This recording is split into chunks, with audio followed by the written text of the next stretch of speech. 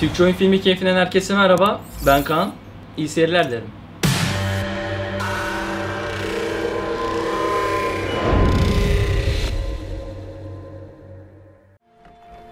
We've not got no need for your help. Have no fear, good man. Our labors shall be done quickly. The prowlers to be banished for good. Milton, look. Get out! In the flesh. Hail, Witcher. Let us go inside and greet you as befits an old friend. And you, fear not. We shall put an end to the rule of outlaws, soon.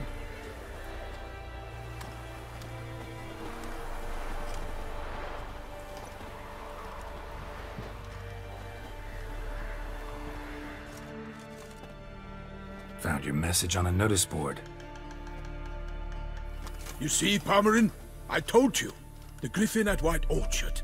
I knew that were we only to follow the tracks of its slayer, we would in the end find Geralt. Milton de Peyrac Peyrin and Palmerin de Lawnful. Good to see you both. Been years. Be assured, we share your joy. You must forgive us our, surroundings. When we pledged to place the village under our protection, the village elder gave us this hut as our lodgings. He swore it is the best hut in the village. Get involved in some squabble? We discovered that in retreating, the Redanian garrison that left this land still is at the mercy of numerous plagues. A tyranny of bandits the most onerous among them. These plunderers shall soon descend on this village to collect tribute. Milton and I will dissuade them. We are both sworn to fight injustice and oppression wherever they rear their heads. The matter does not concern you, of course, but do us the kindness of waiting. Once we have dealt with these marauders, we have a matter we must present to you. So, plan to go out and meet the bandits when they arrive? Fight them? Palmerin wishes first to appeal to their sense of decency. But I expect they will be deaf to this. Yeah, completely. We must afford them a chance to stand down. Many a hardened outlaw has left the path of wrongdoing upon hearing words of admonition. Doesn't happen in these lands. Ever. If they do not heed my reprimand, we at least will know we have done all within our means to evade bloodshed. Fine. Naturally, I'll help when Palmerin's rhetoric falls on deaf ears. Excellent. Then we've but to wait for the rogues to arrive. They're coming! Hear that? Your bandits have arrived. Let us go out to greet them.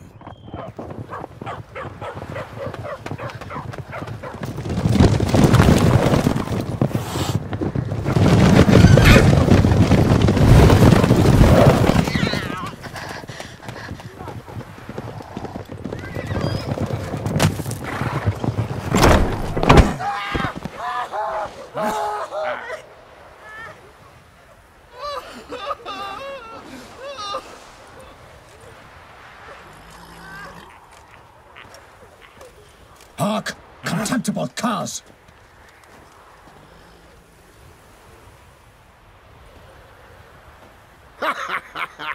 He mean us? I, Palmerin de Lawnfall, call upon you to repent. Set your hearts. Do you not see that they are blackened? Regular Punch and Judy here. To prey upon commoners is no honor. To loot their meager stores, abandon the path of shame, and we will spare you.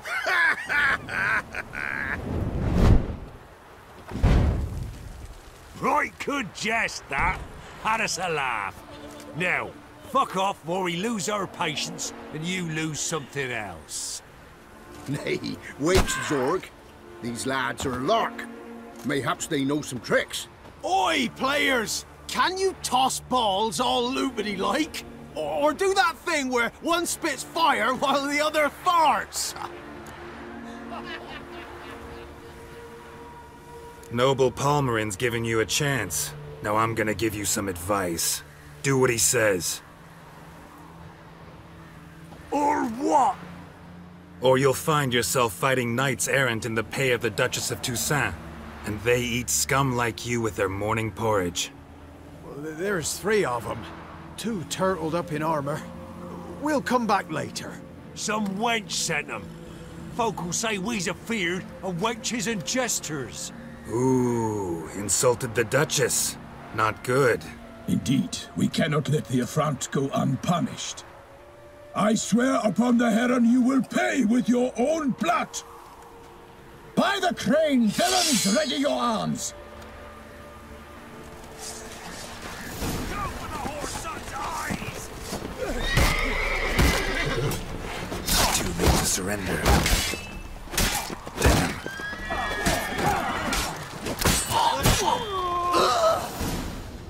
Why do they not emerge?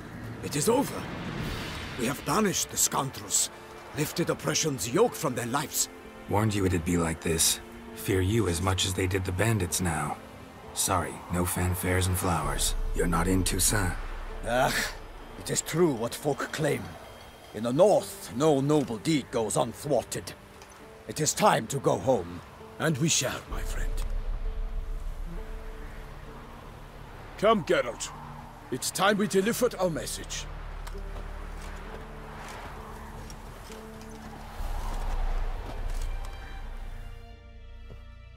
So fess up. What brings you such a long way? We are to deliver Her Grace the Duchess's message in full, with all due ceremony. For tradition Is sacred in Toussaint. All right, fine. Most honorable Geralt, slayer of monsters and all evils nefarious, which prey on the defenseless of this world. Whereas never have you been known to deny help to the innocent, nor leave widows and orphans to fates undeserved. Answer you now our present summons. Free us from the beast which floods our streets with blood, and sows panic in the hearts of rich and poor alike. Come to our aid, Witcher. Thus humbly beseeches you the Star-Crossed City's most gracious protectress, Her Illustrious Highness, Duchess Anna Henrietta. Shall you answer her call?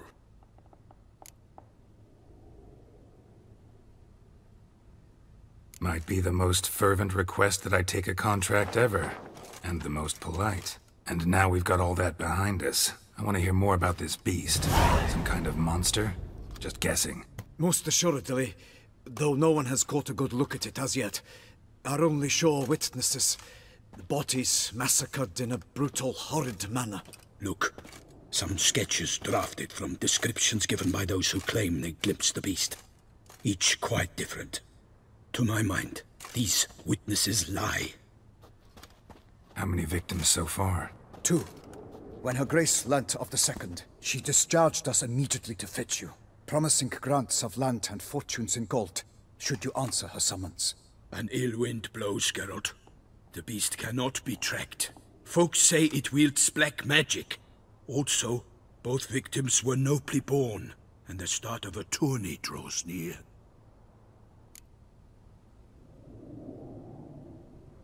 I sometimes think back to all the contracts I've ever taken from sovereigns.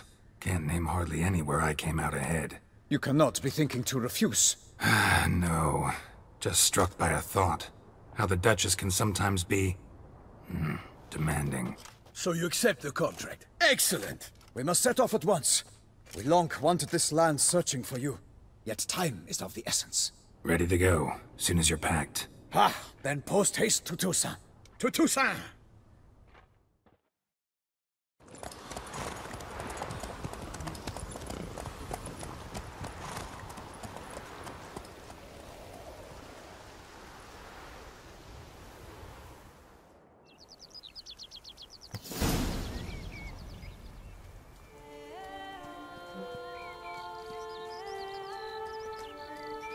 Toussaint, the land of love and wine.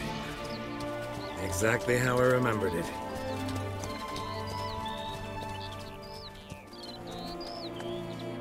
You will find Beauclair's changed some these past years.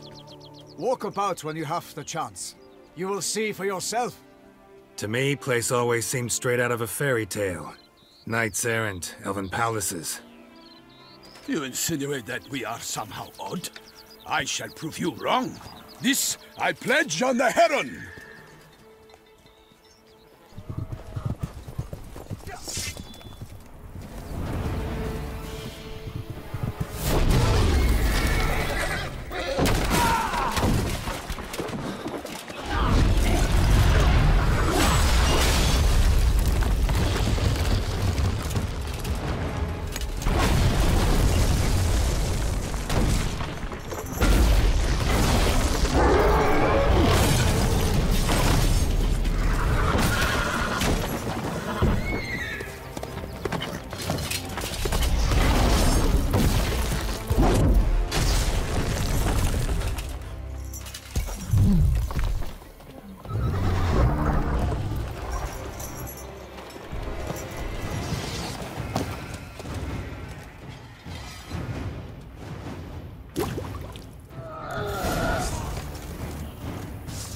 my lady! Guillaume, watch out! My sword!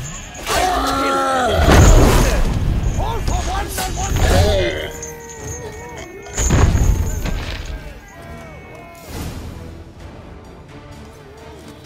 Big beast.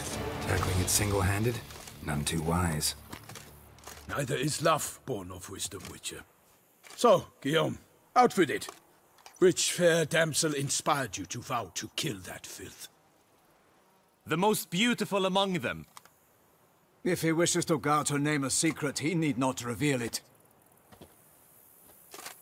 You I do not know, sir, nor seem you a knight, yet still I am profoundly grateful, nay, indebted to you for your succor. This trophy, sir, is yours. I'll take the trophy, why not? Could find someone who'll pay to buy it. Put up a good fight against the giant. Got experience battling monsters? None. In Tucson we mostly chase bandits, but I vowed I'd bring my heart's champion the head of a monstrosity, as the famed Gottfried, known as the Giant Killer, did. You don't mean to hunt the beast, I hope. The matter's best left to Geralt. Another challenge awaits me. Yet if Geralt is to hunt the beast, he ought to know. It struck again. The river surrendered a corpse. It washed up in the meander by the cockatrice. Damien de la Tour's guardsmen are there already, securing the area. Securing the area? Better go there now before they trample any tracks, manhandle any evidence.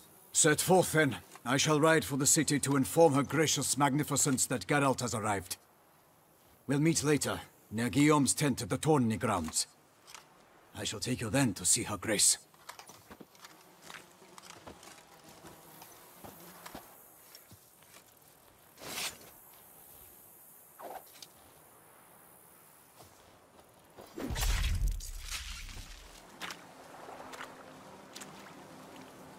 What now?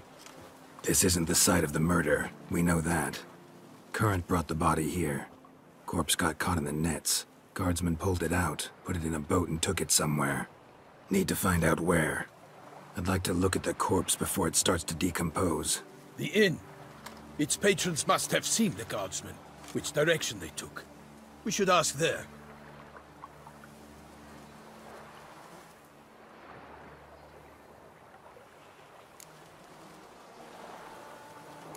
Seems we've got ourselves an audience. You think this surprising? The locals will tell the children of children they do not have yet, of the day a quartered corpse was pulled from the river. One thing. Found a handkerchief in the water. Monogrammed DLC. Mean anything to you? Delacroix? It cannot be. Was it he the beast slew? Seems so. Knew him well? Long past. We were close friends once, but our paths diverged.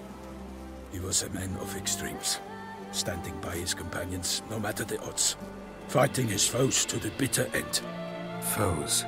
You have a lot of them? He did, but I do not see what that has to do with the beast. Ah, Geralt, you've struck a raw nerve. Memories of a time long past, to which I'd rather not return now. I understand. We can talk later. Let's go to the tavern. By my troth, could that be the musty scent of fresh pâté? Naught else, Sir de Peyrac-Peyran. I see time has not dulled your senses. We would be honored if you would join us. Your companion as well. But why do I not detect even a whiff of crayfish chowder? No soup today, on account of there being no crayfish. I reckon you've not heard, but all I caught was a corpse. I awoke at the crack of dawn, as I do each day, but when I looked up, I beheld a blood-red sky. This corpse is precisely why we're here. For the man whom you've invited to join you at the table was summoned from a far-off land by her gracious magnificence. He is tasked with tracking and killing the beast. We invited two men to join us, yet since Sir de Peyrac-Peyran in temperament is more akin to hare than hound, I surmise the other is the hunter. With whom do we have the pleasure? Name's Geralt. A humble introduction. You've clearly not tarried long with Sir de Peyrac Peyran. Spare us the petty insults. Geralt is a master of the witchering trade. He has questions concerning the beast's last victim. I was the one to find the corpse. The sun had just risen when I awoke, sat straight up in my bed, looked out the window, and beheld a sky red as blood. Ask Geralt, please, or we shall be here till winter. Need to examine the body. Know where they took it? They ferried it across, then loaded it on a cart and hauled it to a cellar at Corvo Bianco to keep it cool, see? What? Why, Corvo Bianco is Baron Russell's estate. When he learns they've turned his cellar into a morgue, he'll set his hounds on them. While you were gallivanting about the north, his vineyard was auctioned off. Who was that? Woman who just left. Didn't see her before. Didn't notice her walk in either. Doubtless Linnis, the innkeep's daughter. But hold, Geralt, because this is an outrage. Russell's vineyard was auctioned off? Inconceivable! It is no secret the Baron had gambling debts up to his ears. It finally came time to collect. His creditors auctioned off his property. The Ducal Chancellery bought it, in fact. Russell now bunks with his brother in Vicofaro. I told Russell he'd get his comeuppance. How long can one draw on past heroics? His creditors must finally have to find that his promises meant nothing. Such are the times. Today's knights are pale shadows of the heroes of yore. It's true what they say. God sent the beast to punish us for straying from the old paths. Thanks for the hospitality. Time I examined the corpse. Corvo Bianco lies a short way from here, near the tourney grounds. Just follow the road and you'll arrive. Not coming with? Oh yeah, duty of some sort calls. Some sort? Her Grace bestowed a great honor on me, even before we departed for Velen. I'm to play the hare during this year's game in the Palace Gardens.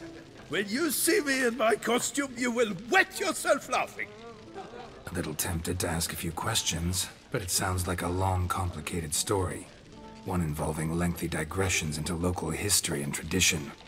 So, see you later, Milton, and good luck.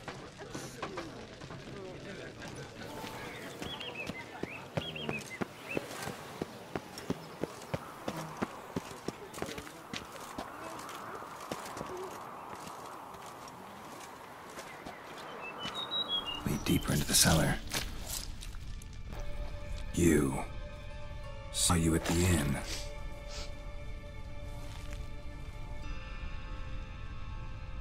But he wasn't for their blood.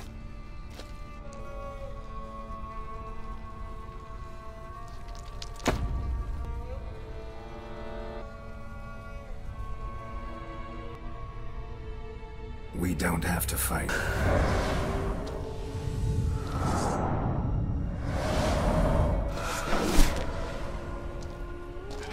Killed all these men to get to the body. What was she doing at the table that stinks? Waterlogged. Both hands amputated. Body was quartered just as I thought.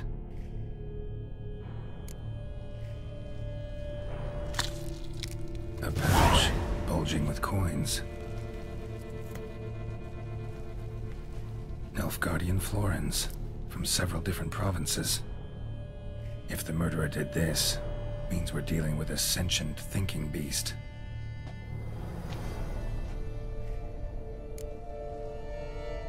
Body was chopped up after death.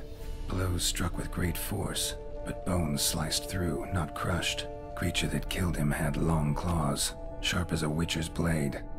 First sank its claws into the victim's heart. No Bruxa did this. Third hand. A spare? Except it's clearly not the victim's. Guardsmen must have not noticed it as they picked everything up. How's this possible? Still warm. Blood still flowing? Several monster species can regenerate. Never heard of that happening to their severed limbs, though. Or of their limbs seeming completely alive after so much time. Examine the tissue more closely later. Might learn something. So, murderer was clearly a monster, but not a Bruxa. But then why'd the Bruxa come here for the severed hand? And who does the hand belong to? Why the hell's it still warm? Now, pouch shoved down the victim's throat. What's the significance? And why was he chopped up into pieces? Lots of questions, no answers so far.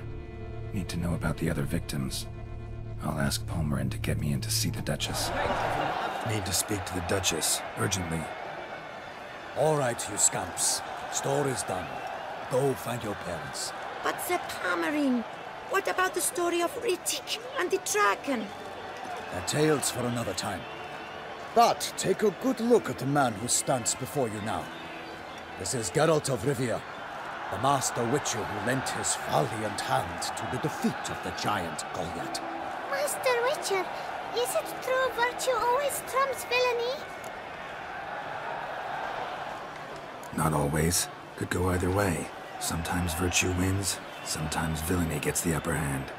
Still worth being good. But why?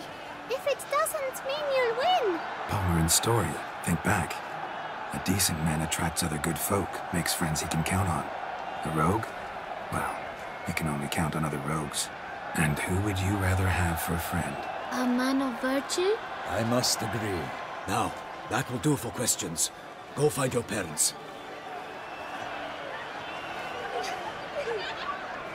Her Enlightened Highness has doubtless arrived at the tourney grounds to watch the battle in the arena.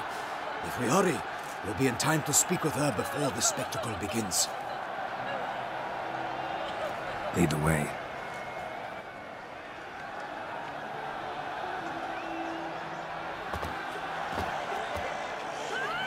Who's fighting?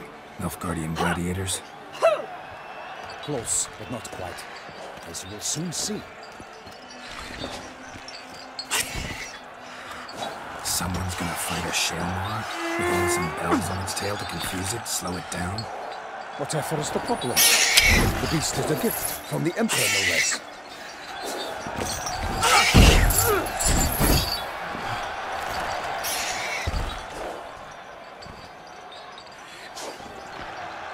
Shouldn't torment the beast. How would you like to be dumped in an arena, blindfolded with a string of bells dangling from your ass? Pity a monster. You, a witcher? I slay monsters who are a threat to humans.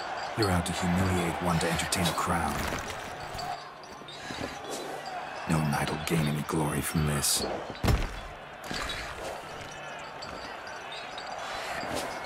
Who's going to fight the beast? Guillaume, the young man you met. Yeah. Mentioned he'd promised his heart's captor a monster trophy. Great love demands great sacrifices. Let's go.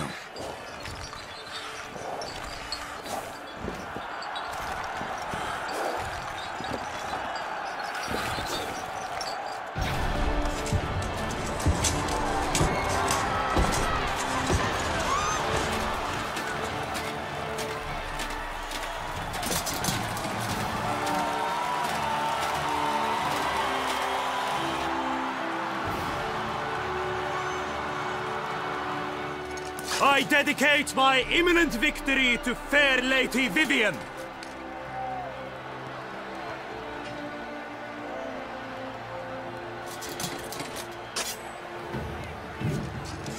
It's begun.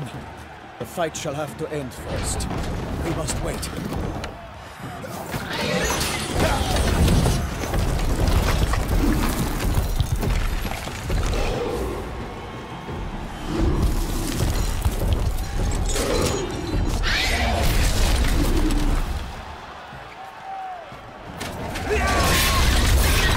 Got a bad feeling about this.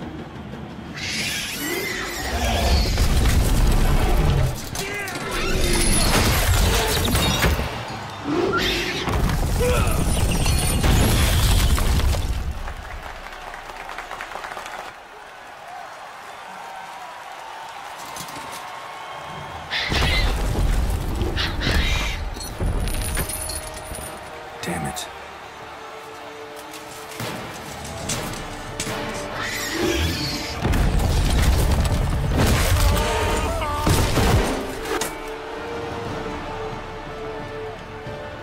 have to help him.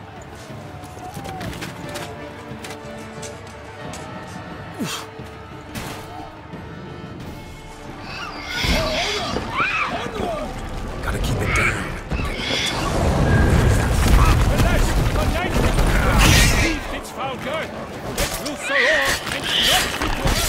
Damn it.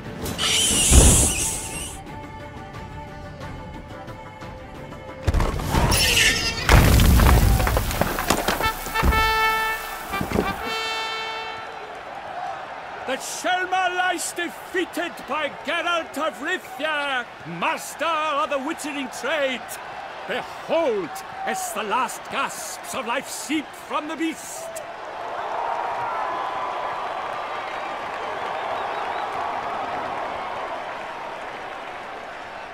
Master Geralt, do what you must. Finish the deed!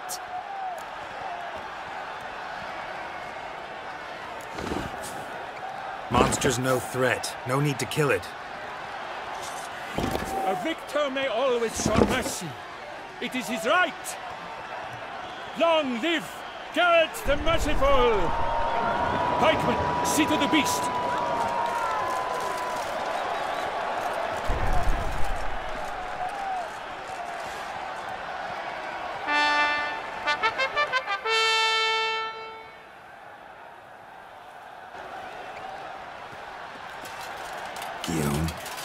The lad came damned close to dying. I'm fine. Not hurt at all. Vivian? Smile as befits a hero and keep silent. Speech clearly pains you. She approaches.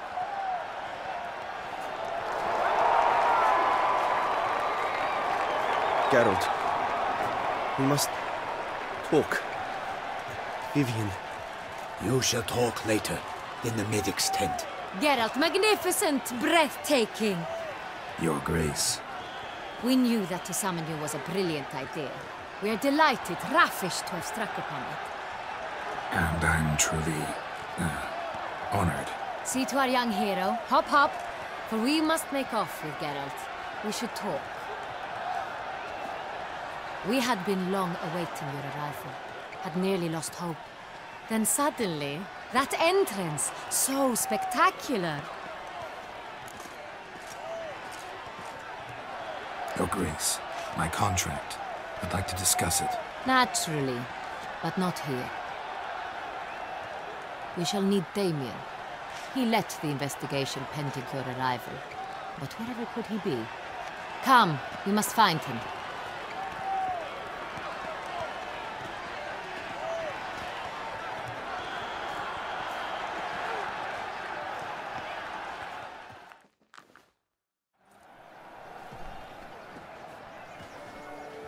Tell us, have you come alone? Or did Viscount Julian accompany you? Wish to see Dandelion, Your Grace? Yes. I mean, no. Yes. But solely to tell him we regret. Yes, deeply regret rescinding the death sentence we so justly handed down upon him. If we could turn back time, we would make certain he sat in a tower till he rotted. No, we would ensure he was broken on the wheel, then drawn, hanged, and quartered.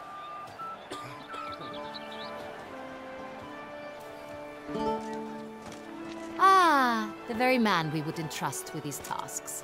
Damien de la Tour, captain of my personal guard.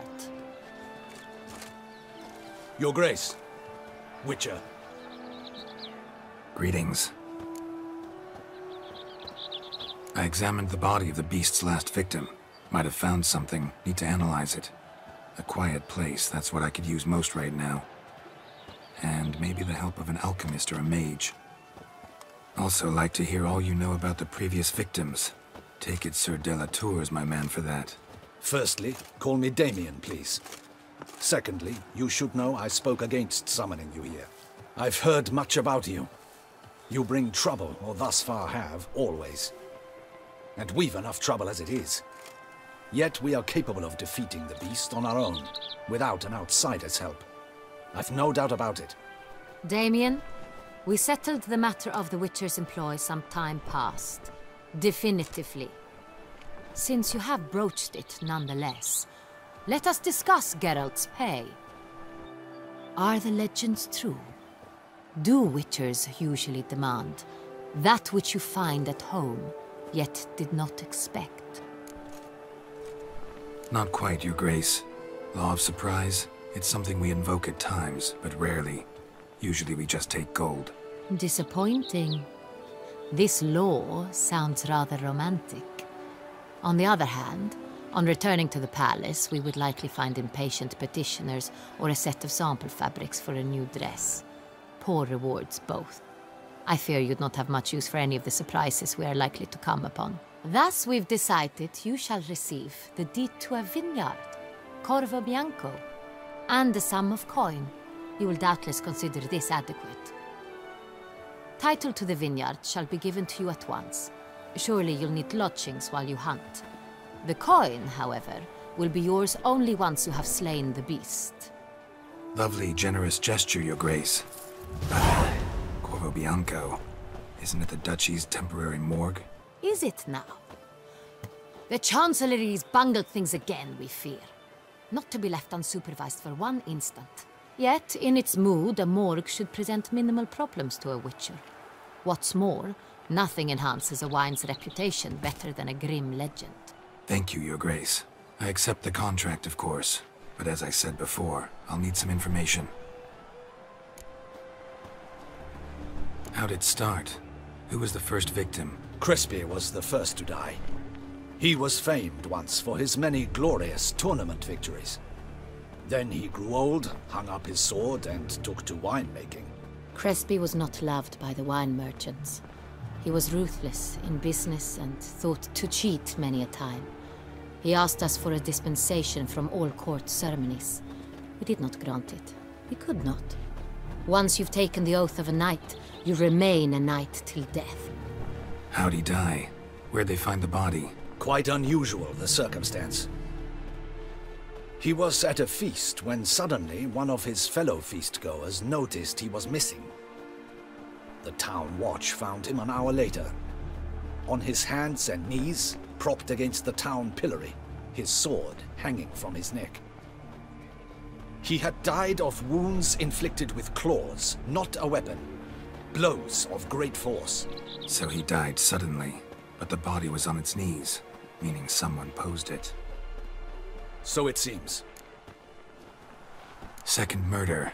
Tell me what you know. In the city there are certain nooks. No one reasonable ventures there after dark. Ramon Dulac's corpse was found in one such place. With the first murder, terror gripped the city. Its inhabitants grew wary, kept to safe areas. Consequently, news of the second victim came to us from a group of concerned cut-purses. Criminals fear the beast? Telling in a way. Take it you've excluded the possibility that Ramon died at the hands of these bandits. Do you believe me an amateur? Not hands, but claws killed Ramon Dulac. The wound was deep, clean. His body was found in the gutter, dressed in nightshirt and cap, a pillow placed under his head, and his sword replaced by a bed warmer. Ramon Dulac, a knight who but a dozen years past was an advisor to our father, the Duke. Someone went to a lot of trouble to make him look ridiculous. Maybe revenge was the motive. It's not out of the question. Dulac had shady dealings with the criminal underworld, but no one ever came forth with concrete proof of any misdoings. So, the first two victims were knights, best years behind them. The same could be said of the third. Sir Delacroix was wont to claim that in modern times knights face new challenges, enterprise being the latest addition to the chivalric virtues. He made a veritable fortune in the grain trade. Palmerin even nicknamed him Sir de la Stinchi. Found a coin pouch on his body. Contained florins dating from various times, hailing from different provinces of the Empire.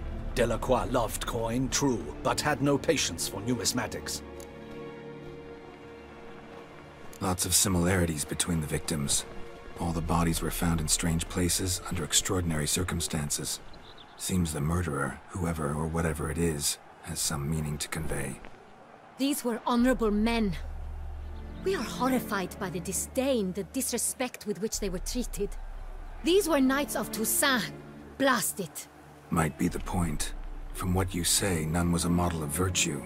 Ever considered that's what the beast's trying to draw attention to? All the murdered men were knights who swore fealty to the 5 chivalric virtues. And even if the... Knights of Toussaint swear fealty to what virtues exactly? Honor, wisdom, generosity, valor and compassion. Beast seems to be pointing up moral decay, denouncing it. Victims were all humiliated. Might have been murdered to emphasize their lack of specific chivalric virtues. Honor compromised by the pillory. Wisdom by ridicule. Generosity by a coin pouch shoved down a throat. It seems to fit true, though not perfectly. Can't discount the theory if it's on the lips of everyone in town. Say our reasoning's right. Next murder will be just as showy and denounce the victim's lack of the 4th virtue, valor. We can also assume that victim will be an elder knight. Let's think. At the moment, all the knights are either at the tourney grounds or in the palace gardens. Our annual hare hunt shall begin there shortly. Have you heard of the custom? Milton mentioned something. Seemed excited to prance around in a bunny costume. Not sure why. Hang on. Strange circumstances. A knight advanced in years. The famed cowardice of rabbits. Could it be that simple? Is Milton de Peyrac-Peyren the next victim? Milton also knew Delacroix. Told me so down by the river. Damien!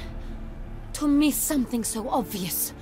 De Peyrac-Peyren, Crespi, Delacroix, and Delac formed a knightly team. It was years ago, but... Your Grace, we need to find Milton. Immediately. Rather problematic.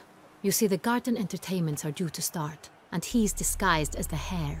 Hiding somewhere, waiting for some tipsy courtiers to find him. The hare's hiding place is a carefully guarded secret. We must call off the game, at once. First and foremost, we must remain calm. Damien, order the garden searched immediately, but discreetly. By no means can we disrupt the festivities. Panic will only incite the beast to strike sooner. And you, Witcher, follow me. My gardens, my night, I shall take the fall. A murder is out of the question. I will not allow it. Not near my palace. Horses? Ready our horses!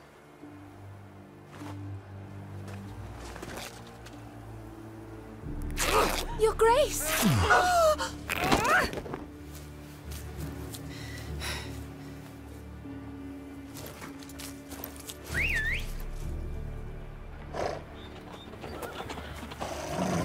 What the hell? Why, I should... Your Highness, I... Mind it doesn't get wrinkled. Onward!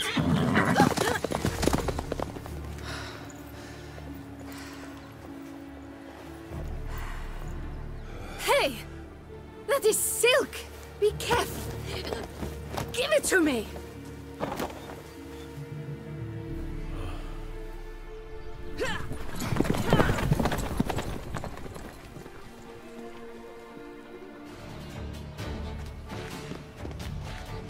On second thought, through here.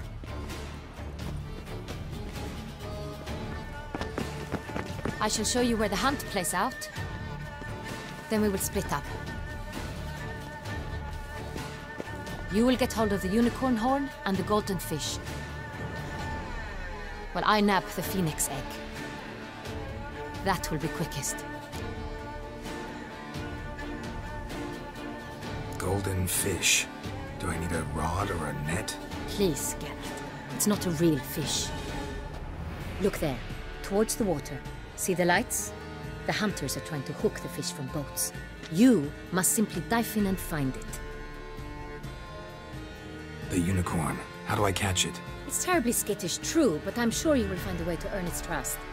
It runs around, over there, look. The golden fish and the horn both contain things or clues that will help us find Milton. Once you have fish and horn, find me among the other phoenix egg hunters. All clear? Then let's get to it. Perhaps an apple will work. Or some sweets. We would not be in this predicament, dear sister, were you still a virgin. Do you really wish to have this conversation again? Here and now? Hush, or you'll spook the beast. We shall try the sweets. Hey folks, gonna have to ruin your fun. Sorry. Who's that?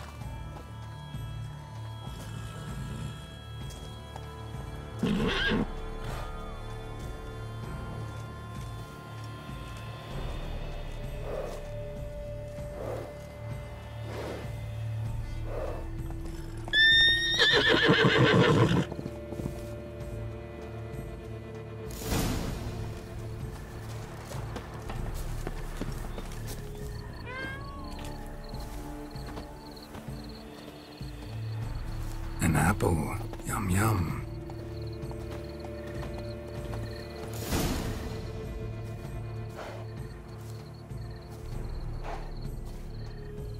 Easy.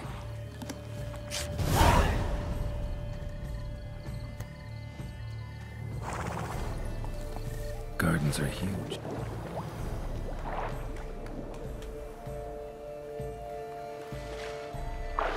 Hey, wait. Stop. It's important.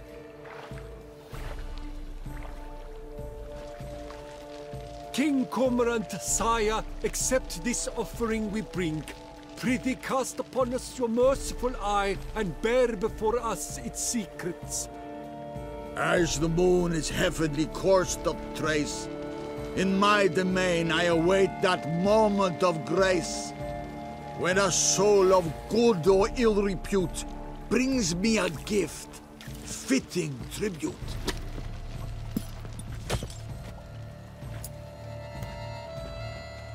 A key. If you please, Your Grace. We do not please. We act out of the highest necessity. All shall be explained later. But it's against the rules. I am the rules.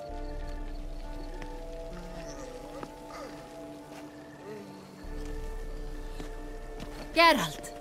At last. Got a key and a clue. And I've another. Show me yours. Who wrote this drivel? I begin like a groan, hollowed out with ease, then end like a mouse, with a head of hard cheese. Let's see. Grown. With ease gives us green, right? And mouse with the head of hard cheese. Greenhouse? You're a genius. Several greenhouses in the gardens, indeed, but only one with locks, the key to which looks just like the one we found. Greenhouse it is then. Let's go.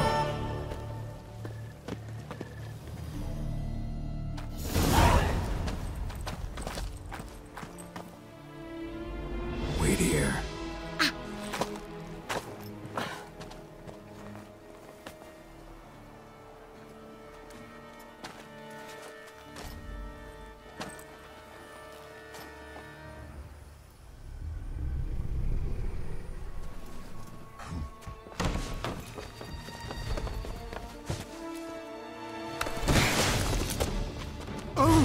What the butch?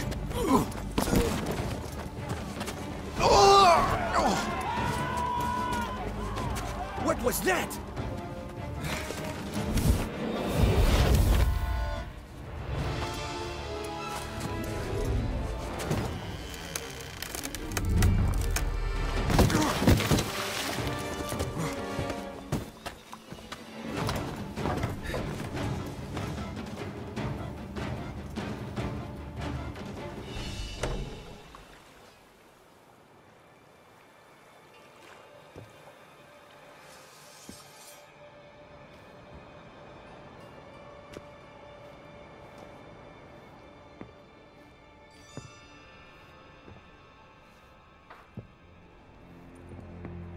I'm here.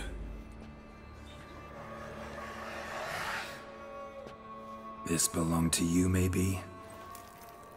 It did, but you may keep it. I've a new one. I do not know you. I've done you no harm. Yet first you butchered a Bruxer who was dear to me. Now you pursue me. Why? You've killed 4 innocent people, at least. And you? How many innocents have you cut down? Not here to talk about me. Yet, that is exactly what we are doing. So, did they send you after me? Who are they? What do you mean, they? Duchess hired me. You've been murdering her subjects.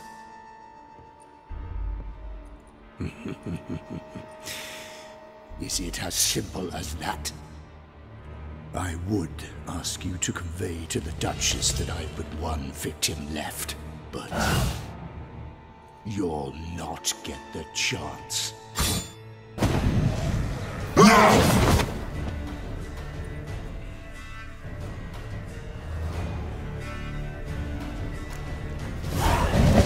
Let you kill him.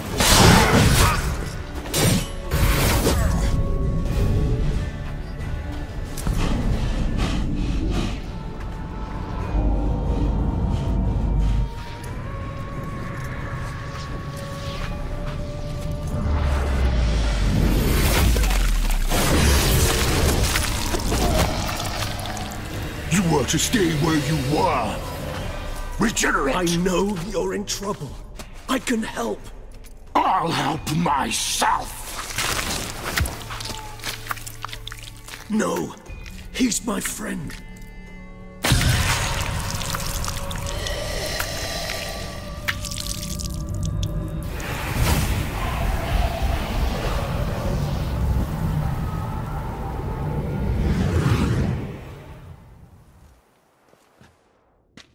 Yes, Geralt, it's me. Regis? You alright? All is well. All's in order. Wounds such as these heal on vampires in moments. But we've not seen one another in ages, my friend. At least in human terms, that is. How's this even possible? Last I saw you... I was a bubbling, shapeless smear, having been rather spectacularly melted into a column of a certain castle. In somewhat better shape now, as you can see. Hardly peak form, mind you, but were I human, folk would think me a demigod, I dare say. I'm sorry. What happened, it was my fault. Never got a chance to apologize. No need, Geralt. Bygones. I did not have to join you on that expedition. No one twisted my arm. Miraculous regeneration. How do you manage it? I had help. From the one you hunt. Him? How? And what have you been doing all these years? Not the time nor place for such stories. I suspect we'll get a chance to speak at ease and at length later. Now, however, we must deal with the reason that brought us both here.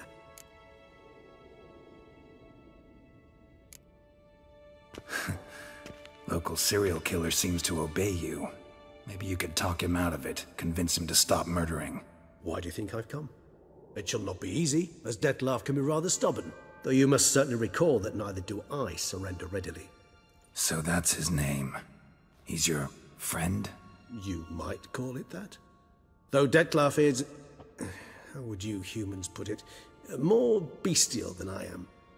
But not to worry. I'm working on him. Haven't exactly done a great job with that. He's killed one knight since I got here. At least 3 others before I arrived. For good reason, I'm sure. Understand.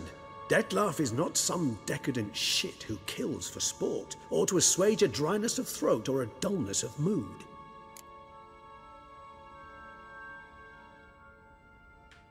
So in your opinion, what are his reasons? Precisely what I wish to find out. And then I will convince him of the error of his ways. Got a lot of faith in the guy. Despite appearances to the contrary, you two are quite alike.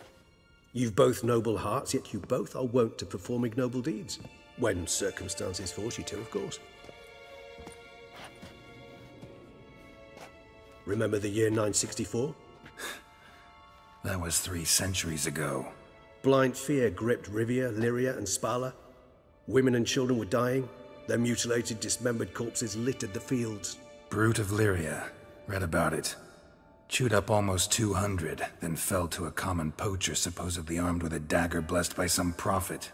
It fell to Dettlaff, who then found a poacher asleep in the brush near his snares and dropped the fiend's corpse at his feet. And thus, a legend was born.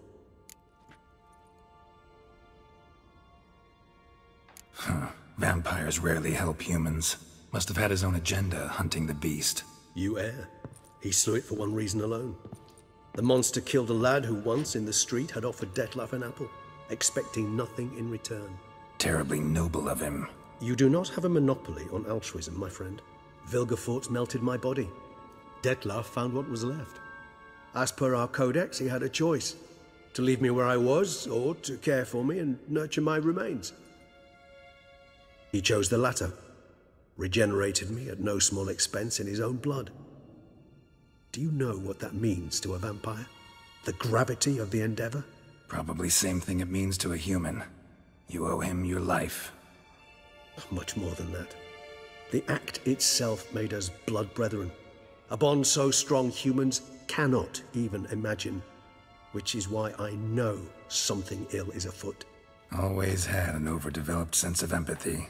Each vampire has a unique talent. One they hone over centuries. It's precisely what renders us so difficult to classify. Detlef's trump card is his herd instinct. His tribal propensity. In point of fact, he prefers the company of lesser vampires and shuns that of humans.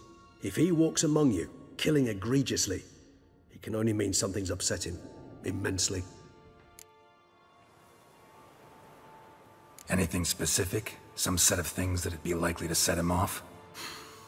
How should I say this? Detlef doesn't understand men, their world, its rules, its conventions. He's naive in a sense. He doesn't comprehend your games, knows not what it means to lie, deceive. Suggesting he's maladjusted and venting his rage. I'm suggesting maladjustment can at times breed conflict. But is it the case this time? I cannot say, but intend to find out. Gotta find him, before something upsets him even more, and all Beauclair is awash with blood. Well, we share a cause then, just like the old days. Not entirely. I mean, when I find him, you know. I know you've a contract on his head. Yet your true task is to stop the beast killing, not necessarily to kill the beast, am I right? All in all, sure. Let us find him. By the time we do, I hope I'll have convinced you Detlef is no monster. Fine, all right already. But for now, evidence is stacking up against him. Hear that? The posse. Knights must have tracked me here. I prefer they not find me here. I've makeshift quarters at Mère Lachaise Long Cemetery. We'll meet there. See you.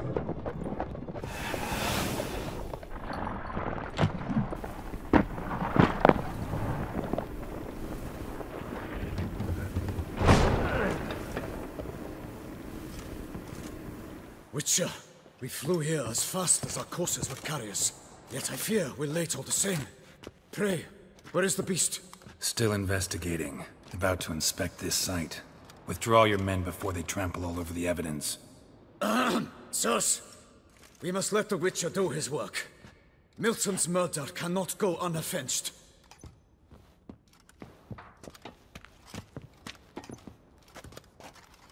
Sir! Letter? Who from? Can't rightly say, sir. I was just to deliver it.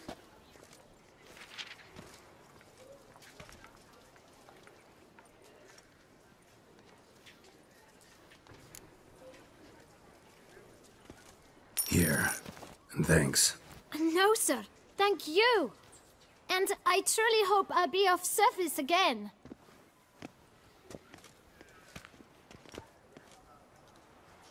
Dearest. I suspect weighty affairs, rather than merely the wine festival, have drawn you to Toussaint. Perhaps you'll find time to probe a certain matter in spite of this. I recently came across the mention of one Professor Moreau, a scholar in Beauclair, who conducted research into Witcher mutations. Though the details are rather murky, as is the location of the scholar's laboratory, his journal could contain more information. It lies buried with him in his tomb. I enclose a map I found in the book I happened upon. Though less than completely legible, I trust it will prove useful nonetheless. I felt this matter could prove of some importance to you, thus I dispatched this letter without delay. Whatever you decide, Please take exceedingly good care of yourself. Your Yen. A professor who studied Witcher mutations. Might actually be worth looking into.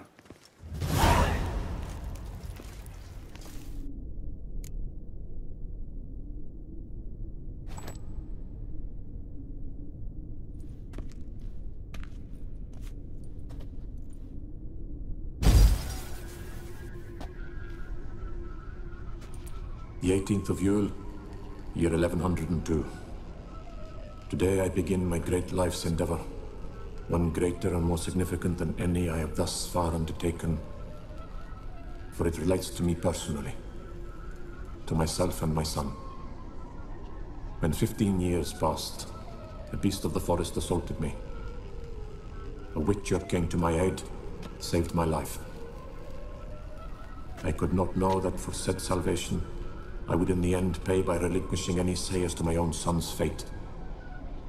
Had I the skill to turn back time, I would have done so, and perished rather than surrender to the Witchers my only son.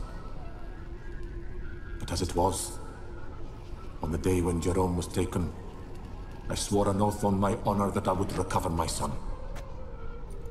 Today, following years of research and preparation, I have at last devised a device that allows me to study mutations. If the gods in their goodness grant me but a bit of favor, I shall find a way to reverse said mutations and restore Jerome to a normal life. So, Professor wasn't out to enhance Witcher mutations, wanted to reverse them. Wonder if he managed, and if there's anything in it for me.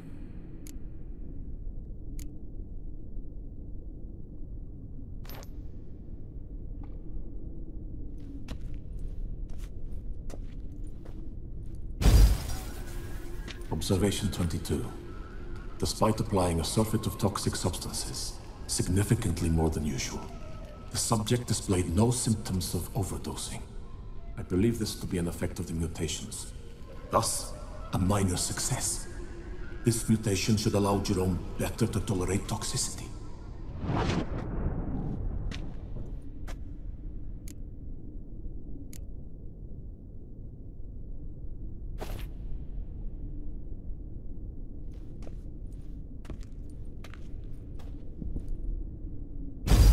Observation number 30.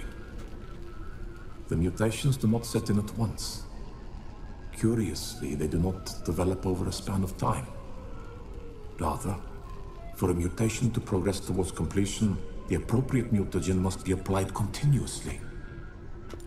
The subject does not bear this well, but I found a way to make the mutations less taxing, invasive. To the mutagen base, I add the albumin of a mutated giant centipede egg. Stored in a glass terrarium, the eggs do not develop, remain small. The eggs themselves are a sight to behold. Mutated, they are luminescent, emitting a wondrous glow.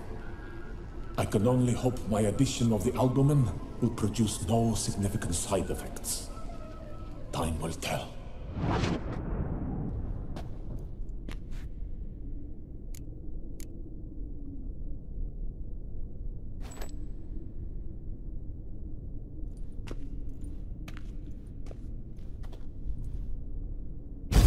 Observation 58. Sometimes failure is the catalyst for success. I've discovered a method by which one type of mutagen may be transmuted into another through the addition of certain ingredients. This is a great day for science.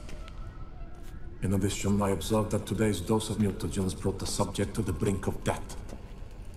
He then suddenly awoke, revived, his strength renewed. Not wholly, of course, but he did in a sense come back from the edge of death. Whether this is attributable to his mutations or to pure coincidence cannot be ascertained. I must conduct further experiments.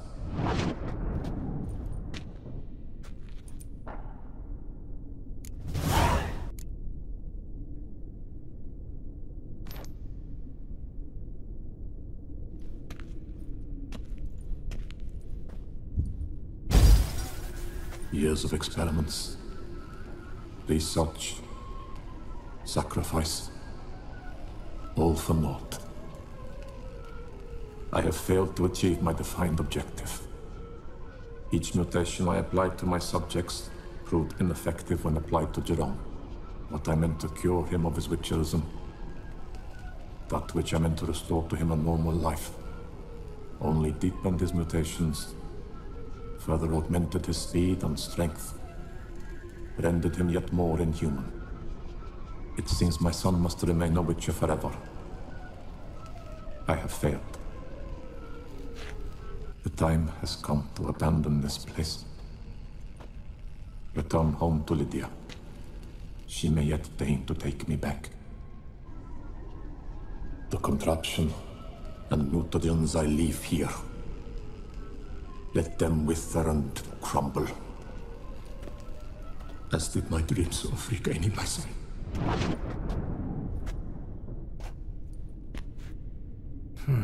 So the professor wanted to reverse the mutation's effects. Ended up deepening them. Stroke of luck for me. Could profit from his failure. So, Professor tried to neutralize the effects of Witcher mutations. Only managed to enhance them, though. Used the albumins of giant centipede eggs as his mutagen base. Need to go on an egg hunt. These might work on me as they did on his son. Well, time to find out.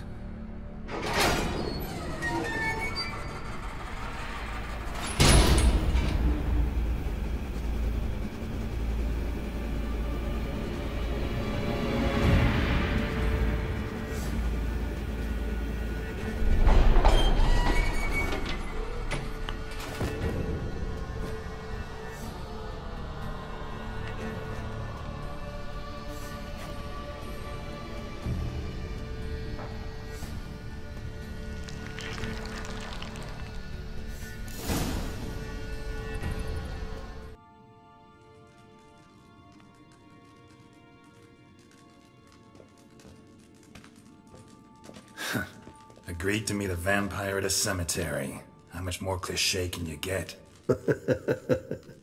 Nothing comes readily to mind. Could have left the door unlatched. What of my privacy? I value it rather deeply. Unmolested, especially by unwanted guests, that's my preferred state. Besides, I knew you'd find a way to get in. True enough. Need to find your friend. I'm hoping you'll agree to help. I shall do whatever's in my power. Yet what you want or even need must matter little. What matters is what Detlef wants. If he does not wish to be found, you will not find him. Ever. End of story. Come on. Gotta be some way.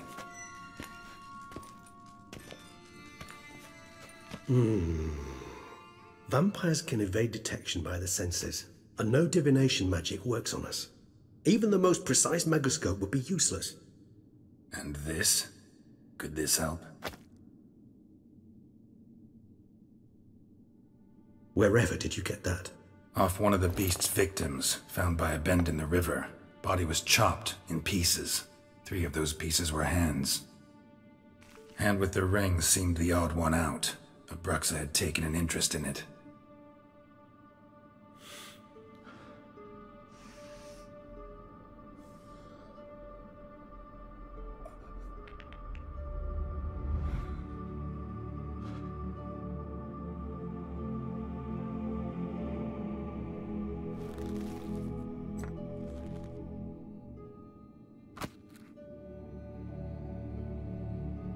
It's Detlef's hand, without a doubt.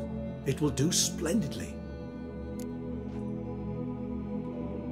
The hand. What do you plan to do with it? You've heard of Kovinaris' theory of tissue memory retention. Rings a distant bell. Read about it in Alchemia Oblitera. There's a copy at Kaer Morhen, tattered, nearly disintegrated. But if memory serves, Kovinaris never managed to prove it worked. He did prove it, just never managed to publish his findings. He and I corresponded, you see, after we became friends. Thus, I know he completed his research and performed the first tests. It's complicated, so without delving into details, it is possible to use any piece of tissue to reconstruct what a whole body experienced. How's it work? We need any special equipment? We must brew a decoction which Kovinaris gave a rather poetic name, resonance. Once imbibed, it sends one into a trance similar to that induced by narcotics. This triggers visions of events linked to strong emotions experienced by the tissue's owner. Picture it as dreaming a fragment of someone's life. Any chance we might see what Dettlaff was doing just before he lost his hand? Indeed. Though I also hope resonance will reveal the location of Dettlaff's hideout.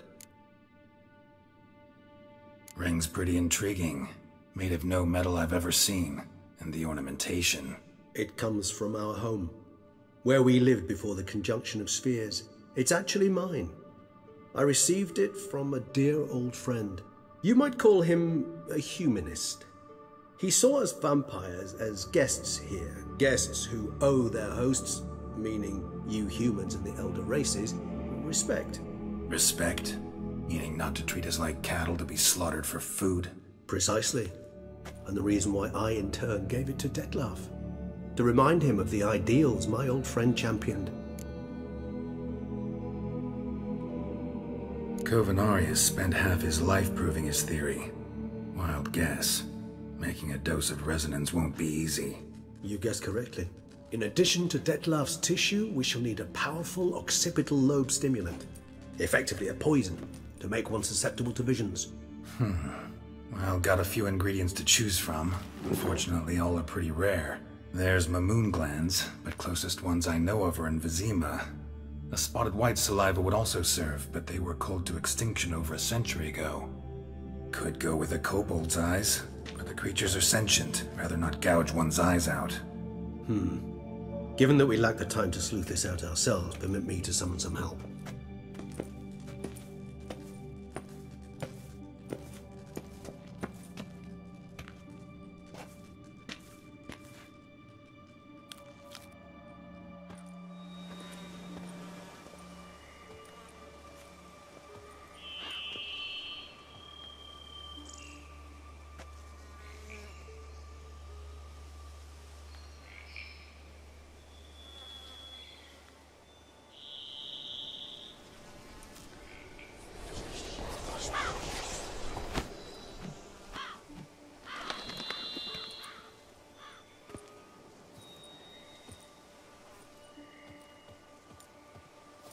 What was that? A raven?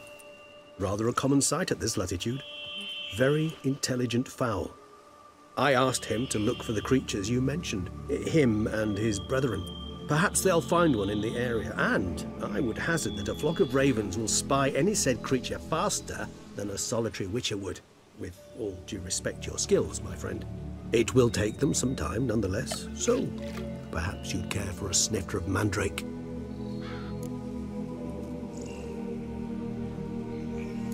Rarely say no to a snifter. Sadly, this is but a weak infusion rather than a proper distillate. Even better. I remember your mandrake hooch. Made people say things they'd have rather kept to themselves. Now, what could Geralt of Rivia prefer to keep to himself? So, think you've set a nice little trap for me? Sorry. Want to get me to confess? Gonna have to try harder. I love a challenge. In that case, my ears are cocked. What must I do? How about you get the ball rolling? Reveal one of your secrets. Vampires, intriguing creatures, must lead fascinating lives. Anything in particular interest you? Got a new life, a new body. That give you a new start? Blank slate? Starting all anew is a very broad concept. What exactly do you mean? Your blood addiction, say. Wondering if your body's the same, if it still remembers. Maybe if you drank now, you wouldn't get hooked. All addictions are a form of slavery. Re-addiction's not a risk I'm willing to take, just to test a hypothesis about corporeal regeneration and whether propensities carry over. Fair enough. Curiosity, that's all. Sorry. Not to worry, Geralt. Curiosity's a natural reaction under the circumstances, apart from which I've always valued that trait in you. All right, give you one question. What do you want to know? One question to ask one as fascinating as you, Geralt. Cruel parsimony, I'd say, but I shall do my best to make it count.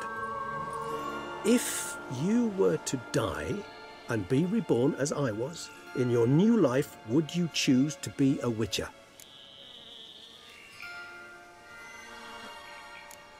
see, Regis. Doubt I'd know how to be anything else. Ever tried? Seer determined to get an answer, to find out if I like being a witcher. Just refused to ask directly, as always.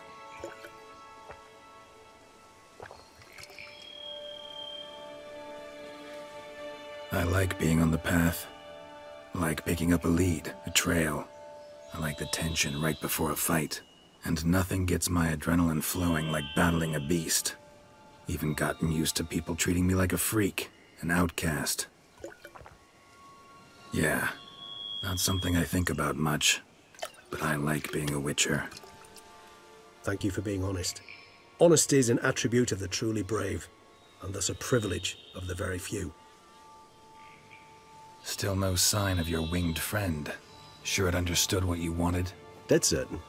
Let's wait a bit longer. It'll return soon, don't doubt that for a moment.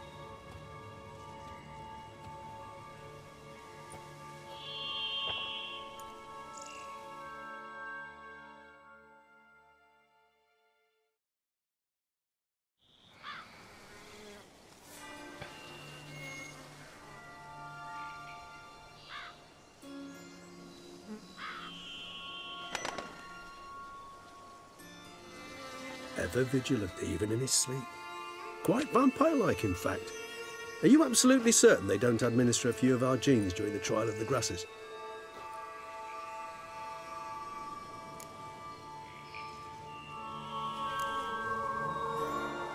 Appreciate the compliment. Got something for me? You were right. No kobolds or mamoons for miles around. Knew it. Allow me to finish. You see, there's this spotted white. It haunts an abandoned residence in the Caraberta woods. Impossible. My brethren hunted down every last spotted white before I was born. Then it seems you must revise your knowledge of spotted whites. For somehow this one managed to survive your brethren's onslaught. It seems I know this home it haunts. Recall a tale about it. Locals believe the place cursed. Perhaps that's how the white survived entirely unmolested. Know anything else about this curse? I don't recall much in particular. Really don't attach much importance to such things. It was mentioned to me as an anecdote, no more. Come on, search your memory. Something, anything could be important. I believe it had a relation to hunger, or, perhaps greed, rapacity. Someone was punished for something... Textbook definition of a curse, pretty much. Sorry, Geralt, I try not to clutter my mind with the details of every far-fetched tale I happen to hear.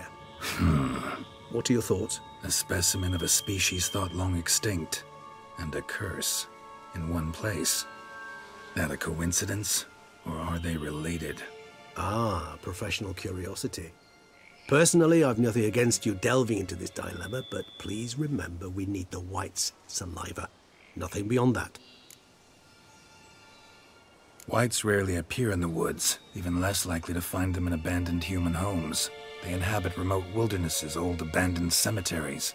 What's your point? This might not be a spotted white after all. Your little helper might have made a mistake. I sincerely doubt it. Ravens are devilishly intelligent creatures, and they've highly developed observational skills. What exactly did they observe? The area around the estate. It's covered in spoons. Spoons? Spare me the skeptical smile. I'm but the bearer of this news. Or perhaps this spotted white is a hoarder. Or the spoons are somehow related to the curse. Let's do this. Start making your decoction while I go get some saliva from that white. Uses it in its brews. Do you imagine the white will simply sell you some? Worst case scenario, I'll bring you its salivary glands. They ought to do as well. For a moment there I imagined you asking the white to spit into a vial. Quite amusing as a thought, but the salivary glands will do fine indeed. So, see you later. Yes, till later. I shall start by perusing some tomes. Tomes? I thought you were going to make this decoction. We require one last ingredient. Alas, obtaining it could prove a trifle toilsome. Thus I hope to identify a suitable alternative. All right. Good luck. And to you, my friend.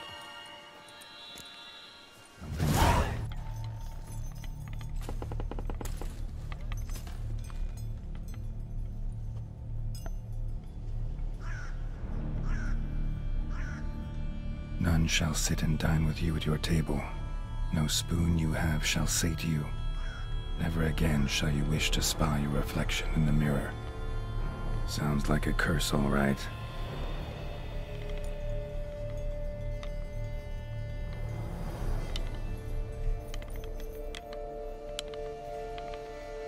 Somebody's clearly obsessed.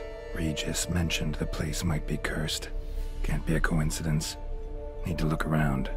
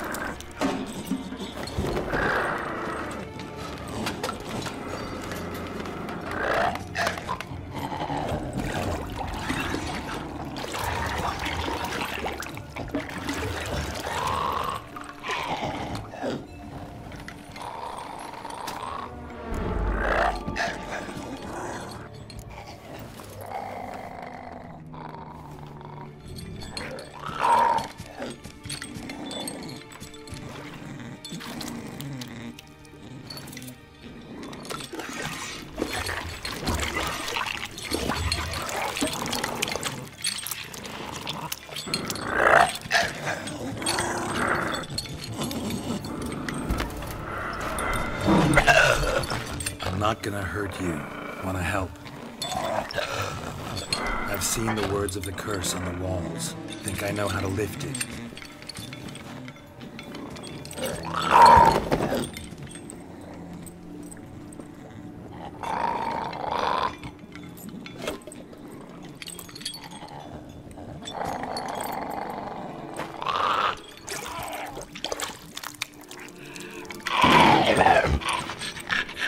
Tried to bring folk here, convince them to sit at the table with you, right?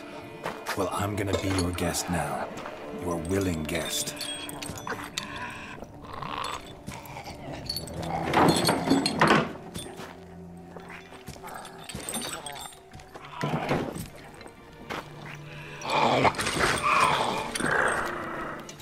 Just need a bit for Regis.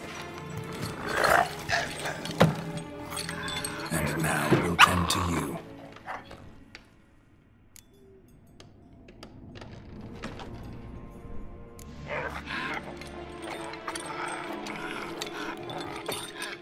We can't use spoons. No, that won't work. You've been looking for a spoon that would feed you, but there's no such spoon. We need to eat without spoons.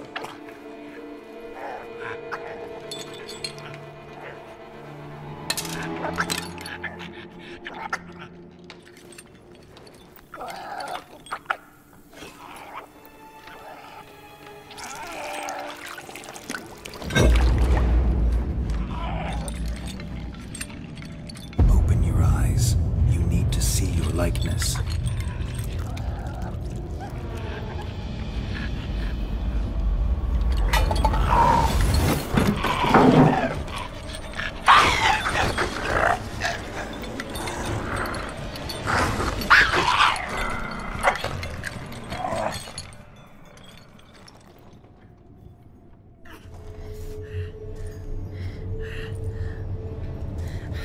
Shh, easy. Not gonna hurt you. Eat. I must eat.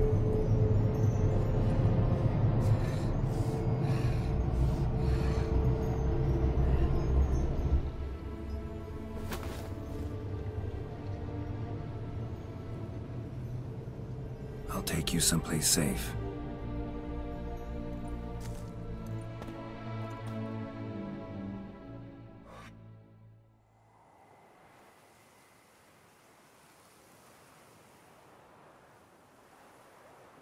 So I took her by the hand and led her here. Seemed the only sensible place for her.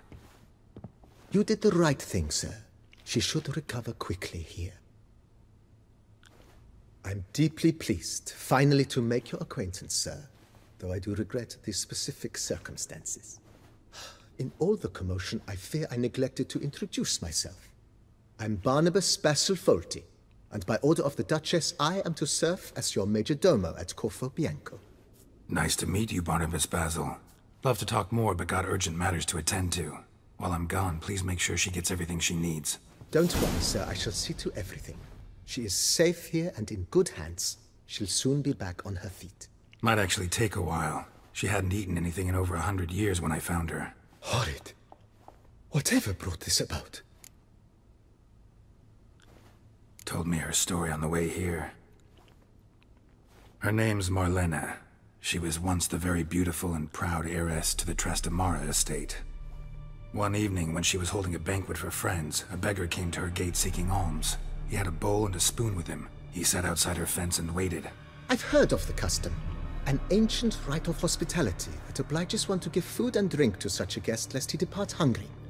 To neglect the custom is to bring great misfortune down upon oneself. Marlena didn't care a whit for the old customs. She drove the man off, saying she'd rather feed the leftovers from her feast to her dogs than to give the beggar anything. The beggar then broke his spoon, cast a curse. She was beautiful, so he said she'd never wish to look at herself in the mirror again. Since she adored feasts, he swore no one would ever wish to sit and dine with her. And as she even refused him the crumbs from her table, he swore she'd never find a spoon in the world that would sate her hunger. A harsh punishment. I imagine lifting the curse was hardly simple. Curses are tricky. They play on irony. Always gotta figure out what the catch is. Marlena had spent decades looking for a way to lift it. Transformed into a wight, she stole spoons and lured folk into her home, trying each time to get them to dine with her. Didn't work. So what did? Someone had to sit down and share a meal with her, of their own free will. They had to eat without using spoons, and make her look at her reflection. That's it? That was all it required? Simplest solutions are sometimes the last that come to mind.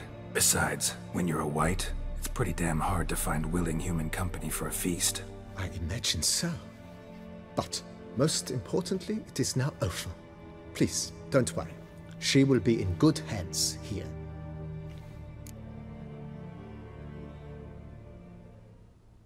Vineyard comes across as a place with a rich history. Know who owned it before me? Baron Rossel, who went bankrupt, forcing him to sell the estate to the Duchess. The Baron, in turn, had purchased it from Monsieur Bolius of the Headsman, a truly colorful man of Ketweni origin.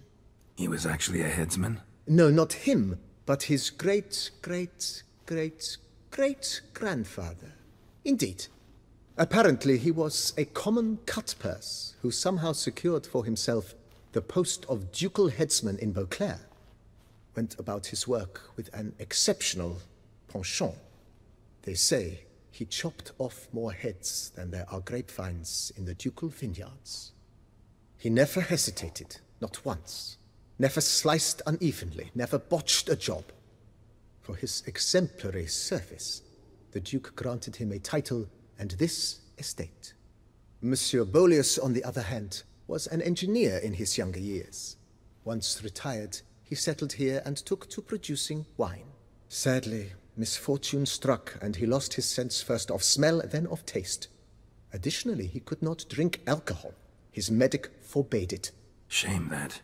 He gave up making wine? Not at all. He made even more of it. Began throwing wild balls to which he'd invite friends from far and wide in order to treat them to his wine and delight in the fact that at least someone could enjoy it. It's the sort of man he was, Monsieur Bolius. Mind giving me a little tour de Corvo Bianco? Not in the least. Follow me, please. I think it would be practical to begin on the hill.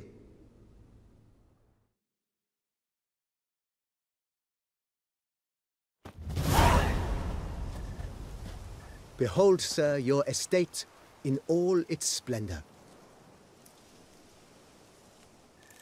Pretty vast. Indeed. And now, sir, allow me to show you a handful of interesting details. Follow me, please. Been a majordomo all your life? Yes, I come from a long line of majordomos. My father was a majordomo, as was my grandfather before him, Master Besros. On the right, the dining hall and kitchen. Upstairs, you shall find the guest room, currently used for storage. Not a bad idea. At the moment, the house is only minimally furnished. Yet I believe we will, together, devise some innovative arrangements. A few paintings, for instance, would breathe new life into the abode immediately. With that, sir, you've seen the full lay of the land. Corfo Bianco is a beautiful estate. Though one must admit, time has taken its toll. Forgive me for being forward, but if you were to choose to invest a small sum towards its beautification, consider me at your service on the matter. Think I'll take you up on that. Be sure to come and see you if I decide to do any remodeling.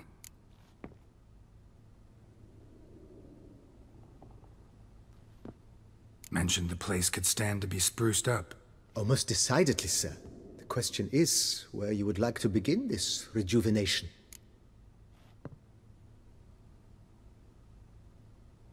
Been thinking about the outer walls. Maybe a fresh coat of paint or some patching. If I might dare to make a suggestion, why not start with a general renovation?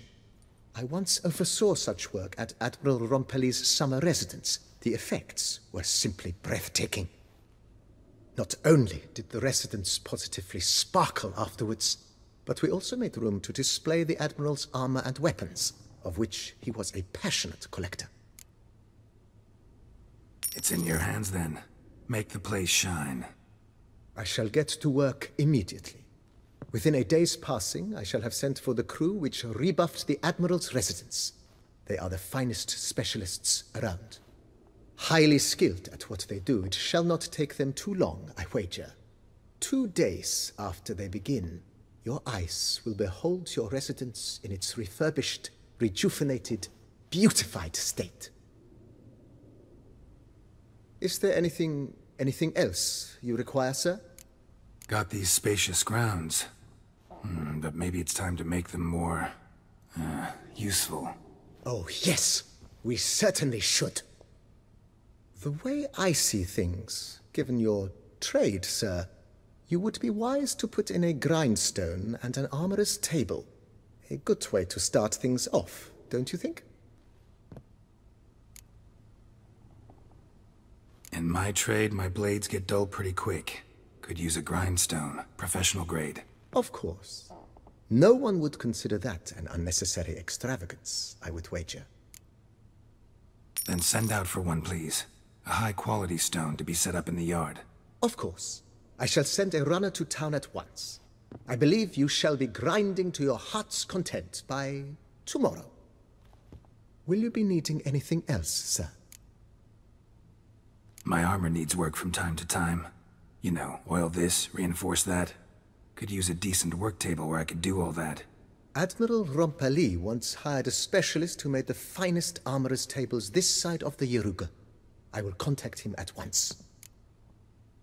Good. Order me up a table like that. Immediately, sir. I expect it will take at most 1 day to arrive. Will you be needing anything else, sir?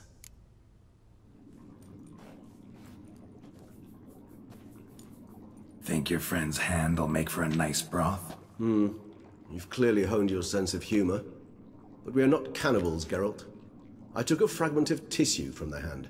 It will suffice to prepare some resonance. What did you do with the rest? I cremated it, as our codex commands. A raven told me you'd acquired the necessary ingredient. Send your spies after me? My watchers. Were something to go wrong, I could then arrive quickly to help. Managed fine alone, but thanks for the thought. Gonna need much longer to finish brewing resonance? Mentioned the last ingredient, too. What about that? That, I fear, might prove troublesome. You see, to use the concoction to summon the memories of one, the solution must contain the blood of another specimen of the same species. Shouldn't be a problem. I happen to know a higher vampire who should be willing to help. Right, Regis? It's not that simple, I'm afraid. While you were away, I tried my damnedest to identify a replacement, but alas, none such exists. Not sure I understand what the problem is. Can't we just draw some of your blood? The blood must be in an agitated state. As I'm certain you know, higher vampires can change their corporeal shell. As our flesh changes, so does our blood's chemical composition. To make a long story short, I shall need to induce in myself a state of strong psychokinetic arousal. In brief, madness, rabidity. And that stands to be very, very dangerous.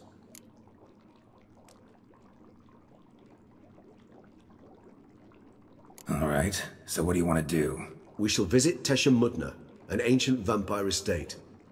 There we will find cages suspended in the air. I will enter one, be confined. You will lure beasts there. Beasts you will then kill. The bloodletting should prove profuse.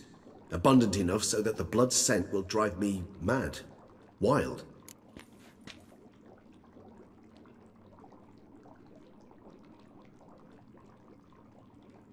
Teshamudna. What's it like?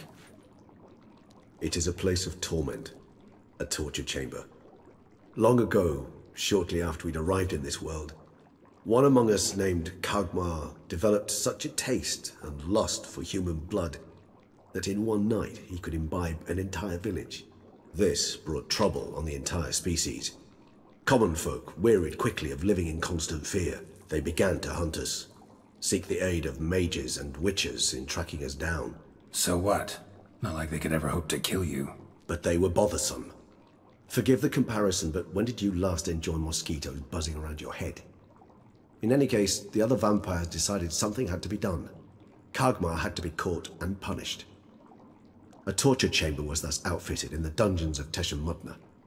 Inside it, a cage made entirely of a special alloy of silver, dalvinite, and meteorite steel. Kagmar was captured and locked in the cage. Sat there over 2 centuries, driven to fury time after time, never able to escape. Thus I know the cage will withstand the fury to which we shall drive my humble being. See no reason to dawdle. Teshamudna.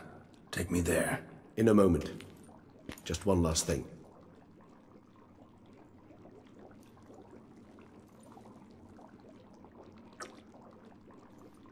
What was that? Blood. Oh, the last favor the Raven did me. I've also taken some sancurium, a solution that sharpens one's sense of smell.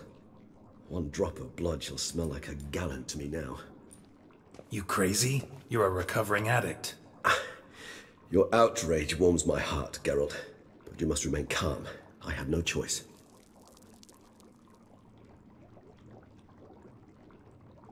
As things stand, the die is cast. High time we set off for Teshamudna. My head's spinning already, and you're starting to smell quite tasty. And you're starting to scare me.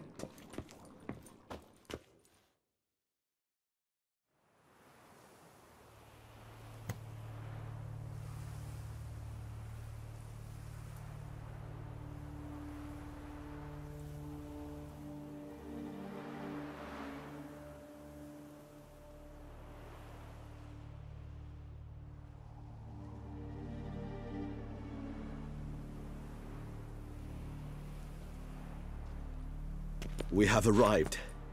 The sacrificial chamber of torture and torment lies underground.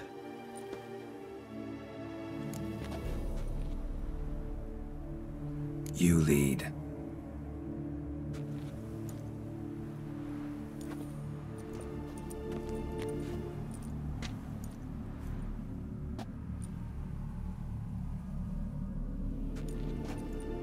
Scurvers must be getting close to their feeding ground. Correct. I told you there'd be danger.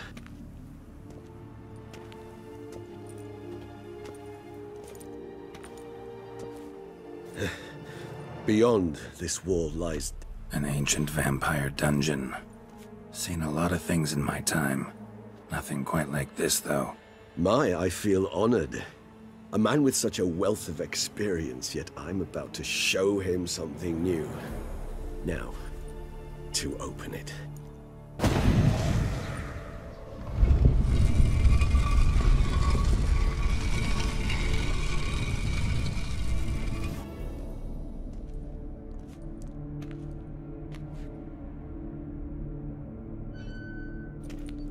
charming place. But what are all those cages for?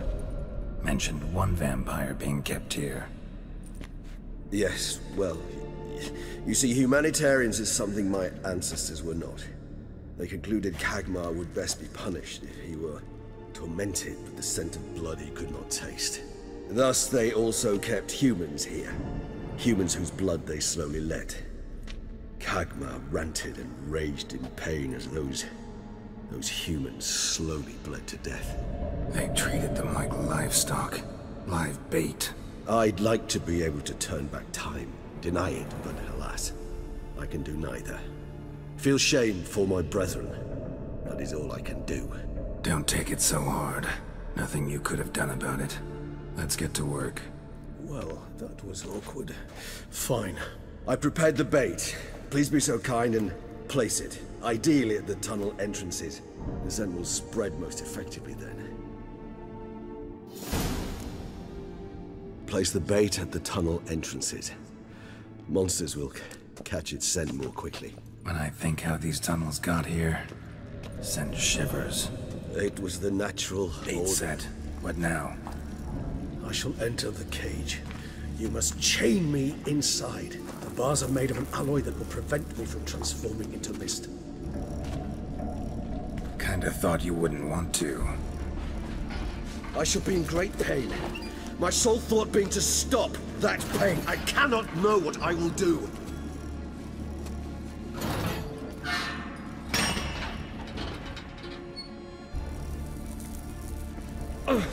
We must hurry.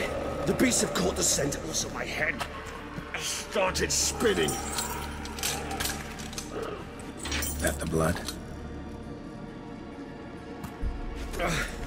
Someone who's never experienced a vampire's bloodlust does not know the true meaning of thirst.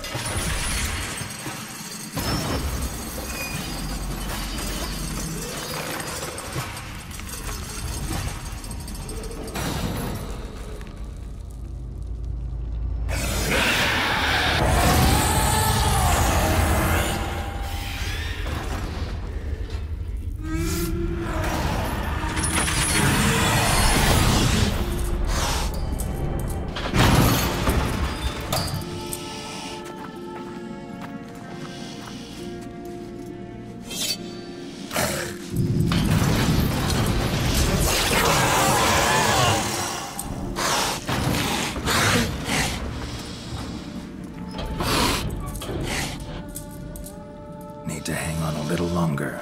Blood'll dry in a few hours. Scent won't bother you anymore.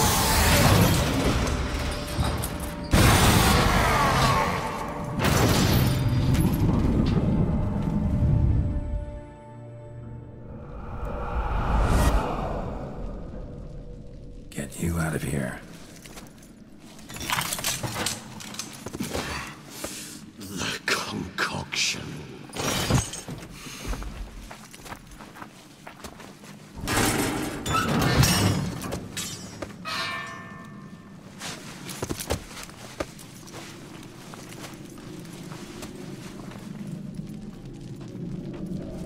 You can't finish it in this state. Tell me how. I'll help you.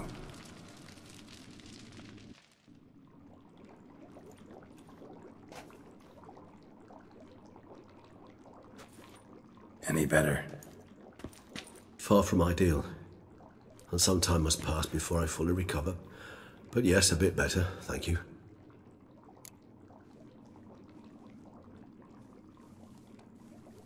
Resonance. It's ready. Are you certain you followed the formula? The proportions were exact, the brewing time precise. This is important, Geralt. The slightest deviation could cost even a witcher dearly. Relax. Got some experience brewing potions. Very well. In that case, let's begin.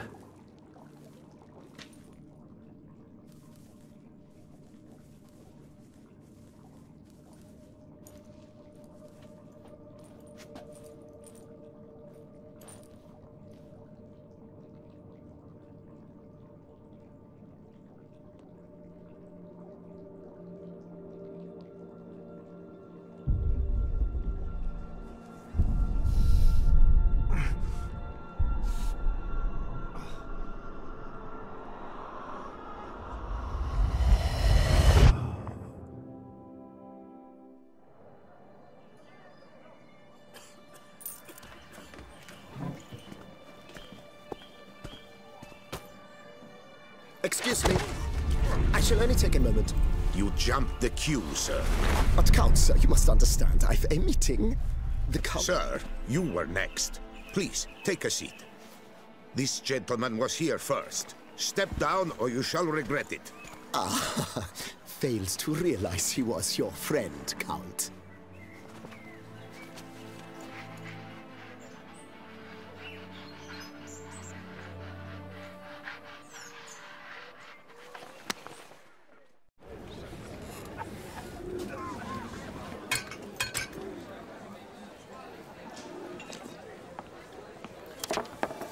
It was then I ordered him to give up his seat and step off the stand.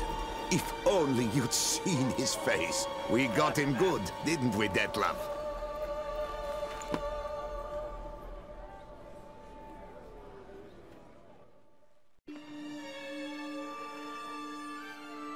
And then Mother insisted we buy the mill. Curious, eh?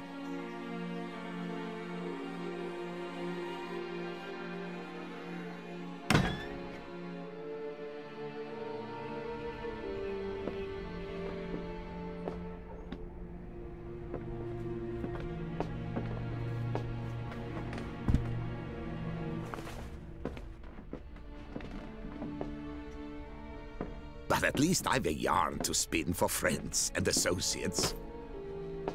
Forgive me. What?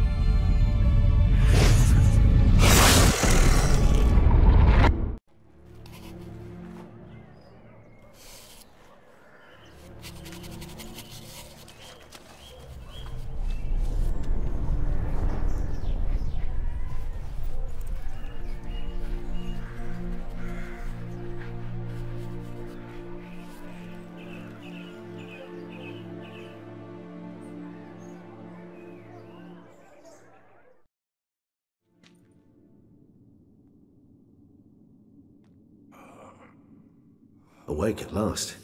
You ride like a squirrel caught in a snare. I'd begun to fear they were death throes, that you'd departed.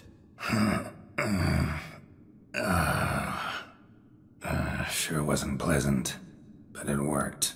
What did you see? Delacroix.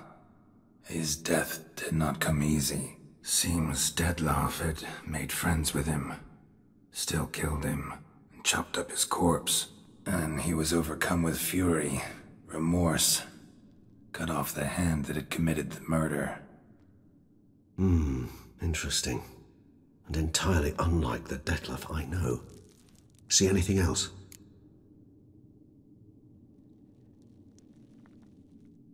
Saw a moment. Delacroix did something selfless. Was kind to Detlef. Guess it could have been the start of their friendship. Why the uncertainty? Nothing extraordinary about it. Normal, everyday situation, really. Visions were supposed to issue from strong emotions. Clearly the situation provoked such emotions in Detlef. Keep in mind, he did later murder Delacroix. Killing someone who's grown dear to us, it's bound to elicit strong emotion. Vampires are no different in that regard. Did you see anything else? There was something. Showed up twice in the vision. A bootblack stand. Detlef first met Delacroix there. Went back after the murder, actually. Peculiar. Stand was somewhere in the port district. And the bootblack acted as if he knew Detlef. That would be even odder. Perhaps we should have a chat with the lad. Though I would expect no breakthroughs. It's our only lead. I'll go talk to him. Coming with? I shall join you later if it's no trouble. I don't yet feel strong enough to venture out. That's fair. Rest up. Be back as soon as I learn anything.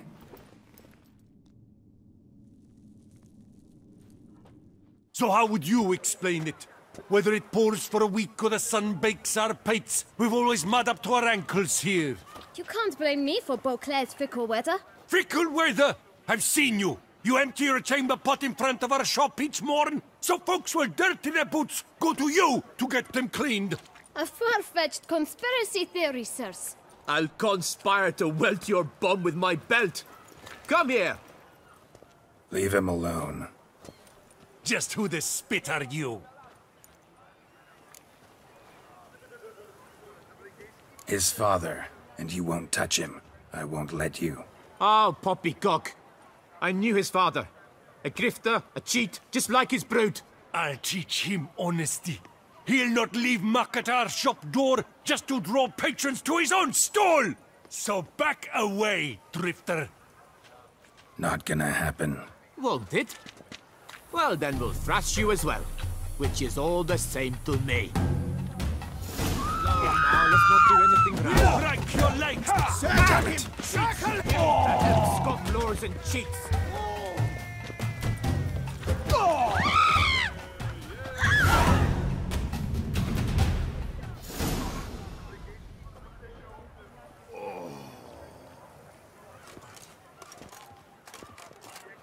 What's the meaning of this? The brawl? Who started it? I'm investigating the beast, on the Duchess's orders. Ah, yes. We've heard of you. And these men, what are they doing?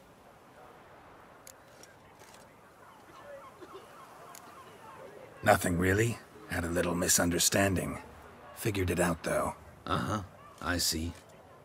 As the Duchess's protege, you may go. But this lot, that's another matter. You'll come with us. Some time in a cell ought to scare the dimwits out of you. Come on.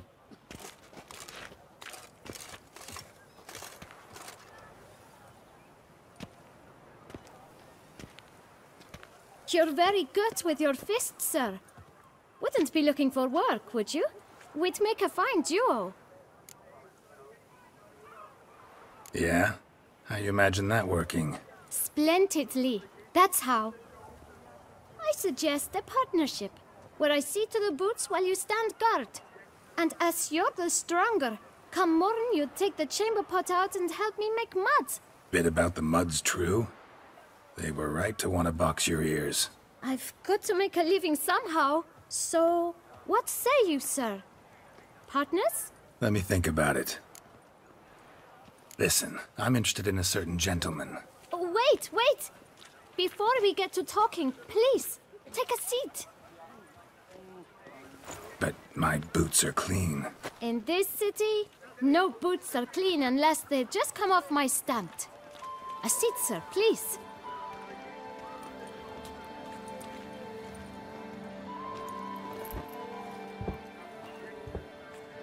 So then, who was it you wanted to ask about? One of your patrons. Tall, elegant black frock. Not from around here. An arrival? Indeed. I hear a faint bell ringing. A modest sum might make it sing out loud and clear. How much? Let's say 500 crowns. What? Gotta be kidding me. What would you even do with that kind of coin? Expand my venture. I'm sure you can imagine. Have a proper stand with a big sign.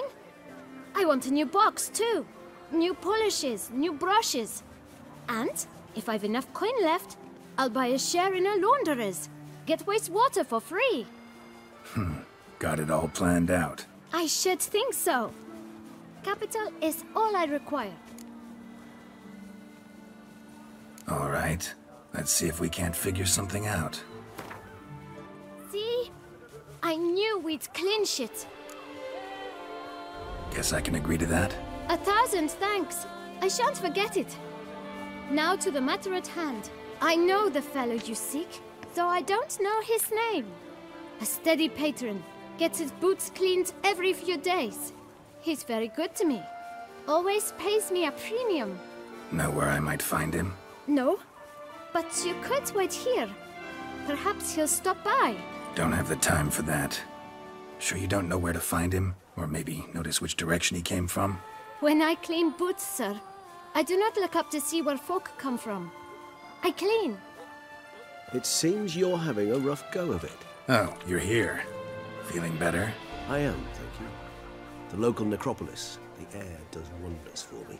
Now, if I might intercede, I dare say I've the right question to ask. Young man, you see this vial? One drop added to your boot polish will help you wipe even the most encrusted boot clean as the dome of St. Lebioda's Cathedral. With it, you will serve 3 times as many patrons at a fraction of the effort, and piles more coin. I'm prepared to give you this vial if you tell me where the man we seek lives. But you won't hurt him, will you? The gentleman's art, true, but he's kind. In point of fact, he's a friend. Yet we had a falling out of sorts and would like to straighten matters out. I leave his boots at the door of a house near the port. The door is red, but I do not know if the gentleman lives there. Worth checking. Might happen on a lead. Would you let me scrape the dirt off your kickers before you go? With all due respect, sirs, your boots could stand a cleaning. Thank you. Perhaps later.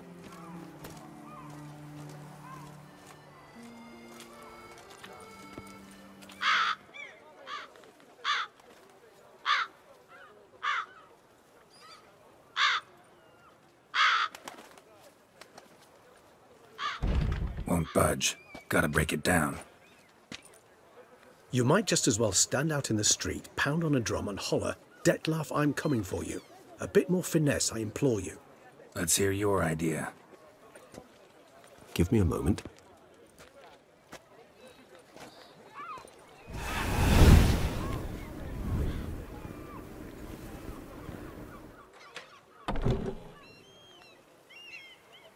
Nice. Ever consider becoming a burglar?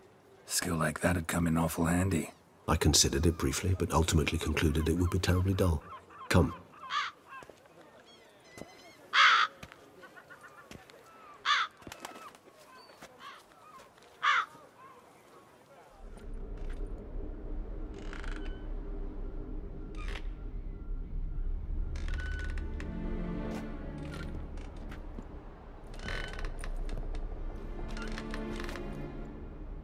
He here? Sense him. No, he's not here, but he was here recently. His scent is still strong.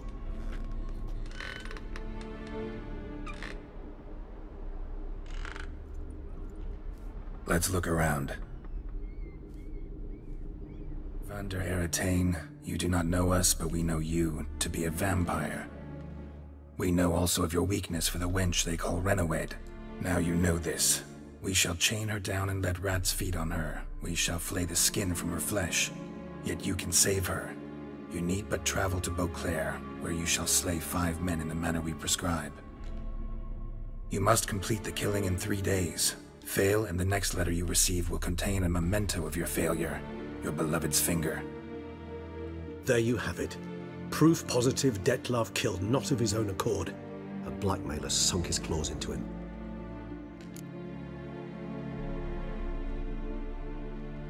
Who's Renawed? His one-time lover.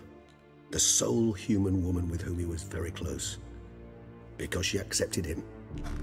With her aid and care, he found a place for himself in this hostile world. She began the work that I strive to continue. Ever meet her? Never had the pleasure, alas. She deserted him a time before he came around to save me, though he always claimed she'd gone missing. Take it you have your doubts. I know humans better than he does. Their capacity to be disloyal, dishonest. I also know she took her things. Not something one associates with the kidnapped, or those who disappear against their will. I'll save you the trouble of asking. No, I don't know why she left. I can, however, hazard a guess that Detlef grew angry one day, showed another, more monstrous side. Detlef's anger could frighten anyone off, though most who see it get no chance to flee. Detlef have trouble letting go, accepting that she'd left him? Is that so hard to believe? Do you know no humans who've struggled with just such a thing? And Detlef is so much more emotional than most humans. Not only was she his beloved, his lover, his mate, she was a member of his pack. And one never leaves one's pack voluntarily. Even if Renawed did abandon him that time, looks like someone's actually kidnapped her this time. Hard to argue with that. And hard to foresee what he's prepared to do to free her, get her back. He's prepared to kill, that's clear. As would you be for Yennefer. He kills for he cares for her deeply. And that blood, those individuals, they mean nothing to him. Yeah, I get it now. He's out to rescue a female from his pack. Exactly. Right, so someone's blackmailing him. We know that. Still have no idea who. Need to look around some more. Look, slips of paper, name on each. Count Crespi, Count Dulac, Milton de Peyrac-Peyran, Count Delacroix. Detlef's victims, one and all. But that's not his hand. Must have come from whoever wrote the letter. All of it written using the same ink.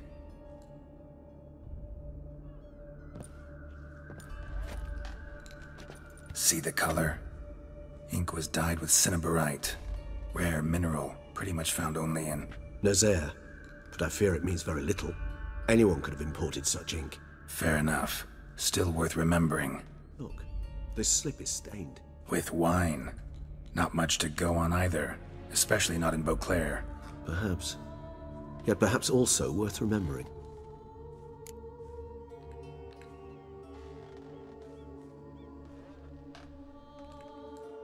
Blackmailer. Kinda curious who it could be. Why is that? Regis. Somebody kidnapped a vampire's lover. Bold to begin with. Now they're forcing the vampire to kill. A vampire you yourself insisted no murderer. Blackmailer's skilled. Someone special. Astute. Now that I think of it, I'm beginning to wonder if... It's not one of your kind? Another vampire? Precisely. The plot thickens. Just a hypothesis. Wouldn't set my heart on it till we know more. Right you are. Let's sum up what we know. Seems Detlef's being blackmailed. Someone's been feeding him his victims' names. All noted down using one and the same Nazari ink. And not in his handwriting. Not much. But enough to ascertain Detlef's innocence, clearly.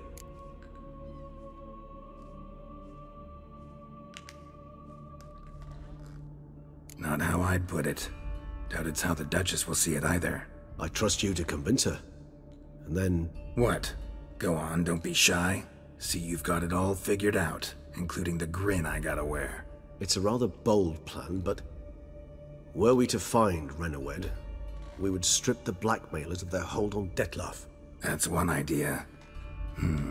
Could be worth a shot. But what about Detlef? He gonna go on killing while I'm out searching for his lover? He will not. I shall convince him to stay his hand. Assure him you're a friend seeking to help. I'll await him here. He's sure to return sooner or later. Think he'll listen? He will. Ought to wait with you, maybe. No, he'll sense you from a mile off. Simply fail to appear. I'd better stay alone. You must trust me on this. Fine. Need to report to the Duchess first. So be it. We'll await you here. Detlef and I both. Geralt of Rivia, Master Witcher. I was not mistaken. You arrived and trouble followed soon after. Step aside. Got a matter for the Duchess. At last, Witcher. We've been on tenterhooks. Did you catch Milton's killer? Case is more serious than we thought. The beast? I couldn't kill it. Didn't manage. We sent you after a monster and you return with nothing? We are very disappointed. Situation's not quite that simple. Beast's a powerful vampire. Ha! Is this a problem? Is it too much for a witcher? A monster slayer? But everyone knows how to end a vampire. Draw him by trick into sunlight. Or arm yourself with ample garlic and drive a stake through its heart. Garlic's useless against vampires. Sun and stakes don't hurt him either. Those methods, pure invention. Only work in legends and fables. And buckthorn? When I was a child, Grandmama Ademarta always claimed buckthorn drives off vampires. Silver sword's your best option for keeping them at bay. But it won't get the job done, because only a higher vampire can truly kill another of its kind. Excuses. Ha! Your Grace, I shall assemble a battue. bring the matter to its end at once. The Witcher need but tell us where to find this monster. Go ahead. Send them to their death. Certain death. To a lone Witcher, perhaps.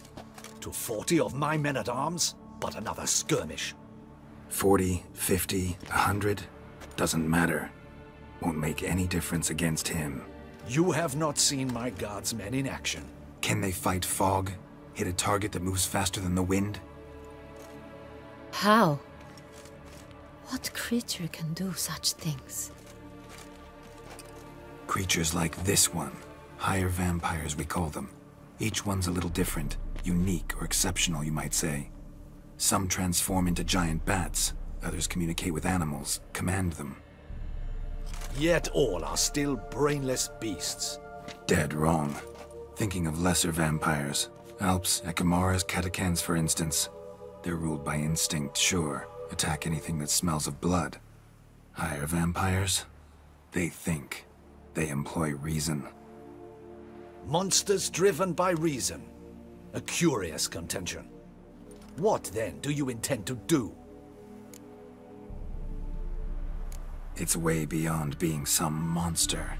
This is a powerful being that's walked the world for centuries. Tja, impossible. If so great is their power, why have they not killed or enslaved us all? Don't usually meddle in our matters. Mostly stay out of our way because they don't care about humans one way or the other. And they do not fear we shall wipe them out one day. They'd probably be pretty amused if you asked them that. They're well aware of their strength. Then what can we do? Do you have a plan? Try to talk to him. That's our best bet. I cannot believe this. Her Grace summons a Witcher to kill a monster. Instead, he wishes to chat with it. Ha. Know what I'm doing. His lover was kidnapped. He's being blackmailed. Blackmailed? Be so kind as to explain how a vampire might be blackmailed. Higher vampires? They're like us, motivated by emotions, not instinct. Not only are they intelligent to an extreme, they're emotionally rich. Capable of feeling many things, even love. This one fell in love with a woman, a human, and he'll do anything to keep her from harm. You do not, I trust, suggest we let Milton's killer go free. Or wait until it murders again. We must render it harmless as quickly as possible. I'll find the blackmailer, free the vampire's lover. You were to destroy him, not help him. No one else should die. That's most important. Soon as the woman's safe, he'll have no more reason to kill. I admit to being swayed, Witcher. You may be right. Do you know anything about the blackmailer? Got one lead. A few scraps of paper. Blackmailer wrote the names of the vampire's victims on them. One of them stained. A drop of wine, looks like. So damn little to go on. You've no idea how wrong you are, my dear. Send for the ducal sommelier. Hop, hop! In Tucson, wine is sacred. Here there is no such thing as a drop of wine, or stains therefrom. They are stains from a drop of Est, Ervelus, Fiorano. Your Grace wished to see me? Witcher, show him the paper scrap. Benoit, can you determine which wine made this stain?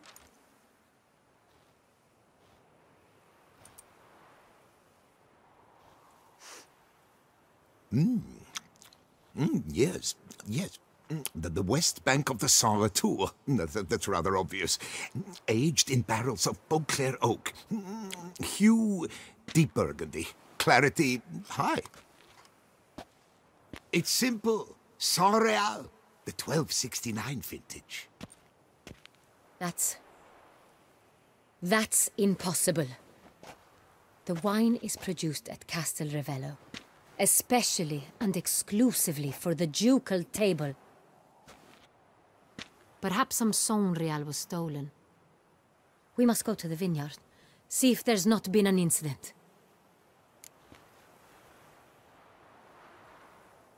Wait. Your Grace wants to go with me? Out of the question.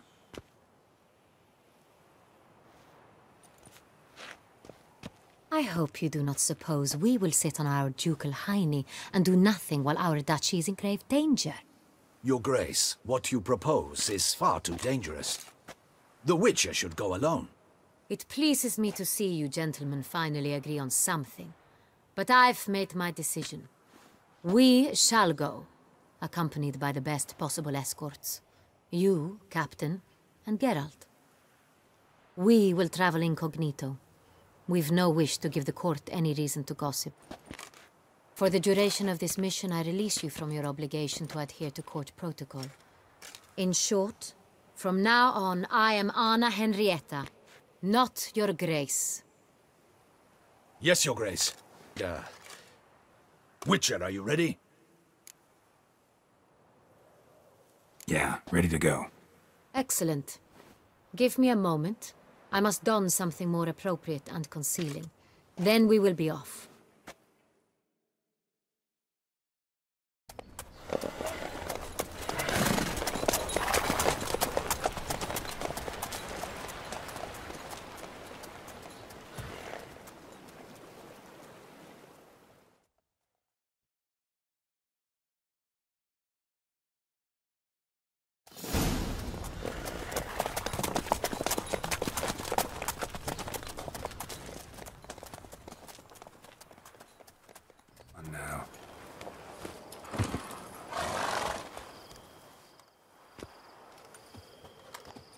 Where to, Witcher?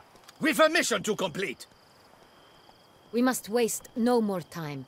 To the vineyard at once. Captain de la Tour, we did not expect any visitors from the palace. How are affairs at court? Doubtless you've heard of the Beast of Beauclair. Well, we've our hands full. Especially since the rogue last attacked in the palace gardens. I trust Her Illustrious Highness was not harmed? Kind of you to ask, Master Fabricio. I am well. Your Grace? We were not warned. I shall order the salon prepared at once. That won't be necessary. As you can see, we are not here on an official visit. Naturally. Might I ask then what has brought you to Castel Ravello? This is an inspection. We've got questions. You'll answer them. Oh, and who are you, sir, to speak to me this way? This is Geralt of Rivia, a Witcher. He has come to Toussaint on my personal invitation. Which is to say... Which is to say, I expect you to treat him with the utmost respect. Of course, Your Grace. Did you hear that, Witcher? Fabricio will be delighted to answer your every question. Want to talk about Saint-Réal? I am at your service. The Saint-Réal. How many vineyard workers have access to it? One might say only I do. Not like you make the wine all alone. At least a dozen others work here. I see you've little notion how wine is made. Grapes travel a long road before they become Saint-Réal. The workers assist me only to the stage of fermentation. I see to the maceration personally and let no one near the fat. Workers, again, assist me during barreling, but then I seal the aging barrels myself, each and every one. The wine lies in the cellar, gains character. Once this process is complete, it becomes Saint-Réal. And as it happens, only I have the key to the cellar in question.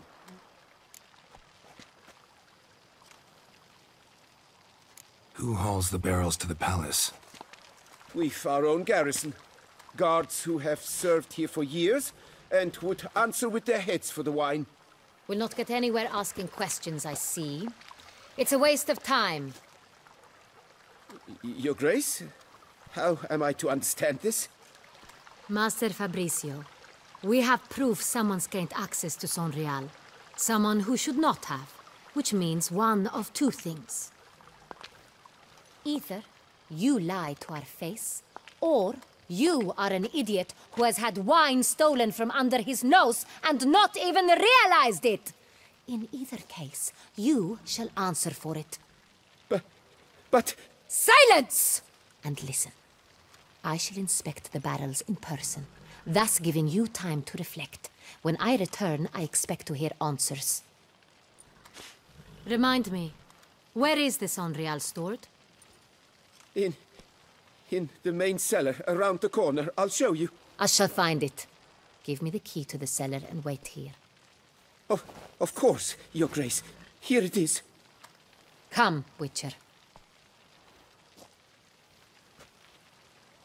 Vintner's log. Fermentation completed with no complications. Tapped above sediment line. Here it is. Barreling. Everything lines up at first glance. Neatly and thoroughly documented. Then we must follow our other lead. Benoit said the stain came from the 1269 vintage. Let's find it. Revolting, bitter plonk. Could have gone sour while aging. Impossible.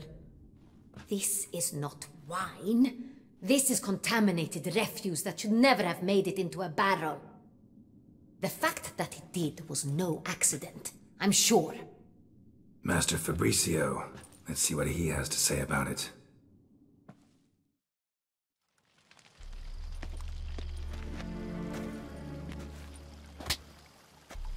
Master Fabricio, I am very disappointed. But, Your Grace, I... You are a step away from losing your head. Speak the truth and you might yet keep it.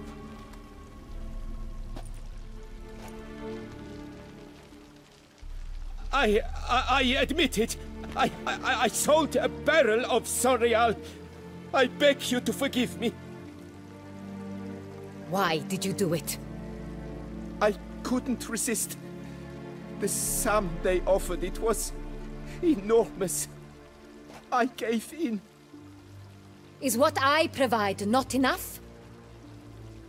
I wished to buy back my family's estate. For here, nothing is truly mine. I've a roof over my head, ample food to eat, but what is a nobleman without land of his own? I shall tell you everything, if you agree to show me mercy. Who'd you sell the wine to? A few weeks past at the pheasantry, a rich nobleman approached me. He called himself a diplomat, well connected at court. He suggested we embark on an enterprise. Some of his clients had offered dizzying sums for even a drop of Sonreal. He was to serve as intermediary. This man's name? He never revealed it. He was tall, black-haired, and spoke with a foreign lilt. He claimed to hail from Sintra. I've no Sintrian aristocrat at court. Wine itself. How'd you hand it over? We met under the cover of darkness in the ruins of Fort Astre. A dozen or so men came to collect. Armed men. The kind that stink of trouble. I had hauled the barrel there. They transferred it to their cart, and we went our separate ways. That's it? That the last you ever saw of them? That is to say, a few days passed. A messenger arrived. He said they wished to buy another barrel and, well, I've prepared it. Have it ready to deliver. That's enough. Know all we need to know. Your Grace, I beg your forgiveness. Get out of my sight. Captain, have your men take Master Fabricio to the dungeon. He must answer for his crime. High treason the charge. What now, Witcher? We set a trap. Need to catch the wine thieves. Sintrian noble could be our blackmailer. Next, transport. I'll take it to Fort Astra. Damien and his soldiers will cover me. For once, I agree with you. We will do as you say. Let me know when you are ready. See no reason to wait. Let's get going. We will set out now. Position ourselves before you arrive. You take the cart and meet us there. Fine. When the handoff begins, watch for my signal.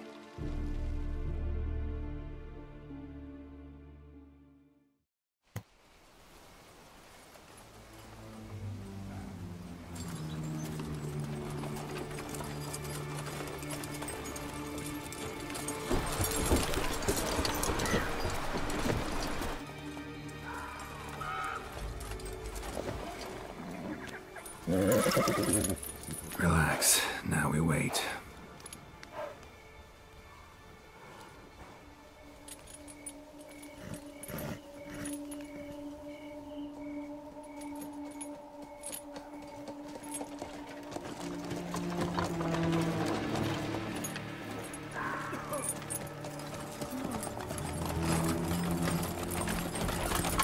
Ah, our favorite vintner.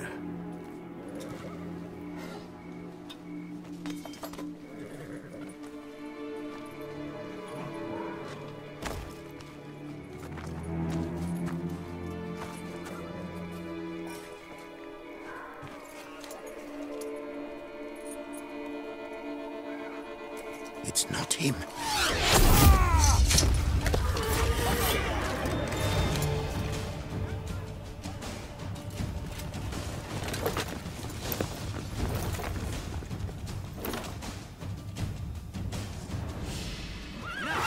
All together!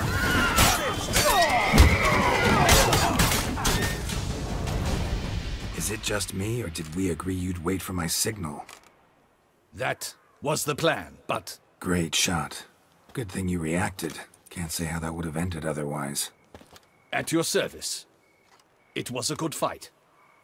We managed to capture one of the scoundrels. Let's ask him a few questions. Come on. Witcher, a moment. I was wrong about you.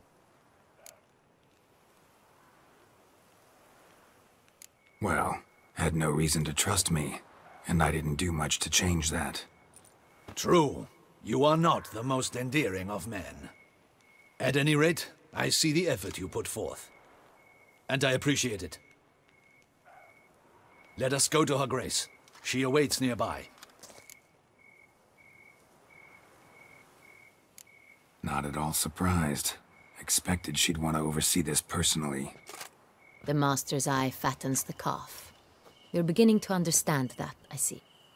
This prisoner of yours, bring him to me. We must ask him some questions.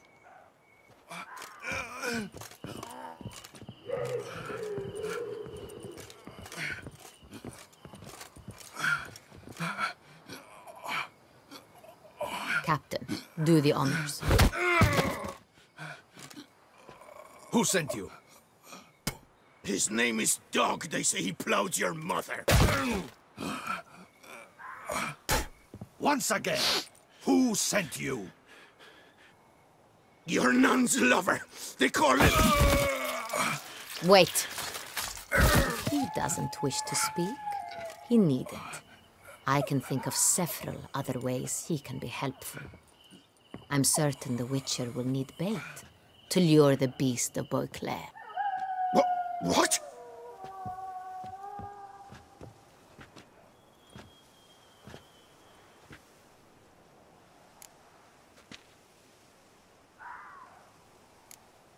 Sure can.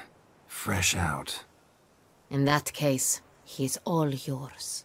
Captain, have your men find me a strong rope. Kind that won't snap when we hang this fellow from a tree. Rope? Live bait. Great for monsters, provided they catch the scent of its blood. But I'll see to that. What? No. Crikey, no! Don't let him! Stop screaming. Save your strength. Got a long night ahead of you. No! Don't let him! I'll talk! Who hired you? He'll kill me! Oughta be worried about me right now.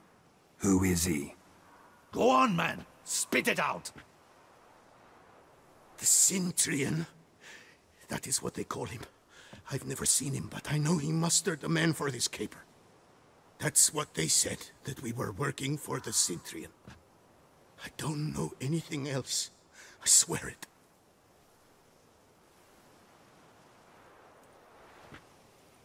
Take him away. Throw him in the dungeon. He shall await trial there. Captain, we ride to town. Gather your men and seek out the Cintrian. Someone else must have seen him, must know of him. Yes, Your Grace. I'll report to the palace as soon as I learn anything. I shan't return to the palace. Our mission has not yet ended. The Witcher and I will await you at the guard post near the port. Let's go to town.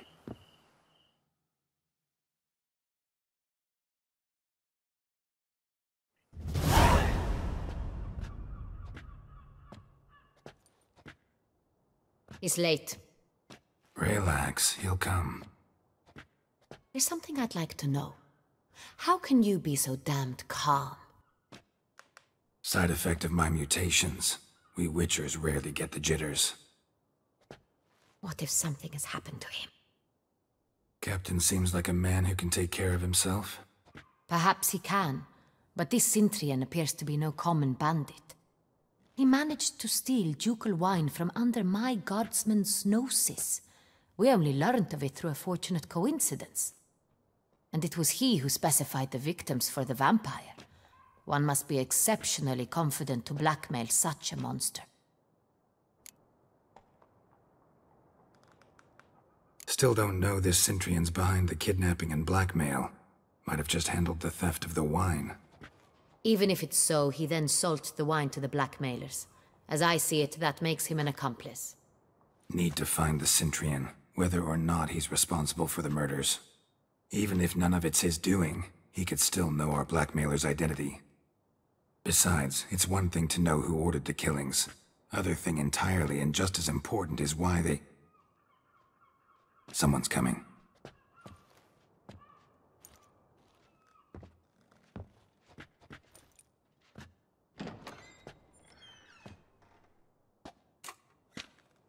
Captain, why so long? We expected you hours ago. This Cintrian does not work alone. We are fighting an organization, not one man. Bandits attacked us, not a small force either. One of my boys has a broken arm, another a shattered knee, lamed for life. And the word on the street is there's a hefty bounty on your head, Geralt. Used to it. Not the first time I've been hunted. Must you always? Now, the port warehouse where the wine was delivered, we identified it, then learned who had hired it out. This proved to be a beggar, a stand-in. We found him. He admitted all. A man had paid him to sign the lease, a man he met while begging outside the pheasantry. There, fate lent us a hand. A waitress recalled spilling wine on a nobleman who spoke with a Cintrian accent. What did he look like? Her description was not helpful. Handsome, well-dressed, with a beard. No distinguishing marks. This could be anyone. But she remembered his female companion very well, as she recognized her. On the Cintrian's arm was Cecilia Bellant. The singer? I've heard of her. She's said to be gifted, very. The same. We went to her home immediately. Cecilia was not there, but we questioned her servants. A chambermaid claimed Cecilia is to meet a Cintrian gentleman tonight. She'd invited him to a reception mounted by the Mandragora. Gotta nab the Cintrian. Seems we have to go to that get-together. You read my mind, Witcher. I shall gather my men, surround the establishment. Not a mouse will squeeze through. Out of the question. If the Cintrian truly does have men about the city, he will find out and escape once again. Duchess is right. Need to be careful. Best go there, blend in with the crowd. Precisely what we shall do. We, Your Grace. Geralt and I. In that sort of company, the Witcher could use my help. Where's the event gonna be held? The Mandragora always assembles at the same place, a residence in Oatville. It's a very distinguished district. Geralt, you must don appropriate attire. Then meet me in Oatville, in Mountebank Alley.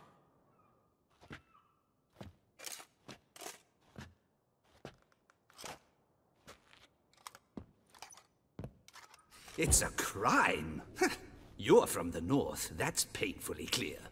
Excuse me? There is no excuse. There is but the need to outfit you anew. My salon stands open. Please come in. All jests aside, let me...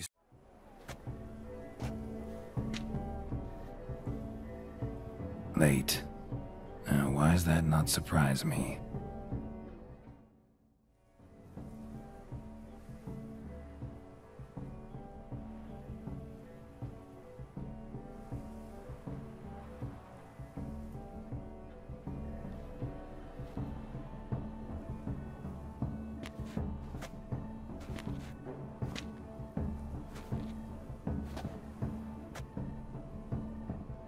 Well, well. I did not expect you to have such a sense of style. My, Geralt. Not bad at all. And you've even a mask. Just not the kind required. Huh? They're a little different, the ones Mandragora members wear. I've brought you one. Put it on. Let's go. Soiree's started. Mm-hmm. Wise of you to hide your weapons. They'd not have let us in otherwise, that's certain.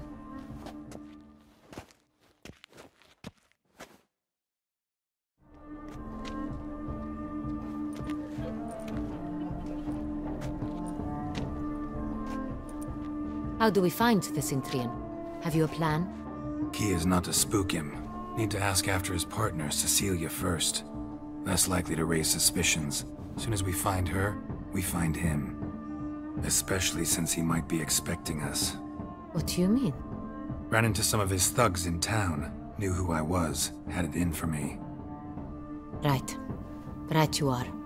We must proceed with caution. Come, it's our turn.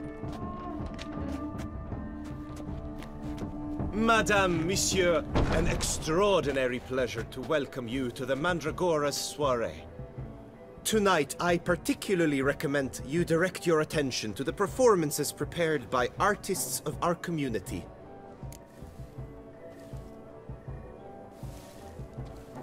We were really hoping to meet Cecilia Ballant. You are admirers, I surmise. I'm certain you will have ample opportunity to converse with her.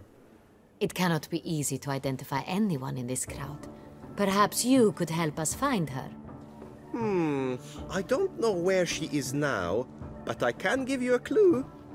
Let's hear it. Seek the Kaviri orchid. Meaning? Cecilia wears one in her hair. You shall recognize her easily by the orchid. Well, well. Dandelion's always complaining about artists being poor as temple mice. The residence belongs to none of them. They are guests here. Oriana, she owns this. Woman in the black dress, there on the balcony. Got her. Doesn't wear a mask? It would be pointless. All would know her anyway. Kaviri orchid. Let's look for it. If we find Cecilia, we'll find the Cintrian.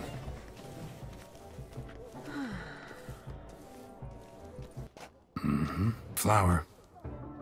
Of course it is! A Kaviri orchid lends just the right contrast to her... Let me take a minute. To me? Lie still! You may speak, but for love's sake, do not move. Wow. Impressive portrait. I know the style, the stroke. This is Dorian Velez. The gracious lady has heard of me?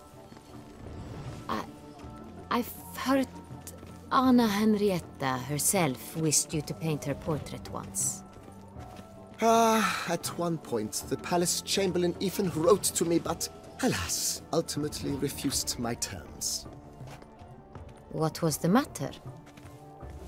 When he learnt I only ever paint nudes, he severed all contact. He said he would not dare offend Her Illustrious Highness with such a proposition. I've always longed to paint her. Such a shame. I think you may still get your chance. We came here to meet you, specifically. To meet me? But why? Sintrian Noble you came here with. Wanted to ask you about him. Sintrian Noble. Ah! You must think I'm Cecilia. Orchid confused me. I told you not to move! Concluded her performance, Cecilia tossed the flower into the crowd. I caught it. But I did see the noble. Really like to talk to him. What did he look like? Many here. Tall, dark, masked. Know where he might be now?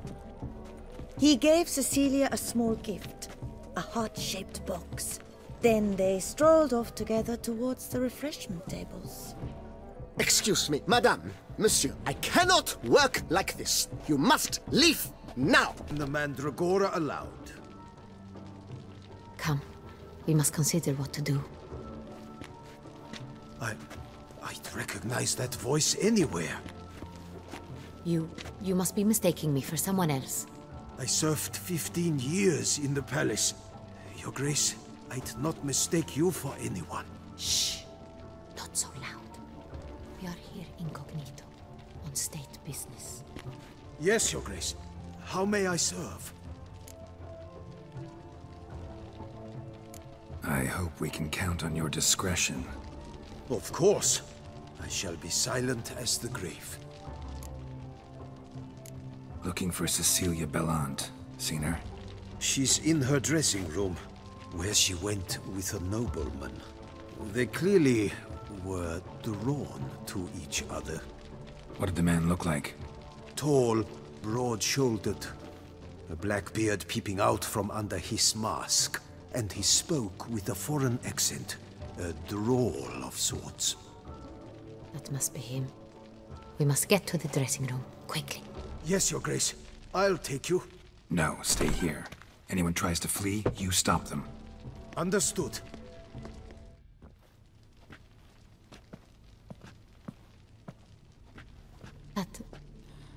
That must be Cecilia.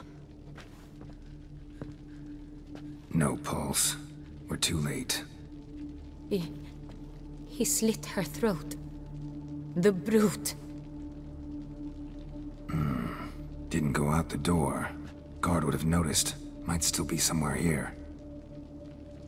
You must find him before he harms another. I shall alert Oriana. At once. She should bring her soirée to a close. Shouldn't split up. Geralt, I will be fine. Go after that rogue. I shall fetch help.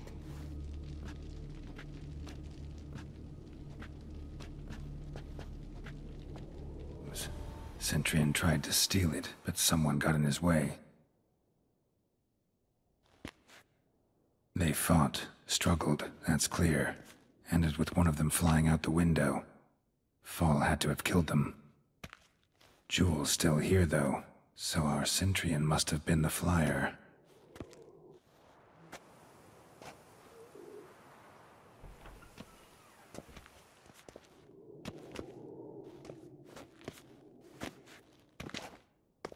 So, this is the tracker. A witcher, yes? Indeed, this is him. We found the body together. Then he set off in pursuit of the killer. And ended up here, but I've only found evidence of a fight. Seems the Centurions killed his last. Finally failed this time. Shame it happened too late for Cecilia. Poor girl. Always told her she chose her males badly. But I would never have suspected she could arrive with a murderer. I'll alert the staff. Have them see to her body at once. Meanwhile, we should sit. I will tell you everything, in full detail.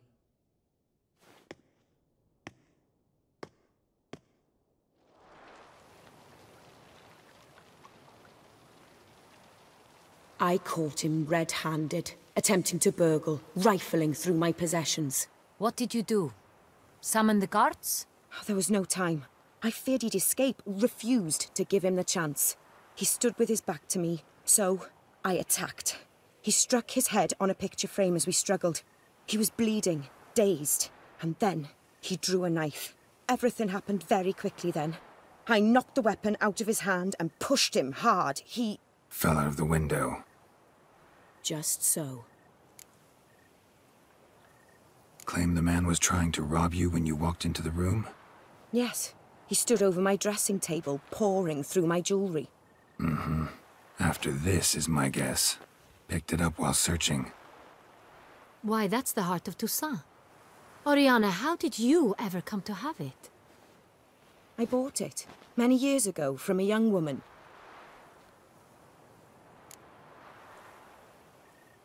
Jewel seems important. Why? The heart is an heirloom. It belonged to my family for years. Then it disappeared. I didn't think we would ever recover it. Seems someone is very determined to find it. The thief left his tool bag behind. Found this drawing inside it. Look.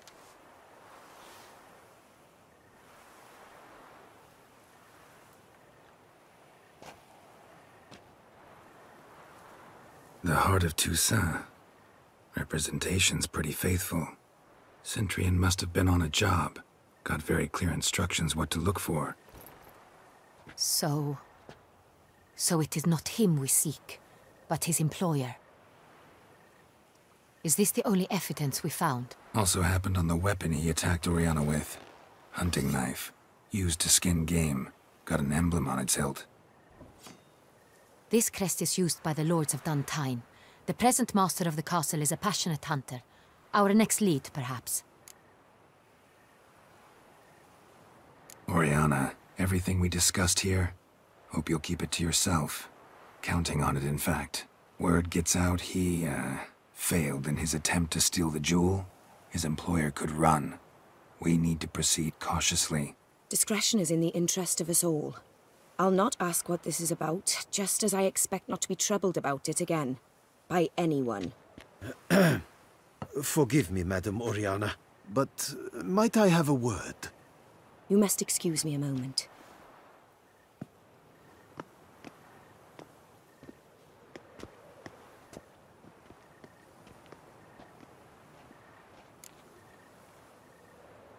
The drawing. It's on the same type of paper the victims' names were written on. Drawn with the same ink, too. Seems the work of our blackmailers. Who were not only behind the beast's murders, but also stole the Son Real and sought to steal the heart of Toussaint. Look, the wine, the jewel, both tied to you intrinsically. Coincidence? Not something I'm willing to believe. Worried about one thing. That somewhere at the end of this scheme, plan might call for an attempt on your life. It could be something else altogether.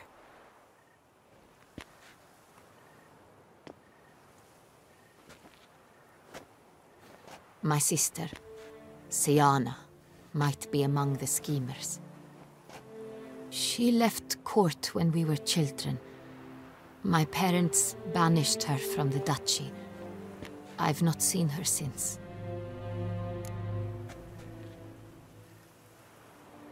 Think your sister might be involved? Why? You see, I recall her always being rather possessive, throwing jealous fits if I had something she didn't. Here, that's normal for sisters. Rivalry. True. I suppose I gave as good as I got. There are times I miss that very much. The wine, its theft, was the first clue. That's very much like her. She always did enjoy stealing my toys. But I grew almost certain when I saw the heart of Toussaint. Siana received it from father as a gift. At a time when my parents thought of her as but an ill-behaved little girl. Someone wanted some of my wine. The same someone ordered our family jewels stolen. Or recovered. It's my sister. It must be. A fallen princess satisfying whims, going after lost luxuries? Could be right. What did your sister do to get banished? Siana was cursed. Parents run afoul of some mage? No. She was born at an inopportune moment. They said she was touched by the curse of the Black Sun. Geralt, is it true? Can an individual be evil because they were born during the wrong lunar phase? Could be the case. Could also be because they were treated like lepers from birth. Isolated, prodded, ostracized. Couldn't have had it easy, Siana. She was angry at the whole world. She felt inferior, felt pain, though she masked this with confidence, arrogance even. She could also be cruel at times. I recall one such situation. She persuaded Cedric the Coolbird that she could see the future in her dreams. We were children, and Cedric's brother was smitten with me. It was an innocent childhood crush. Siana knew of it. She told Cedric of a dream she had had, that he would die at the hands of his own brother. Cedric stole his father's sword and killed his brother. She destroyed 2 lives with a prank. Cedric mourns to this day. In the end, they forced her to leave the palace. A decade passed. More. I've missed her terribly since. Your mission has gained new import. You must go to Dun Tine, and if Siana is there, you must find her. No matter what she did, she is not to be harmed in any way, shape, or form. You must make sure of that. I'll find her if she's there. I hope you do. I very much wish to talk to her. Sister to sister. Your Grace, Geralt, I'd like to introduce... Regis! What a surprise! I had no idea you were in Beauclair. And this is... My very dear friend, Detlaf van der Eretain, an arrival from Nazaire. We are lending our combined resources to the Witcher's Hunt. Ah, yes. Splendid. But why are you here at Oriana's? They came to pay me a surprise visit, so I invited Regis in for a glass of wine.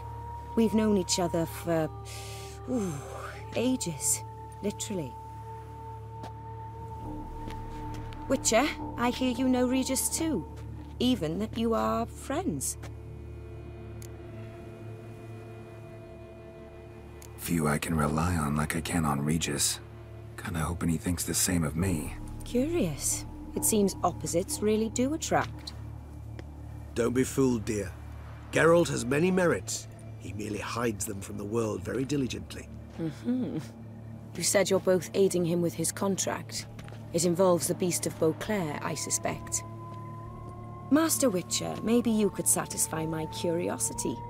What's it like going toe-to-toe with a monster, knowing you've only 2 options, to kill or be killed? Despite what you might have heard, I don't lunge at every monster I see sword in hand. Talking gets the job done for some. I wonder what a monster might have to say to you. It might want to apologize. My word. For what might a monster wish to apologize to a witcher? For killing.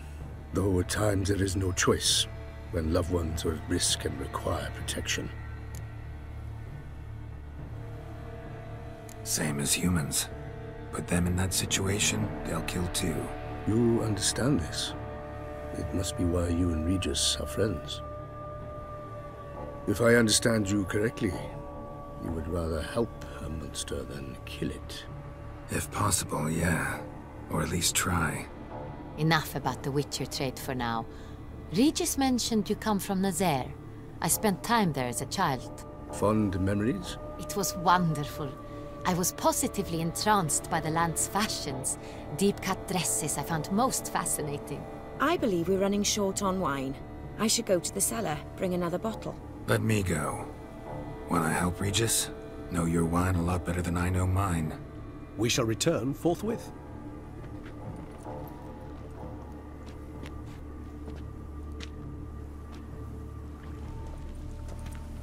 An exceptional conversation, don't you think? Vampires, a witcher, and the Duchess of Toussaint? My. Highly exceptional, Regis. Wanted to talk to you in private. You crazy bringing Detloff here? Geralt, allow me to explain. No, let me explain. He's dangerous, and you were gonna watch him. But that is precisely what I'm doing. Detloff believes you'll succeed in your task, and he'll not need to kill anymore. That is, not until he gets his hands on the men who kidnapped his Renner.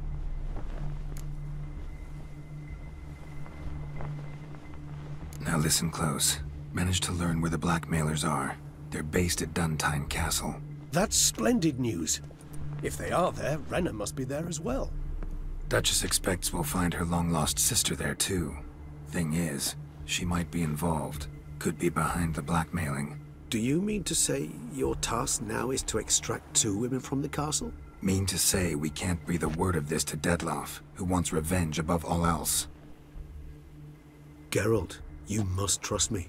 I've got a way with... No, Regis. Can't risk it. Gotta keep Detloff here while I go to Duntine. Alone? Alone. That way I can make sure neither woman will come to any harm. I hope you know what you're doing. Fine. I shall see to Detloff. Good luck, my friend.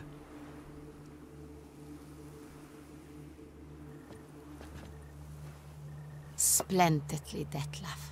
Ah, I'm grateful you brought back those memories. You're back. It took you long enough. Contrary to what common folk believe, choosing a wine is not nearly as easy as it might seem.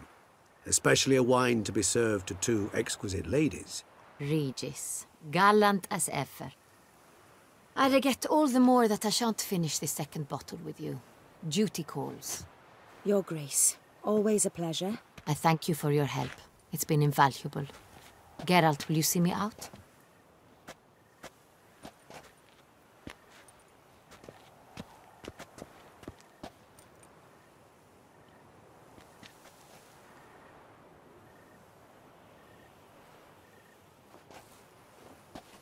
You have exceptional friends.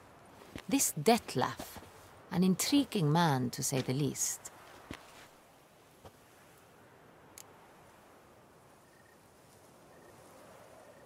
Didn't expect the evening to end like this. Neither did I.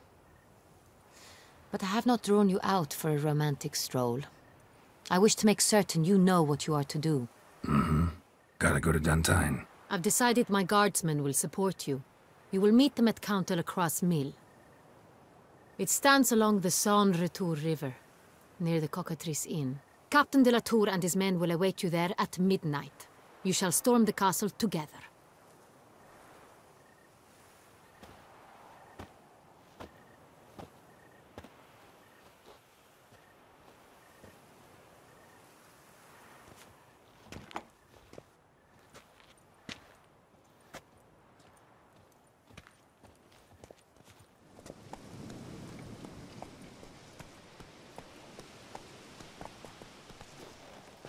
So eager, are you?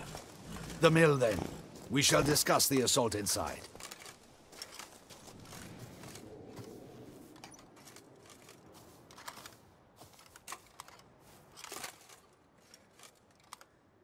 See, you already prepared a plan.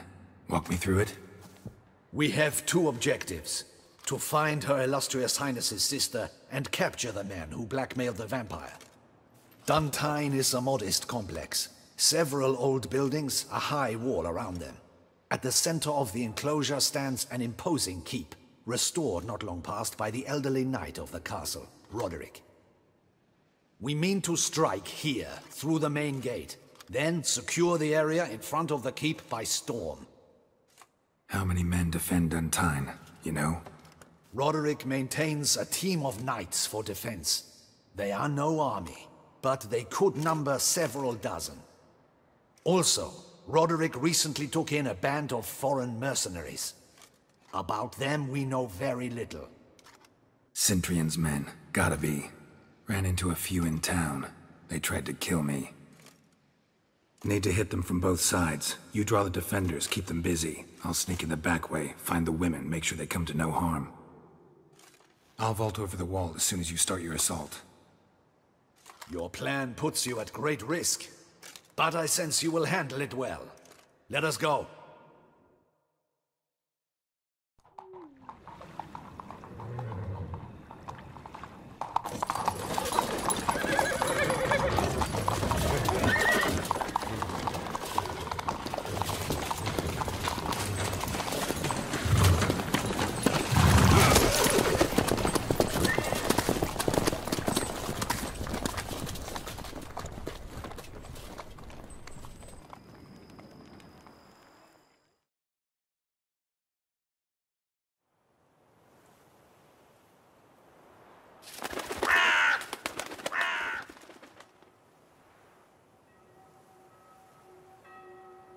So it begins. Quick! We grab Roderick's horses and we bolt. We won't vault far if the boys out front don't hold. Not so fast. Little change of plans.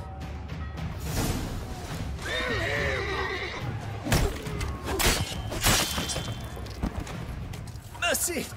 Mercy! I did no wrong! Nah, kept the wrong damn company. Centrion's men, where are they? I knew... shouldn't have let them under my roof. Where's the hostage, the woman? What? What do you mean? I know nothing about a hostage. Must be the handiwork of my guests. Where are they now? In the keep, ready in their escape. There's someone with them? Woman named Sienna? Of course. She convinced me to let them in. And a whole pile of trouble along with them. Where is she? Packing. We were to leave together. An old fool. I'd have done anything for her. Where is she? In the keep too? Yes. Her chamber is in the tower, the top floor. What will become of me?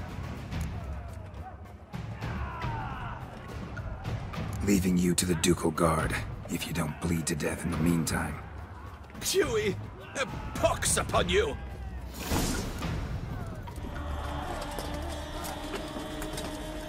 Giving you one last chance. Yield. Ten Harlot got us into this. Kill him! Attack!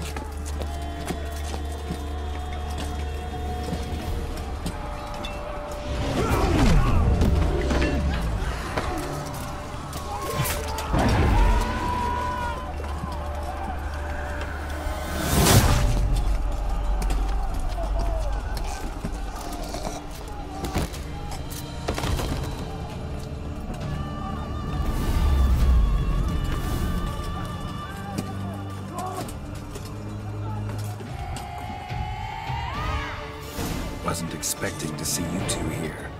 We thought you could use our help, so... Witcher, this is no time to explain. Where is Renna? Expect to answer a lot of questions inside. Let us go then.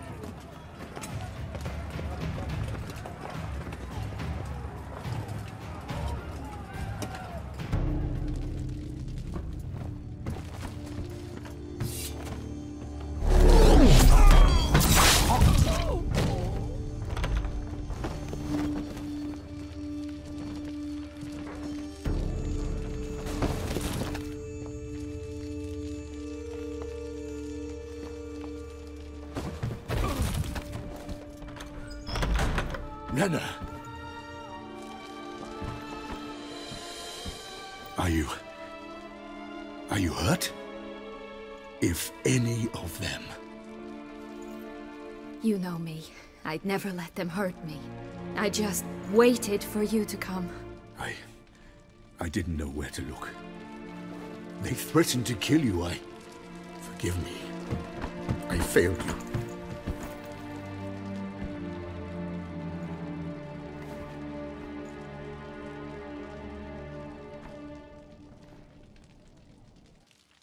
Now we need only find Anna Henrietta's sister. Where should we look? Do you know? Mm-hmm. Ran into Roderick, Duntine's lord.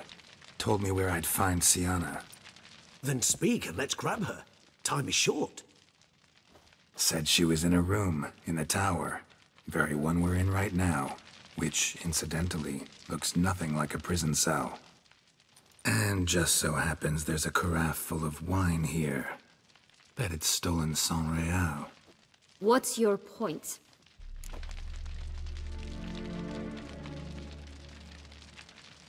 Stop playing dumb.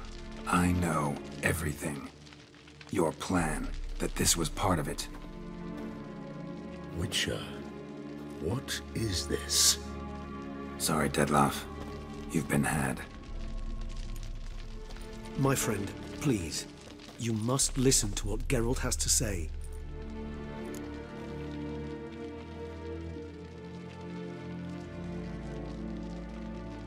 Never was any abduction.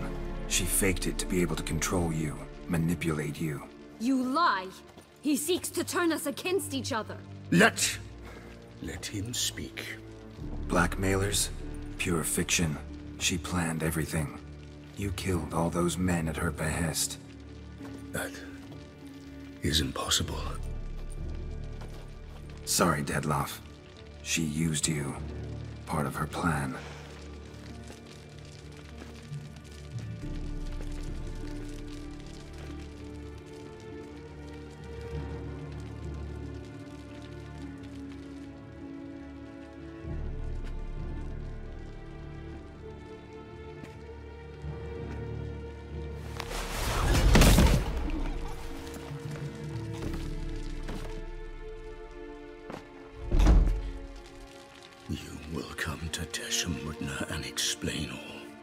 If you do not, I will raise Beauclair to the ground. This I promise you. You've 3 days. I shall be waiting. He just fly off? He did not wish to act rashly. He's gone to soothe his nerves. Think he'll do it? Make good on his threat? I cannot say. He can be unpredictable when fury consumes him. I shall go to him. Come again? After what he just... You don't know Dettlaff like I do. If I don't do as he says, he truly will destroy the city. He's more than capable of it.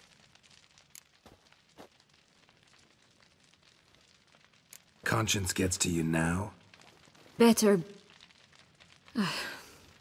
better late than never, right? Well... it truly does seem the best option. Your Grace, we must proceed with caution. Guardsmen saw vampires here. They could still be about. Vampires or no vampires, my sister is here. Find her. Your Grace, that...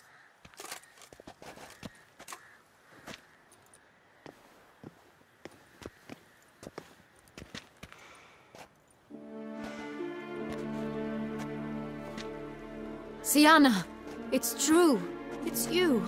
Sister, dear, what have you gotten yourself into? So concerned, I'm surprised. Is there an ounce of truth to it? You feel resentment. I understand. But I promise we shall work through all the unfortunate matters of the past. We will discuss them later. Captain, escort Sienna to the palace. I shall meet with her as soon as we return. As you wish, Your Grace.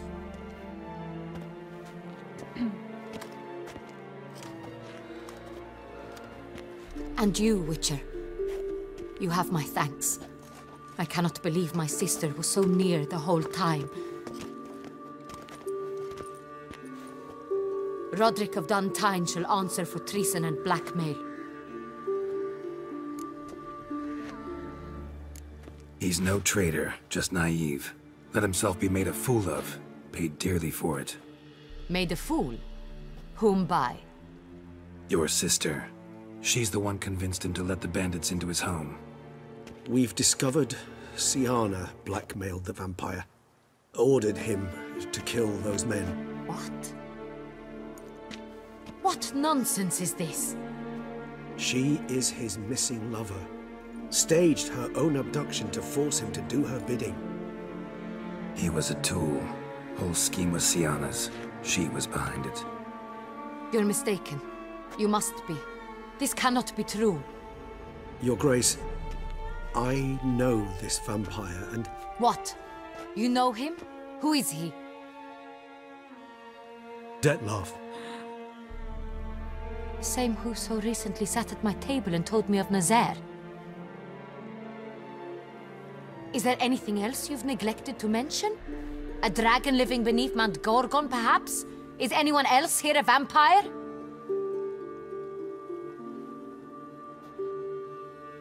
Where is he now?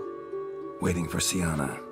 If she doesn't show up to meet him by an appointed time, he'll destroy Beauclair. He dares threaten us? Your Grace, we have 3 days to bring him Sienna and... Not a word. You have 3 days to bring me his head. No more secrets. No more helping vampires. I want what I'm paying for. The head of the beast.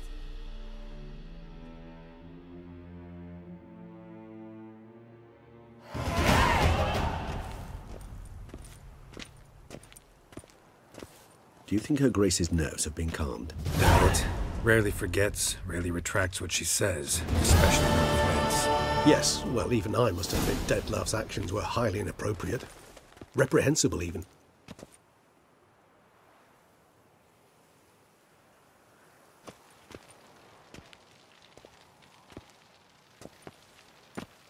Are you upset? Why would I be? Let's see. You're returning from your hunt empty-handed. No trophy. No new lead to boast of, then pursue.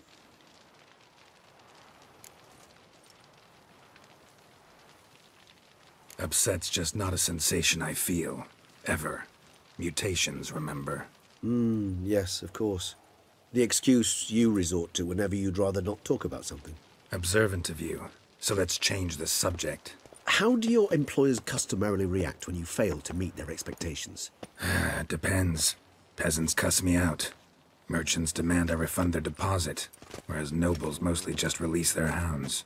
And rulers? Usually threaten me with the gallows. Her most illustrious grace awaits the gentleman. Your Grace, the population demands she be punished. Sienna's committed terrible crimes. Spilt so much blood. They... Another word, Palmerin, and I shall spill even more blood. Yours. I repeat for the last time. Sienna is responsible for the death of many, true. But she is also my sister. We are bound by blood and by a shared childhood. I shall not allow her to be lynched. Your Grace, I fear the masses might rise. Storm the prison. Pitchforks and torches in hand. Let them storm. They will not find her there. Sienna is hidden away in a safe place. She shall await trial there until we have rid ourselves of this accursed vampire. Which, to judge by your means, has not yet come to pass. Did what we could, but... My patience is at an end, Geralt. Where is he? Where is Detlef? We're working to find that out, Your Grace. Do you take me for a fool? I wouldn't dare. I care not one whit what you have worked on, are working on, or shall work on. I'm interested in results, which thus far have been nil. At times I hunt foxes. Do you know how it works? The ducal huntsman releases the hounds. They catch the fox's scent, chase the animal down, and lead the battue to it. All within an hour. You, Witcher, have had a week. The aid of my most excellent knights. Yet, you have tracked absolutely nothing down. I've begun to suspect my beagles might have done a better job.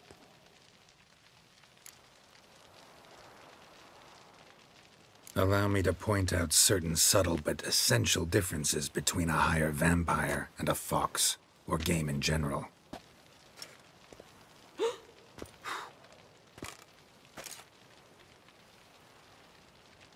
Truly.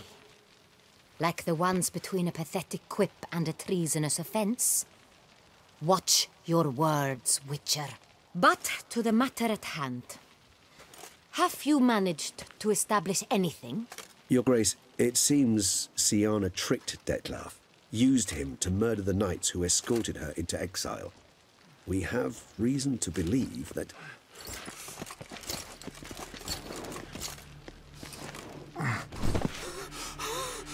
Your Grace! Vampires! What? Speak now! Vampires! They protect the city! Captain de la Tour defends the square near the boat landing, but so many lives lost! Damn it.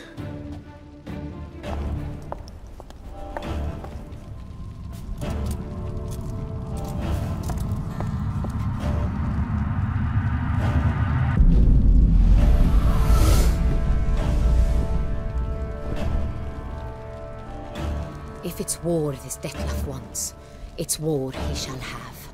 Geralt, get to work. This time I'll hear no excuses. Palmer and you...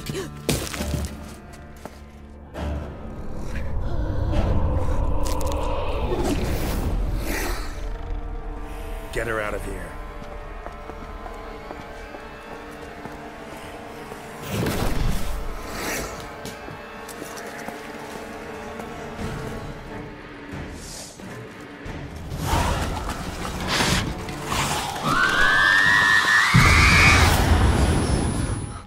Siana failed to appear as summoned. And there. Detlef is not making idle threats. Seems not. Need to make some serious plans of our own now. It's gone too far, damn it. Gotta find him. Stop him. Question is how. We've tried everything. That is not exactly true. There is a certain, staggeringly dangerous, mind you, way to force Detlef to reveal himself, and incite him to fight. That's so. Go on, then. Let me hear it. In due course. But first, Geralt, I'd like you to consider the alternative. After all, you could fulfill Detlef's demand and liberate his beloved Siana. Really want to free Siana? Hand her over to Detlef?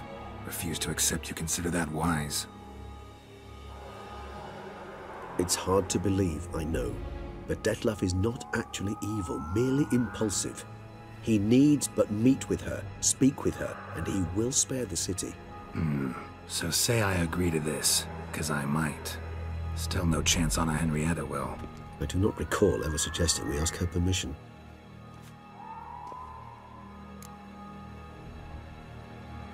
The meeting. What if it's nothing like you say? What if it goes sour, ends in a fight? Willing to guarantee Siana won't get hurt?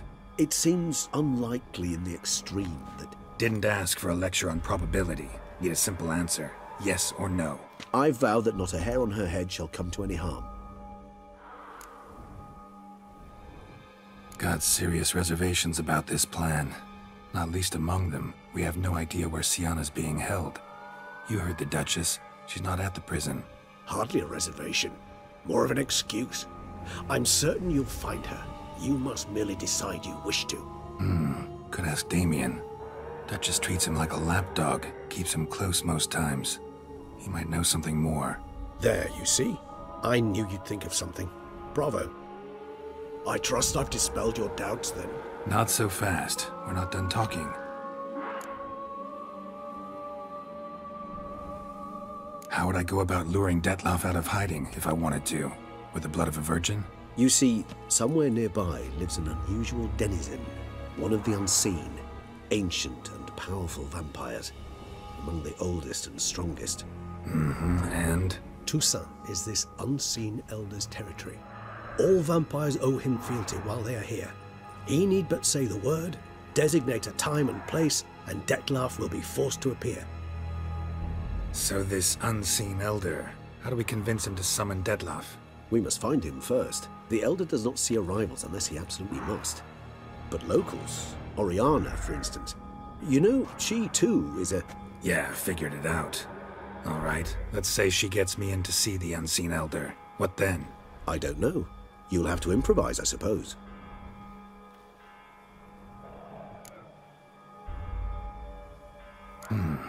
So I'm basically stuck. Either gotta give in to a blackmailer, or fight him. You know what I would opt for. Should we free Siana and arrange for her to meet with Dettlaff, there's a good chance we'll all survive this ordeal. Dettlaff included. Regis, don't mean to put you on the spot, but I gotta know. Say I do decide to fight Dettlaff. Who'll you stand with? Should you decide your sword is the sole solution, I shall not stand in your way. Appreciate it. Certainly hope so.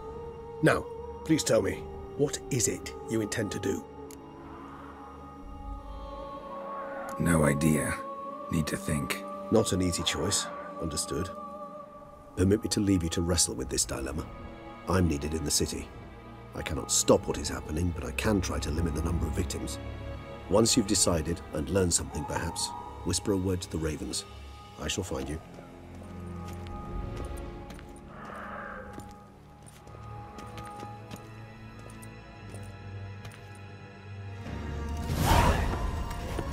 You killed it! Single-handedly! That harlot's brood slaughtered half my unit! See, it came damn close to slaughtering you as well. Need to withdraw. You and your men. Now. My duty lies with the city. Won't help the city by leading your men to the slaughter. Damien, conversation back at the palace, remember? I'll say it again. Your men don't stand a chance.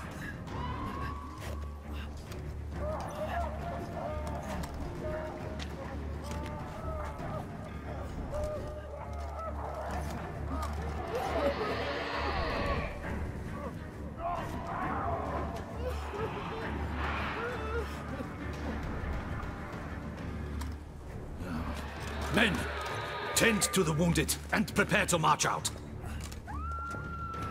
Doing the right thing. Now listen close. Silver. That's what you want to use against vampires. Your alchemists, order them to produce as much vampire oil as they can. Churn it out in gallons. Then coat your blades with it.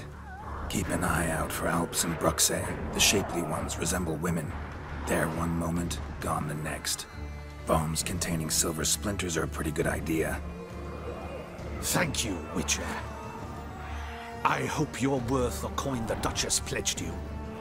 And that you'll return with the head of the wretch that did this, skewered on a hook.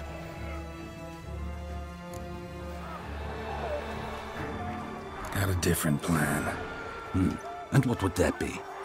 All I can say just now is I'm gonna need Siana. You know the Duchess's decision. Siana awaits her trial, in custody. Yeah, I know it. Doesn't mean I have to agree with it. You've that luxury. I do not. I've sworn my loyalty to Her Grace.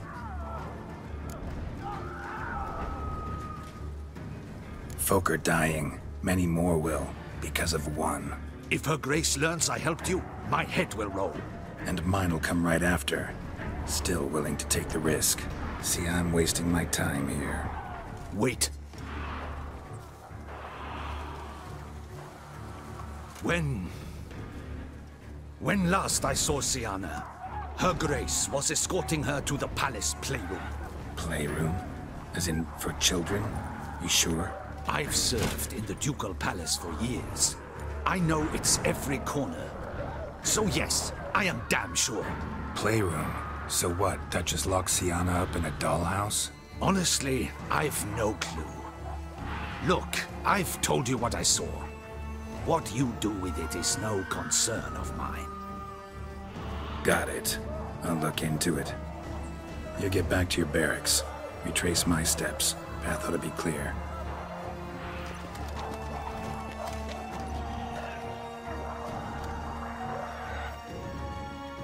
Found a notebook.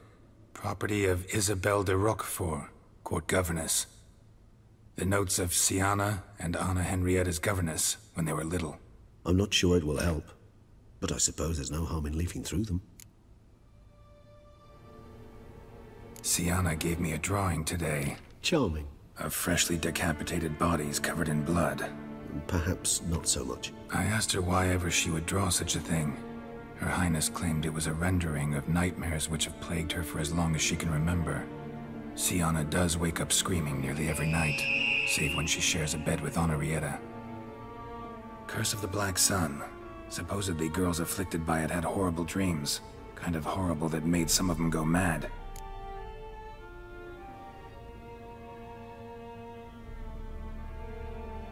The girls quarreled today. I must note rather sadly they did not behave as befits future ladies. The incident devolved into fisticuffs. Anna Henrietta was first to strike her sister. Sienna gave back as good as she'd gotten. By the time I separated them, Anna Henrietta had lost 2 teeth. She ran off to complain to her parents. His Grace the Duke refused to believe my version of events. He laid all the blame on Sienna and vowed to punish the little one harshly. Anna Henrietta did her best to have her sister's sentence commuted, but the Duke and Duchess proved unbending.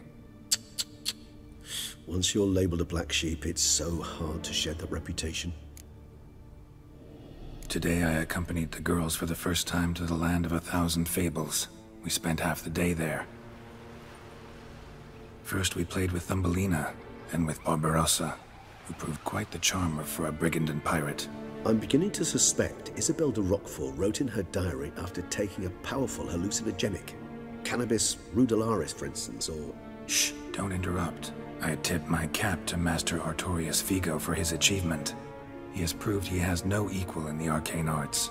Wait, Artorius was the court mage here, a specialist in illusions, which means...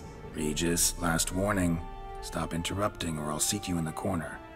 The girls told me if I ever wish to visit alone, I need but crack open the land of 1,000 fables and utter out loud the incantation, Expecto Ludum. A book as the key to an illusion. My, this grows more interesting by the minute. Mages sent by the Conclave arrived today. They came to examine Sienna. I cannot know what conclusions they drew, but His Grace now seems clearly upset. Curse of the Black Sun.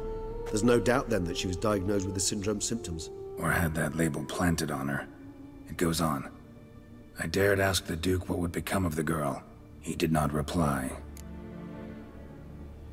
I tutored the girls in Nilfgaardian today. Sienna applies herself so, though she has great difficulty memorizing new vocabulary.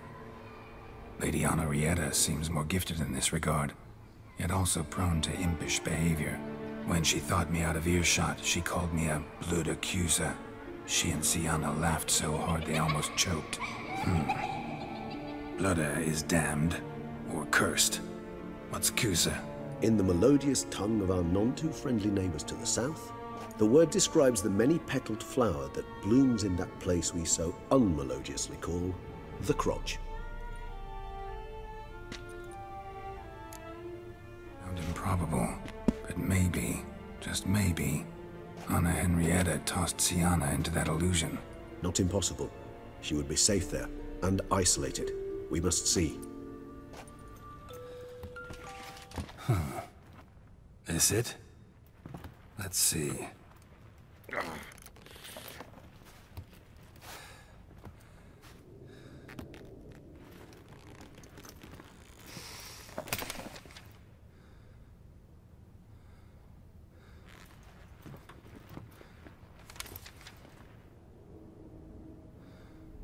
Expecto Ludum.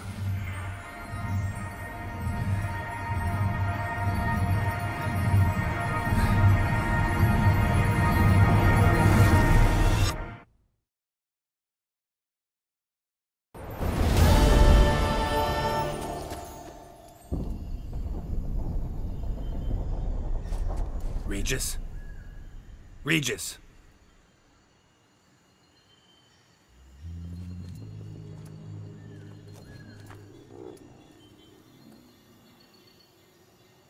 Land of 1,000 fables. Incredible.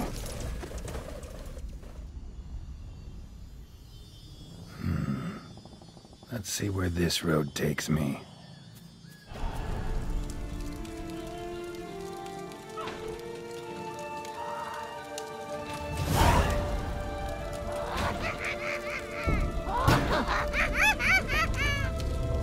Hands off my hearth, dearie.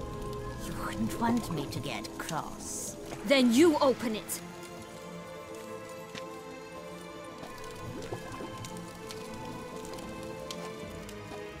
Now, who's this? A lost traveler? You're not supposed to be here, sweetie. Why, you're old. Old and pale. But never worry. A bit of butter, a bit of spice, and you'll make a tasty morsel. Just as soon as I catch you.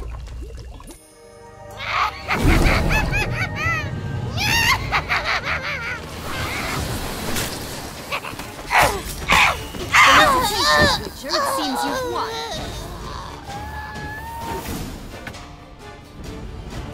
What the hell was that? The Wicked Witch. You've heard of her, haven't you? Now, where did you put that key? Listen, how'd you come by a weapon? It's Prince Charming's. He no longer needs it. Here it is.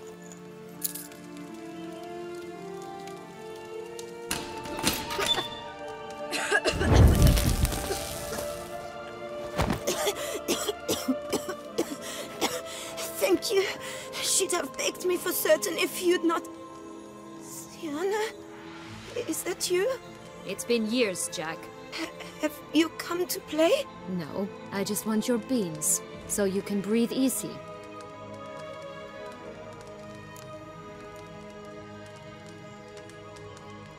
Breathe easy? Because you aren't here to play? What's that about? Jack knows what I mean, so he'll tell me where the beans are as fast as he can. Isn't that right? Sienna, I'm sorry, but I haven't got them. Oh, something tells me you're lying. Perhaps you wish to play the old games after all, hmm? This little piggy went to market. This little piggy went home, for instance. I'm telling the truth. I swear it. Henrietta, she ordered them buried all over so you wouldn't be able to leave. Where? I don't know. But Joss, the boy with the thing for wolves, he should know. He sticks his nose in everyone's affairs. He had better know, because if not, I'll find you and we'll have ourselves a little talk. Understand?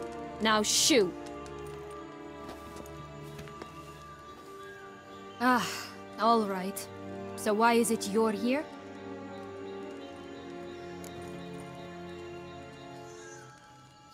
Searching for my lost childhood. Wound up at Kaer Morhen as a little boy. Don't quite remember how. Never had any toys. Never played any games. What do you think? Why might I be here? It's Dettlaff. He's trying to force Anna Henrietta's hand. Wants her to release you. Summoned monsters to attack Beauclair. Sounds like Dettlaff, all right. But I doubt you came all this way just to bring me up to speed on current events. So get to the point, please. Isn't it obvious? Offering to be your ally. We both want you out of here. You because you want your freedom back. Me because as soon as you meet with Dettlaff, he'll put an end to the chaos in the city. You exposed me. I landed in prison because of you. Now you come to beg my help, I dare say. My life is full of surprises, isn't it? Well, normally I'd tell you to sod off. But, from what you say, folk are dying who have nothing to do with this. Not part of the plan. Dettlaff was only to kill those who deserved it. No one else. Fine, Witcher.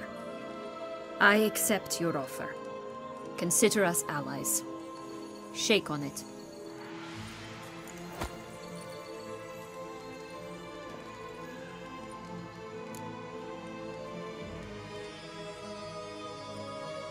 So, what's with the beans? Mind explaining? Certainly. But you must gird yourself with patience. There are two ways out of this land. My darling sister blocked one when she tossed me in here. The other's up there, in the clouds. She made it hard, but not impossible to access by concealing the beans. Still don't understand. Don't fret, just listen. That boy, that was Jack, of Beanstalk fame. You know the tale? Jack climbed a gigantic beanstalk to a giant's castle, high up in the clouds. As we shall do if we can just find those blasted beans. There are 3. 1 red, 1 blue, 1 yellow. Stalk won't sprout from just one? No, because it must transpire exactly as it did in the tale. Clear now? So we must find Joss. Perhaps he will be able to help us. You lead.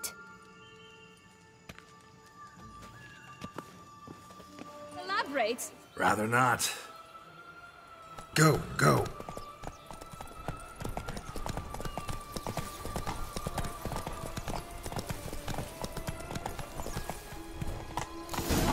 Here. None at all. This is grand. I'm all right. Not in any danger. Relax, it's over. No, it's not. There's more. Another wolf behind you. Ignore him. He always lies. Aha. Boy who cried wolf. Still does, I suppose. And doesn't, when they actually appear. The one and only. Listen, you little chit. Jack said you know what's become of his 3 beans. I don't know anything. Not one thing, and besides, watch out! Wolves!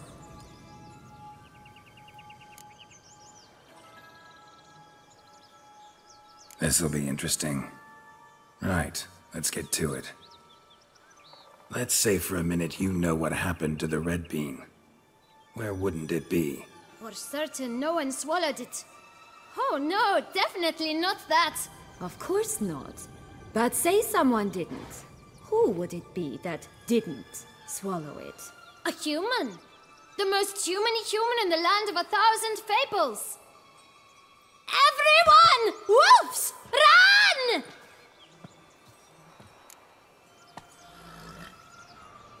Bet you haven't heard what happened to the blue bean. Maybe? Not at all? Right? I've heard it lies about somewhere, out in the open. Just like that? No one guarding it? Nobody. 3 times over. Help! Wolves! Yellow bean. Don't know a thing about it, right? It's somewhere very, and I mean very deep. So deep, in fact, it's completely underground. And who has it? A bold farmhand, who in no way and not at all awaits someone. Not in the slightest. Good folk! Wolf! Say that word one more time and I'll chop you up. Feed you to the fishes. Understood?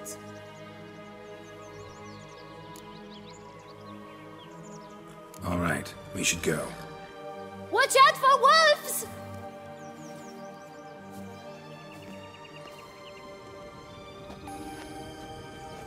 Tough to talk to, that one. Was it, though? You need merely remember he always lies. Or more precisely, reverses the truth. Where to now? I'm not sure. We should visit some of the other fables. The meaty ones, that is. Perhaps then Joss's hints will make more sense. It's just a few. Red Riding Hood, piglets and bears, 3 of each. And Goldilocks, of course. Then Longlocks, and a little lass who sells flint. Ah, fine. Let's get to work. Care for a cigarillo? A bit of tobacco? A dab of fistek? Remind me, what tale are you from? Sold flints when I was a lass. But no one bought them, so I branched out. Now I deal in snuffs, puffs, all sorts of fun things. What'll you have, sweeties? Magic beans. Do you have any? If it's not the new name of some kicker I already have, dearies, then no. But maybe you'd like some. Hey, where'd you get that ribbon? That's mine. Is that so? Then why was it lying in the bushes? Finders keepers, sweetheart. The ribbon. Mind explaining what the fuss is about? There's not much to explain. I got it from Aturius Vigo when I was a child. It was to protect me from evil. It clearly didn't work, given how I ended up. But it means a lot to you. How should I put this? I have so few mementos from my childhood, and the ribbon reminds me of the good old days, when I was someone else. Dears, could you continue this touching scene elsewhere, You're scaring away my customers.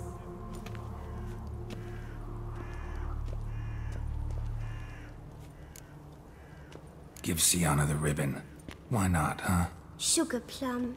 The only thing I hand out for free is a first hit. To get them to come back for a second, of course. For all else, you've got to pay. What if I asked you nicely? Ask me nicely and I might play you for it. A round of cards?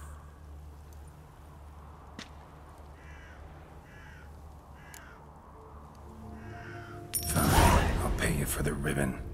This enough? It's enough. Now go away.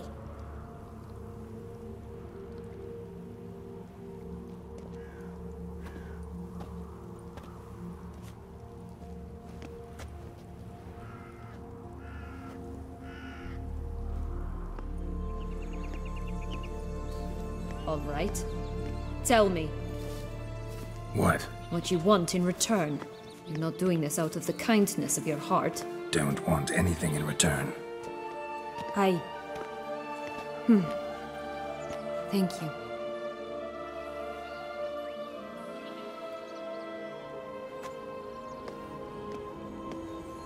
You know the story, don't you? Who's afraid of the big bad wolf? Looks like Big Bad's already blown down the houses of straw and sticks. Brick's the only one left. We should look inside. Remember Joss's words? One bean lies out in the open, guarded by 3 nobodies. Yeah, could be it.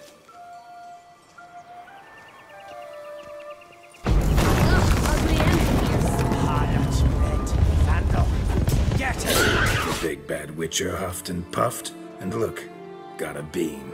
It cannot be. What cannot be? You actually have a sense of humor.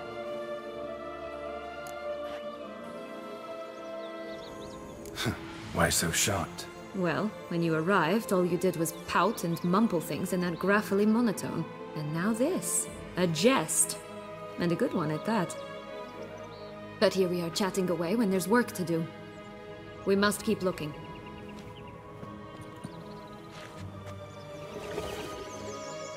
Hello? Can we talk? Schwumbroch, my head! Damn it all! I swear that was the last time I drank with Redbeard. Oh, Sienna, a bloody long time it's been. You've changed. Whereas you, not at all, big bad wolf. Though it seems you've started running with the wrong crowd. And who should I run with, eh? Thumbelina? One shot and she's under the table. But what brings you? You could always have a drink with us. Oh, what now? Not on your life. I can barely stand, I'm so hungover. You know what they say about the hair of the dog? Out of the question. And why must you drink? Do you wish to drown some sorrow? And I don't mean to pry, but you don't look much like a young duchess to me. They stripped me of my title and birthright, then banished me. A family spat, let's say. Listen, looking for magic beans. Seen any? I was given one for safekeeping, but... Where is it? Talk! Shh, not so loud. Oh, I can be much louder than this. And resort to other means of persuasion. Right there, the threats. Sienna to a T. Listen, I exist to restage a fairy tale. If you want to play at it, I'll be happy to oblige. But it won't be easy. The thing is, Little Red Riding Hoods popped her clogs. What? 1,000 times they cut my gut open, filled it full of rocks and drowned me in the river. So once you stopped coming, I decided to repay the little imp for all her loving labor. Who now rots at the bottom of the well, she and the hunter, which means we can't play, and I'm under no obligation to talk to you, not about beans, nor anything else. So leave me be. Sod off.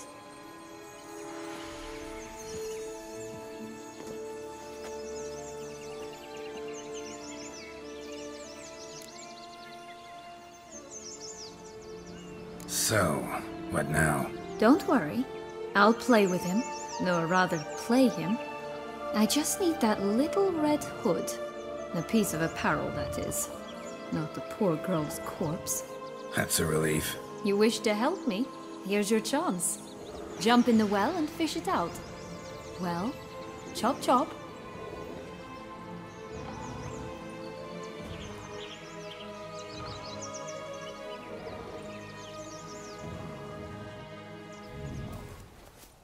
Any luck? Yep, look what I got. That would never fit you. Give it to me. How do I look?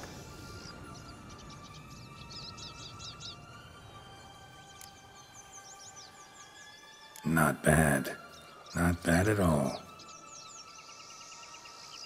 Let's go see the big bad wolf. Let me guess. You'll play the granddaughter. Mm-hmm. And you, the hunter.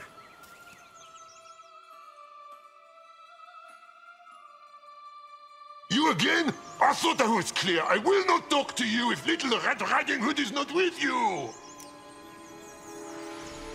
Not a problem. Sienna can take her place. What? Very well. It's not as if I can forbid you. Granddaughter, come closer, sweetie. But, Grandmama, what big eyes you have! The better to see you with, my dear. Granny, what big arms you have! The better to embrace you with, my dear.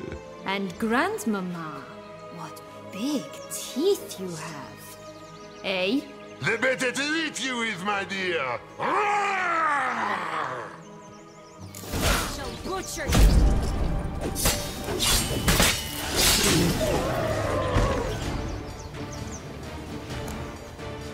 Remember what Joss said about the red bean. A human has it, and he definitely didn't swallow it. Mm-hmm. Gotta open his belly. Bottle caps, fake teeth, a corkscrew. Ah, here it is. Red bean. Well then, one step closer to our goal.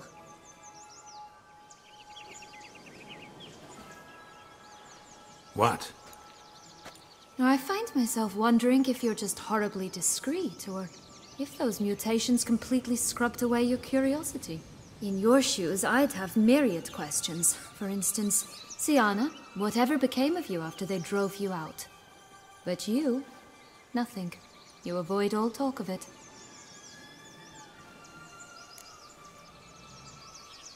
Well, since you brought it up, I'd gladly hear about it. The flower of Toussaint's Knights took me all the way to the Ketdu wilderness and left me there alone, without a copper, in a torn lace dress, right when the frosts were setting in. They assumed something would eat me, or that I'd do everyone a favor and die of hunger. But as always, I failed to live up to expectations. I wandered the woods for a week, went purple from the cold, gnawed the bark from twigs. Finally, I saw a light among the trees. A campsite. They were bandits, bearded, drunk, spattered with blood. I was sure they'd rape me or kill me, or both. Take it neither happened? That's when I learned a robber and a murderer can be a better man than a knight in shining armor. They took me in, we set off for Nizer, and I did what I could to repay them. I advanced in their ranks rather quickly. Eventually, I became their leader. Of the whole ragged band. Been through a lot. I have.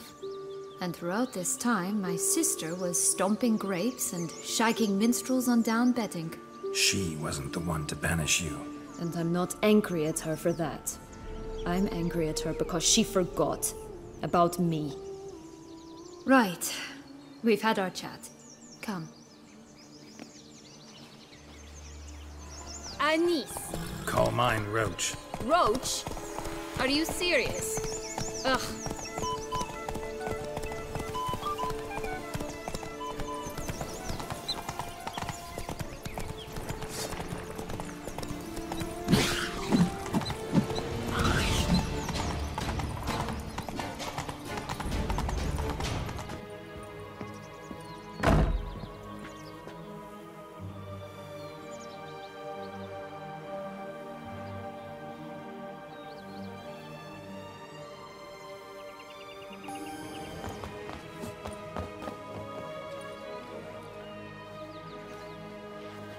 So? Got the bean, but long logs. Seems she got sick of waiting for a knight in shining armor. Can you blame her? Men these days, dandies and fops all. That why you cozied up to a vampire? Detlef was a tool, and only a tool. Too bad he didn't know that. I trust no one. Learned that long ago. Now it's his turn.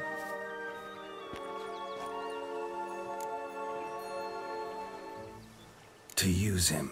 Was that your plan from the start? No. At first I was simply intrigued. Do you know the story? It was in Metina, a few years past. I'd gone there to pass some loot off to a fence I know. We were hashing out the terms when in walked Detlef. He said he'd come to sell a silver candlestick. He gripped it through a cloth. That caught my eye. I followed him out, observed him from a distance, but he caught on quickly. Yeah, superhuman senses will do that. He turned down a blind alley. I followed. He jumped out from behind a crate, baring his teeth. I suppose he'd wanted to frighten me. Alas, he didn't in the least. After all, I'm a monster too, am I not?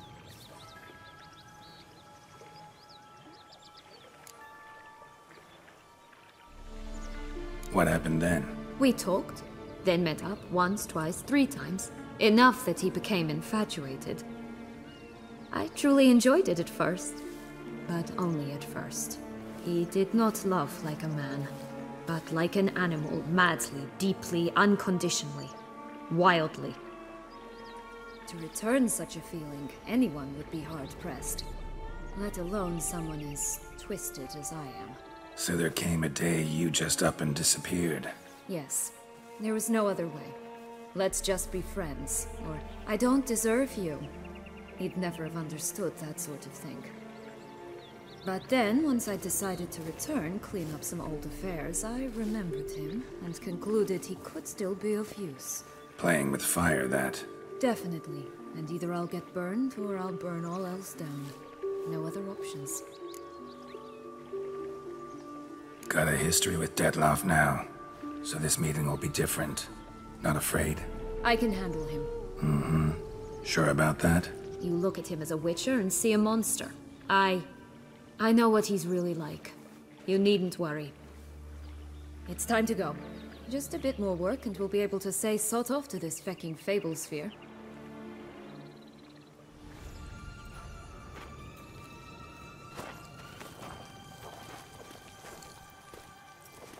Wait! Why? The stalk will sprout abruptly. Very abruptly. We must be careful.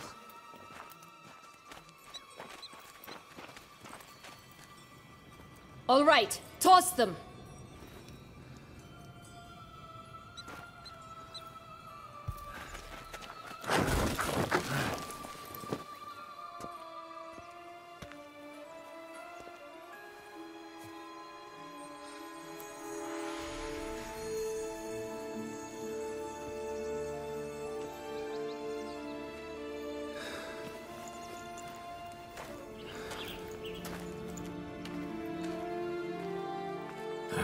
Something's always gotta go wrong.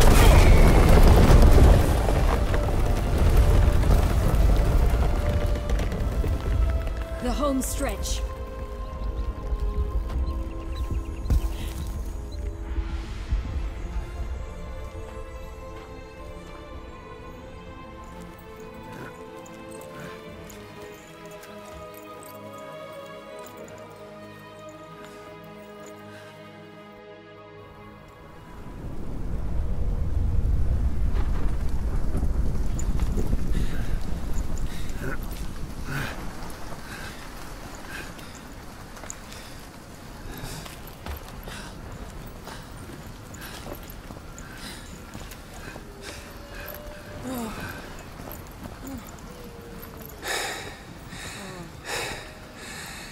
Incredible.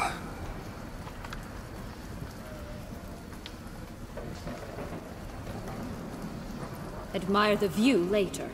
First, we must deal with...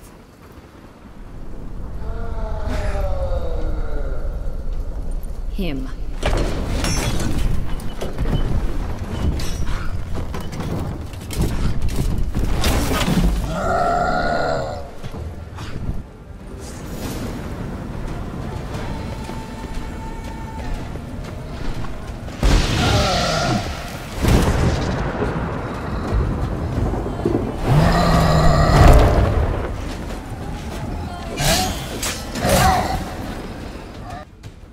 For a fairy tale creature, that was one tough son of a wench.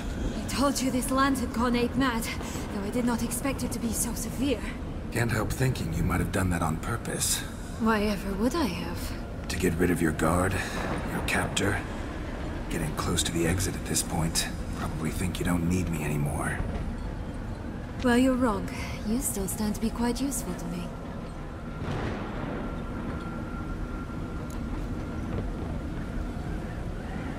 That's so? How? Plan to use me like you did Detloff? No, I need you for a purpose far simpler. Well, don't just stand there and stare. I need a man, Geralt, and I'm not afraid to say it. I've no idea what awaits me once we leave this place. Treat it as my last wish.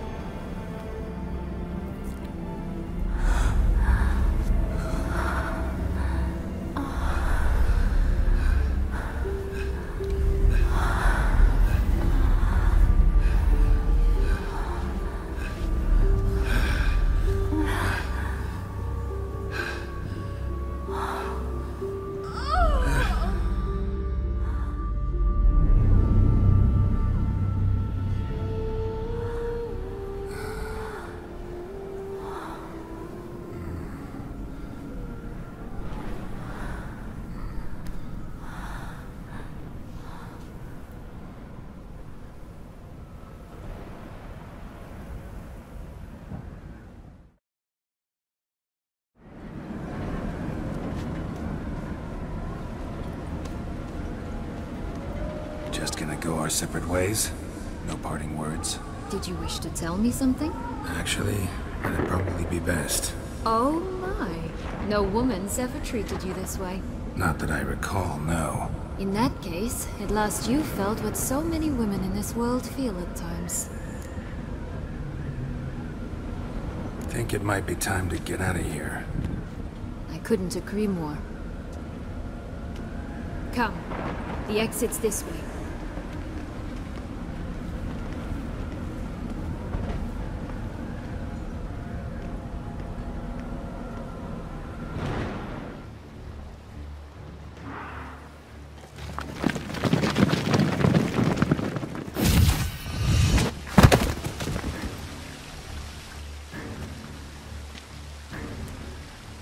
Portals in a fountain? Not terribly practical. It was a secret passage. Henriette and I would use it to... hide from your governess, which luckily she noted down in her diary, thus I knew where to await you. Never mind that. Has the young lady agreed to help clean up the mess she's made? She has. And stop treating me as if I were a child. Would you prefer I treated you like the lying manipulator you are? Calm down, both of you. But... No buts. Let's go. Really want to be done with this.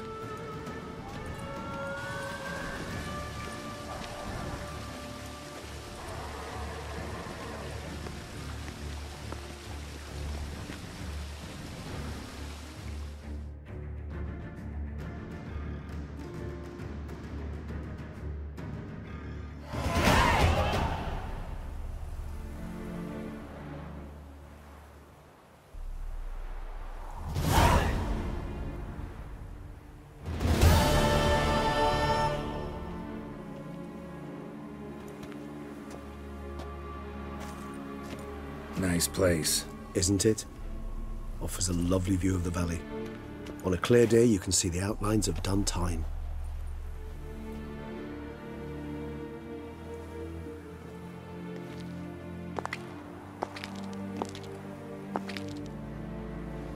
Is it, though?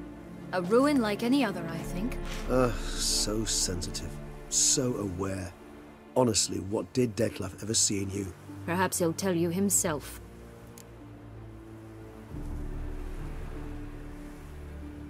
Let's get ready. Detlef will be here any moment now.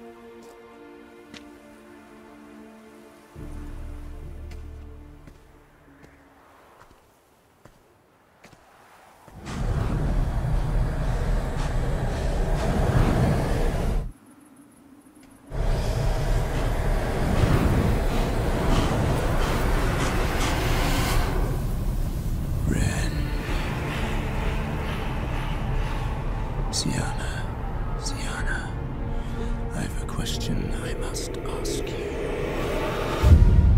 Did you truly feign it all? That which bound us was a ruse? Detlef, it's not that simple. Oh no, it's very simple.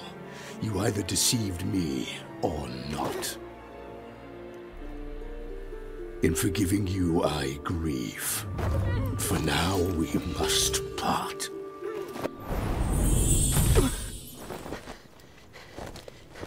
What?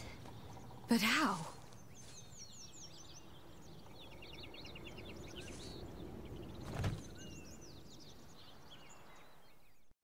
The ribbon. Ha! Seems I've been fooled again. She will pay for this, sooner or later. She will pay! You never should have meddled with her!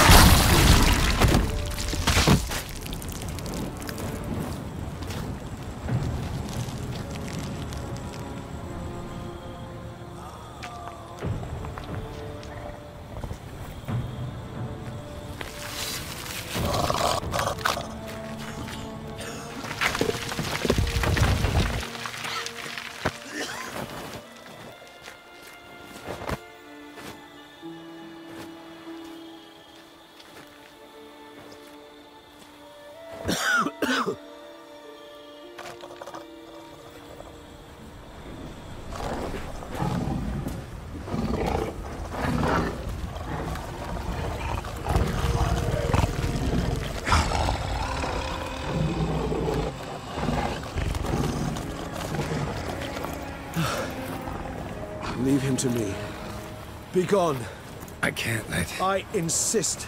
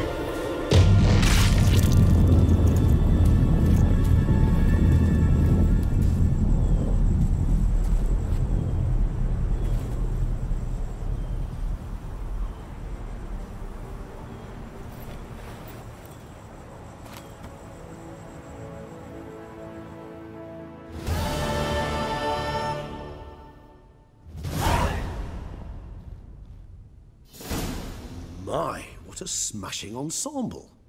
You wear it well. Shut up. I look like a twit. The caftan is sewn of the best fabrics available, and according to the best tailoring practices. But one must have a modicum of taste to appreciate this. Even the most exquisite robes cover only deficiencies in beauty, never in refinement. Usually wear something different, better suited to my trade.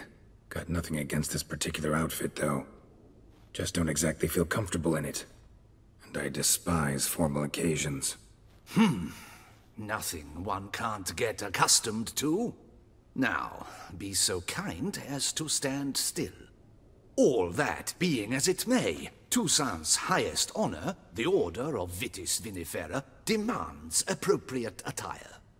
The Duchess cannot be expected to drape the medal on a suit of armor caked in mud. Palace protocol places enormous emphasis on form, virtuous tradition, etiquette. Huh. A tradition which values appearances ahead of all else. Which calls for lordly, glistening triviality and misplaced generosity. Sound wistful. Pensive, Regis. That because they refuse to buy you a new outfit? Hardly. It's the tone I ever adopt when I find myself pondering, which, believe it or not, happens quite a lot. Besides, I've no need for a new outfit as I shall not be attending the ceremony. Why not? Because unlike you, I don't have to.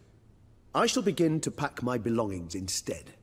I trust you'll join me later, once you're richer by a medal and a fascinating new experience?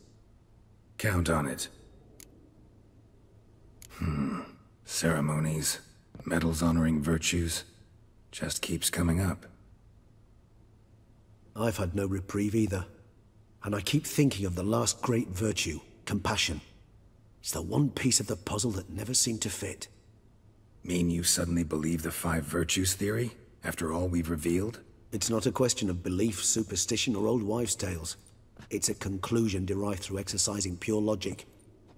Siana planned everything in advance. Had we not stopped her, surely there'd have been a 5th victim. One the gossips would have associated with a lack of compassion. Her plans don't matter now. Can't act on them. Ask the messenger who delivered my invitation to the ceremony. Siana's in the palace. Courtiers pressured the Duchess to lock her in a tower. Do you care not a whit who else was in her black book? We've some time before the ceremony. We could still chat with that boot-cleaning urchin. He was the one to pass the victims' names to Dettlaff. Perhaps we missed something. All in all, why not check up on that? We'll go together, assuming we're done here. I am done, yes. It lies in your hands now to see if you are able to present my handiwork at the ceremony with the dignity it is due. Or if you will first destroy it, crawling about the city's underbelly. Promise to be careful.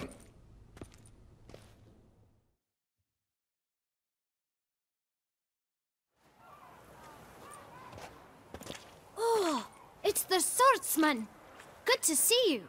Here for a spiffing? Dirty boots are a stain on professional dignity, you know. Step on up. Need to ask you something. Yet again? Go on then. I'm a proponent of free speech and I will gladly tell you all I know. But why not get your boots shanked while we jabber? Guess they could use a spit and polish. Then I shall take advantage as well. A friend of mine used to say boots should be as clean as the soles that wear them. Clean boots, clean soles. A fine slogan.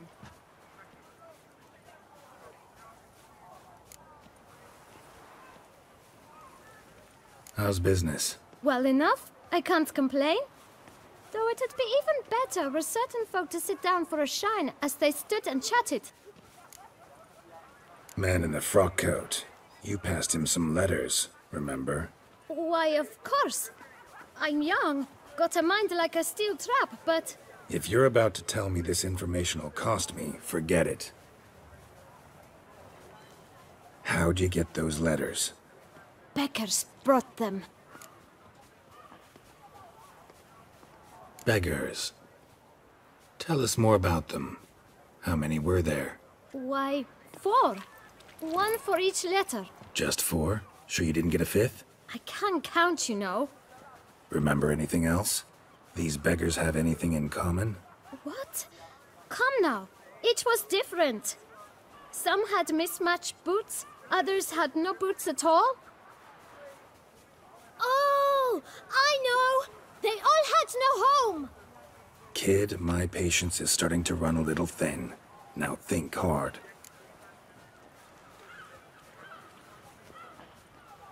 Where'd they get the letters? They pick them up? Get them from someone?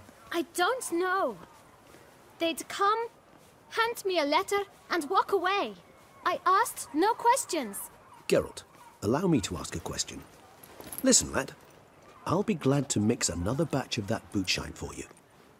But you must focus now and tell us all you know. Where can we find the beggars? Well, at the shelter, most like.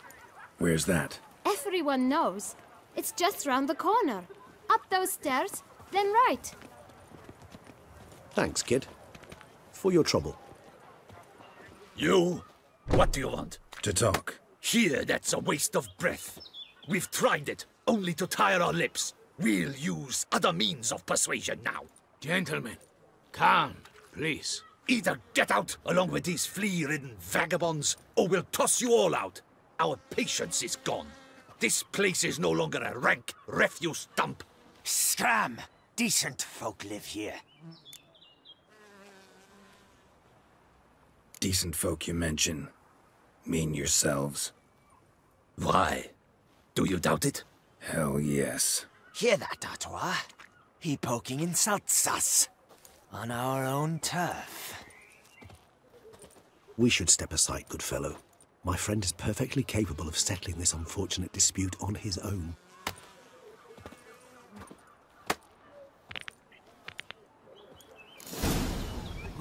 I let you call.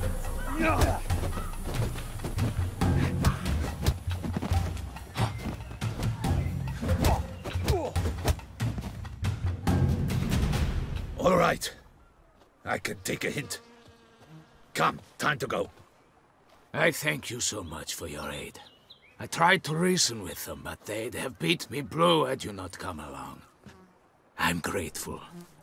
Immensely. What did they want from you? They are neighbors. Wish me to take my folk, the shelter, elsewhere. They dislike that I help the beggars.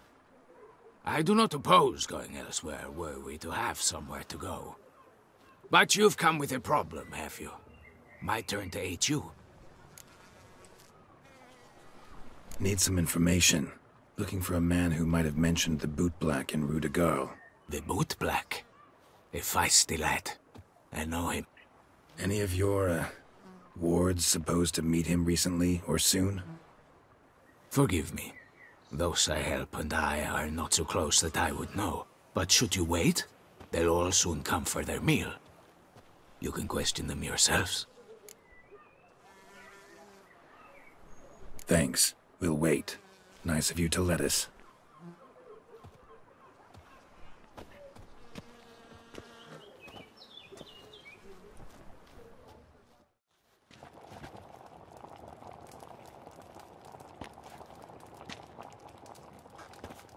My dears, I've a matter to address before I serve the soup. These two gentlemen have some questions of you. Pay attention. Answer in brief. For if you draw it out, your soup will go cold. And we wouldn't want that, would we? Recently, 4 of you delivered sealed letters to the bootblack. I know this. Does anyone know what the gentleman means? Go on, speak up. Romain? Why should I squeal? We were all told not to mention the letters. We all swore. You can tell me, Romain. You were given a letter and you delivered it, right? Good work, Romain. Thank you. Who else? I got one too. Gave it to the bootblack. Freshie, he got one. But he can't tell you, as he's not here. I still have mine. I'm to deliver it 2 days after the Feast of St. Barnabas.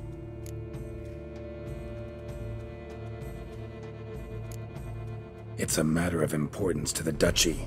Hand it over, or I'll take it from you, plain and simple. But I was to deliver it personally. Let no one else see it. That is what she said, and she was frightening.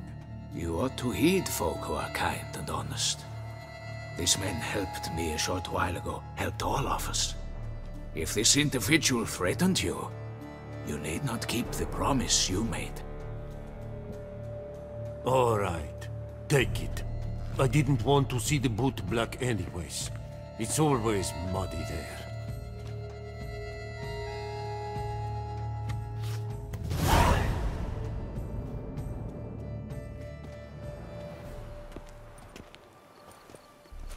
Damn it.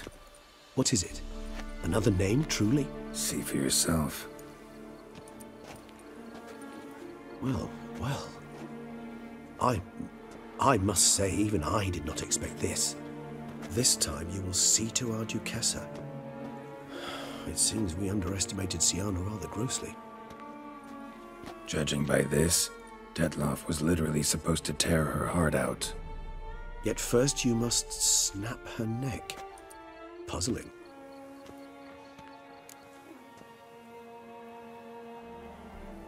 Puzzle complete now. Alas, the matter's ceased to be a tantalizing brain tease and has turned incredibly grave. We've proof of a plot to assassinate Toussaint's ruler. We've proof of a coup d'etat. Duchess was to be Detloff's last victim. Siana planned it from the start. Indeed. The logical conclusion, Geralt. 4 seemingly random victims to start. The virtue's their only link. Enough to get folk talking about a righteous, vengeful beast. Obscured the victims' links to Siana, even as she had those she despised killed off one by one, leaving the Duchess for last. Had she managed to fulfill her plan, none would have questioned the reasons. Most would have thought Anna Henrietta had died for her sins. She was known to show a hard heart on many occasions. Ample proof of a lack of compassion. Why would Siana murder her own sister? Out of envy? To take power? From an inborn penchant for evil? Yes, yes, and yes. All seem likely, and none are mutually exclusive. But if you'd like to know for certain, you could always ask her yourself. Actually, love to learn her motives. Praiseworthy, I suppose. Sometimes one should stare evil in the face. Seems a bit strong, no? She used my friend as her tool for killing. I believe I've every right to condemn her, but I support your lust for the truth. Some philosophers think empirical examination the sole path to knowledge. I believe you mentioned the Duchess keeps Siana locked up. Courtiers were insisting on a harsher punishment. Much harsher. Think Anna Henrietta had to protect her sister from a lynch mob as much as she wanted to protect her subjects from a criminal.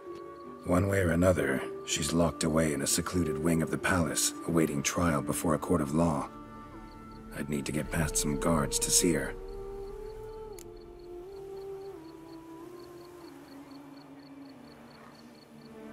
Coming with? Of course not. I shall await you at Mère la Chaise Longue. I'll not risk entering the palace after Dettlaff and his minions rampage. Besides, I vastly prefer the company of a simple mug of mandrake brew to that of the Duchess's vile sister. So, said straight up, it means you're going off to get drunk because you hate Sienna. I've never been fond of categorical statements of that kind, but I admit I could not vouch for my behavior in her presence. She treated Dettlaff cruelly. Caused his death in the end, and now this? Atop all that? No, Geralt. I will not go with you. I will await you at the cemetery. I do not know how I will ever repay you, Witcher. Don't expect to be paid. Hope you're feeling better, that's all. Oh, yes, I feel my strength returning thanks chiefly to Barnabas Basil's care. Horrible ordeal you endured. Glad I cut it short. Yes, years of suffering. Do you know what was worse than the hunger? Watching my loved ones, my children grow old and die. All my family's long gone now. The last of my kin perished decades past. I fear I've nowhere to go. This is a big house, big estate. You can stay here. Truly? I could never infringe so on your hospitality. Yet... Yeah? After all I've suffered, the years of starvation, I've but one dream. At last to prepare food that fortifies, nourishes, to delight in the tastes and smells of spices, to sit at one table with others and eat. Don't see a problem if that's your dream. You could help Barnabas Basil in the kitchen. Eating his meals. You know he's not a culinary virtuoso. Nothing could make me happier. Thank you. No, thank you. House could use a woman's touch. I've one other thing I'd like to tell you. Many years ago, my father assembled valuables for my dowry. I never wed, so they remained unclaimed. These baubles are no use to me now, but to you, well, perhaps let them be a token of my gratitude. If you wish to find them, you must go to my old home, to Trastamara. The dowry lies hidden in a barrel in the cellar. There are several barrels. You must give each a knock until you find the right one. Do just that. Thanks. To welcome you once again to the as yet humble confines of Corfo Bianco. When last we met, I did not get the opportunity to present my credentials. With your permission, I shall do so now. I previously served with distinction at the Nibli family manor and in Nazaire with Admiral Rompali, who, as you are certain to know, is an extraordinary, demanding gentleman. Whoa, Barnabas Basil. One thing you ought to know. I'm not your typical landed gentleman. Truth be told, this is the first real property I've ever owned. Oh, in that case, you must leave it all to me.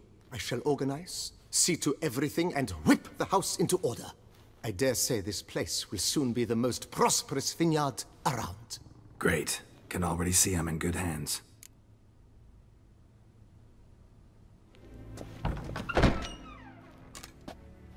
Halt! Need to see Sienna, urgently. In the matter of?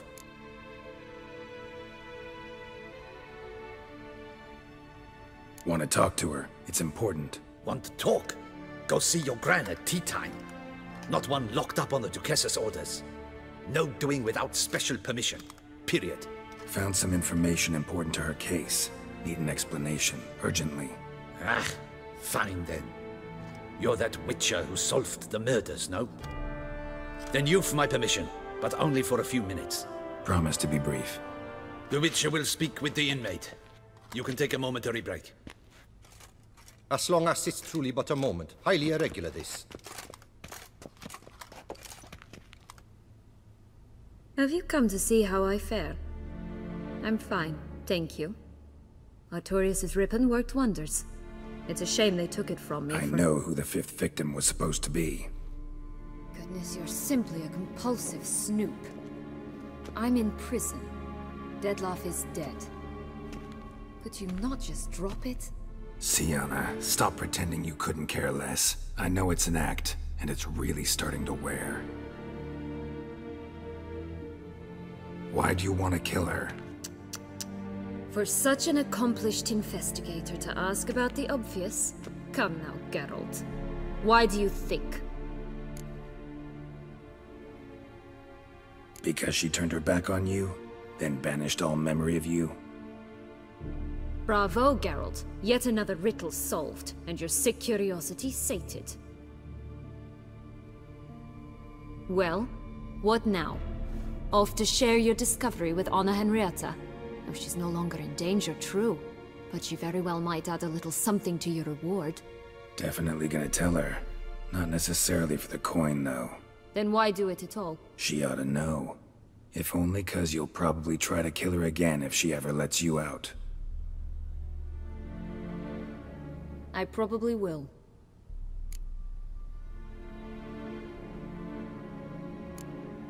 Perhaps, just for a second, you could stop dwelling on all the wrongs folk have done you, and forgive her.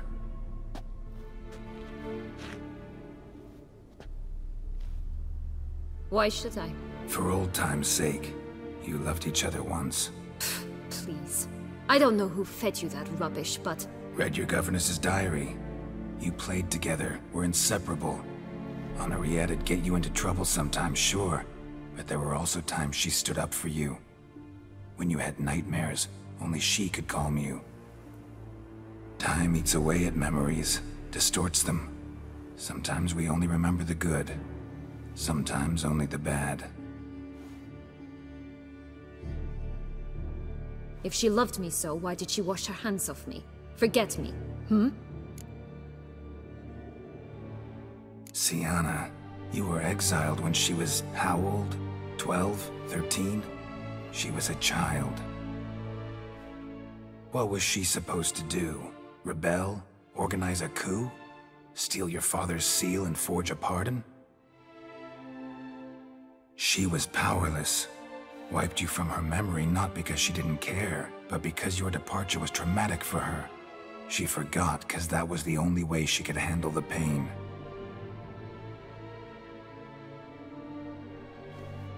Ugh. You really want a happy ending, don't you? With all of us living happily ever after. Go, Witcher, or they'll give your medal to another. And that would be a shame. Farewell, Sienna.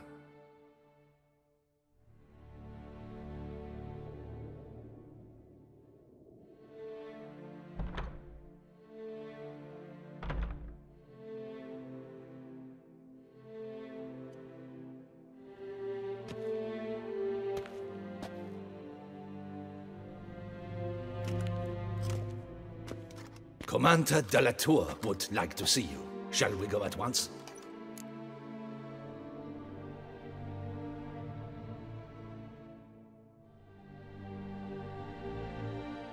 Let's go. Want to see him too.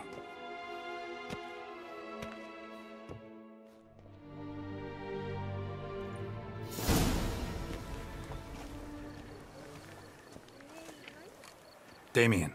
Geralt, it's about time. Ready for the ceremony?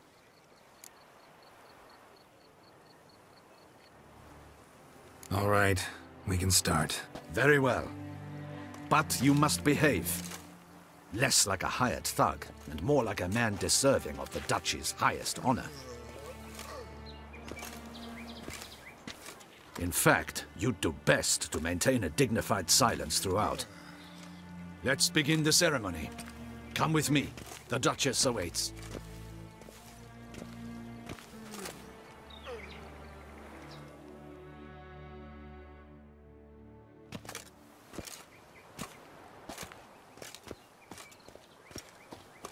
In the Guild's name, I beg your assistance, your enlightened highness.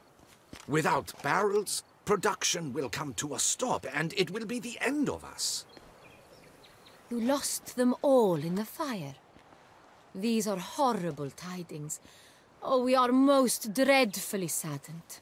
Yes, your enlightened highness all. Once the beasts had clawed their way into the warehouse, the whole place went up in flames. I shall dispatch a palace guardsman to examine the site of the blaze. If things are, as you say, fitting compensation shall be paid from the ducal treasury. Thank you, Your Enlightened Highness. Your Grace, Geralt of Rivia has arrived. My dear subjects, we come now to our next point of business. Of all the duties which fall upon my shoulders, as the ruler of this dominion, this duty is dearest to my heart. For now, we shall award the Order of Vitis Vinifera, Tuson's highest honor. Geralt of Rivia, Slayer of the Beast of Beauclair, step forth.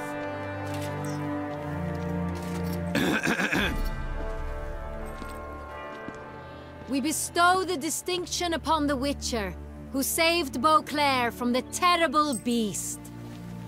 Such is our desire. May this symbol serve as a reminder to all that the Witcher shall forever remain a friend of Beauclair.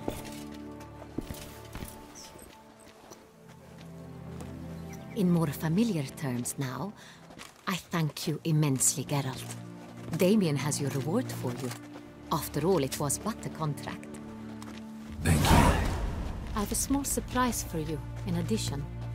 I give you more than a dozen barrels of Son Real, a wine normally reserved for the ducal table. The gustatory experience of a lifetime awaits. Are you content? Feels like a second distinction. I'm honored. Thank you. I trust you shall make good use of it.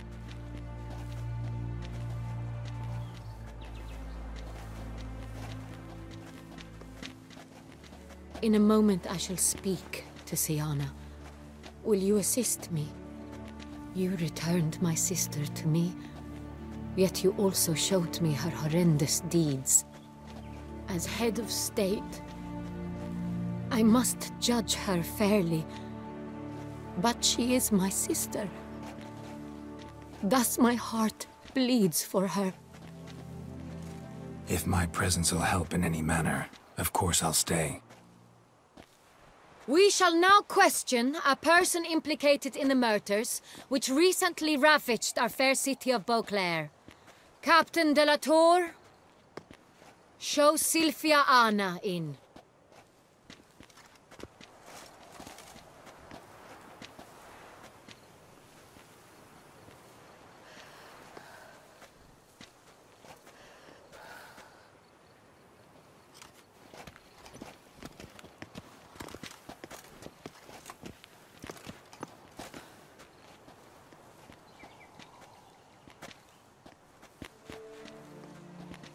The Witcher will take part in our talk.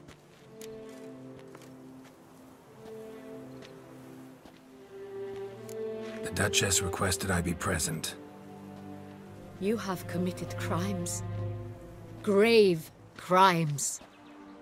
Yet you are my sister, and my heart does not allow me to treat you as a common criminal. Thus I have asked Geralt to advise me, as one impartial. I shall now hear what he has to say.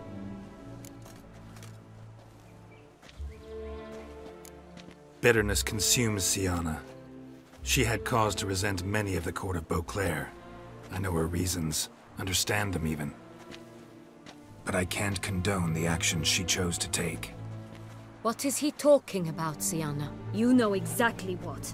I was forcibly exiled, remember? To your benefit. You knew well the throne would then be yours, though I was the elder.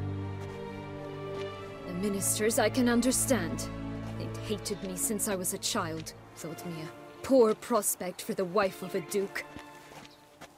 I even understand our parents had always sensed the problem.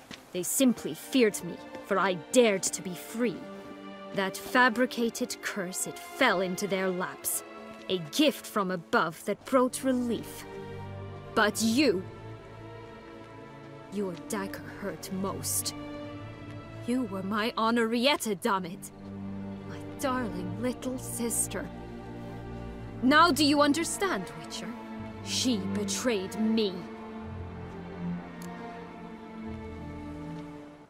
You were children then. You and your sister both had no control over what happened.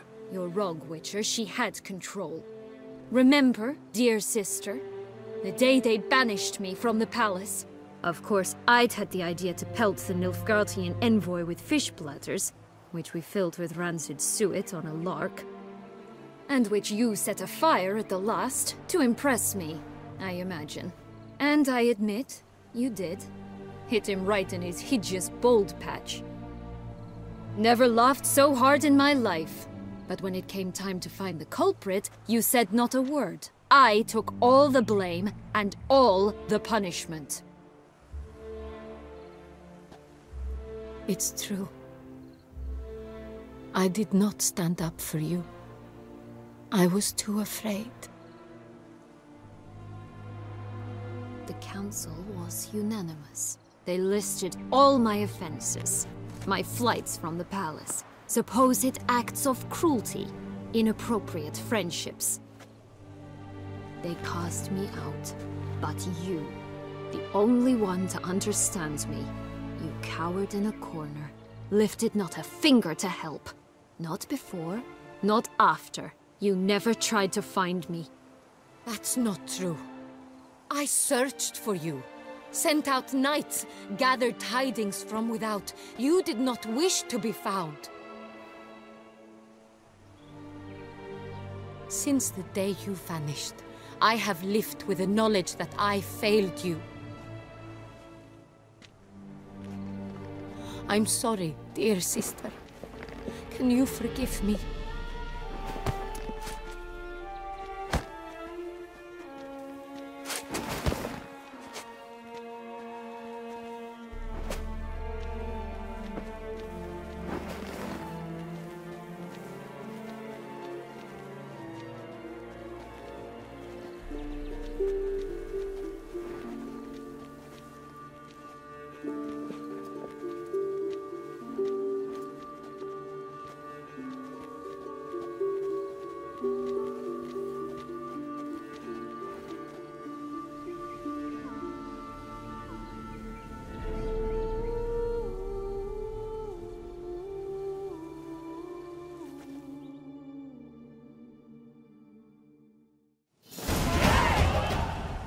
All in all, best part of the whole ceremony?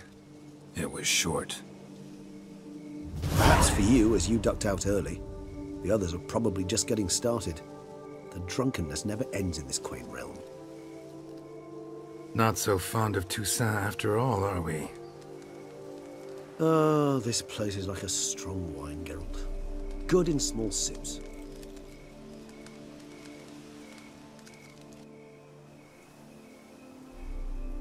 How do you find my personal brew?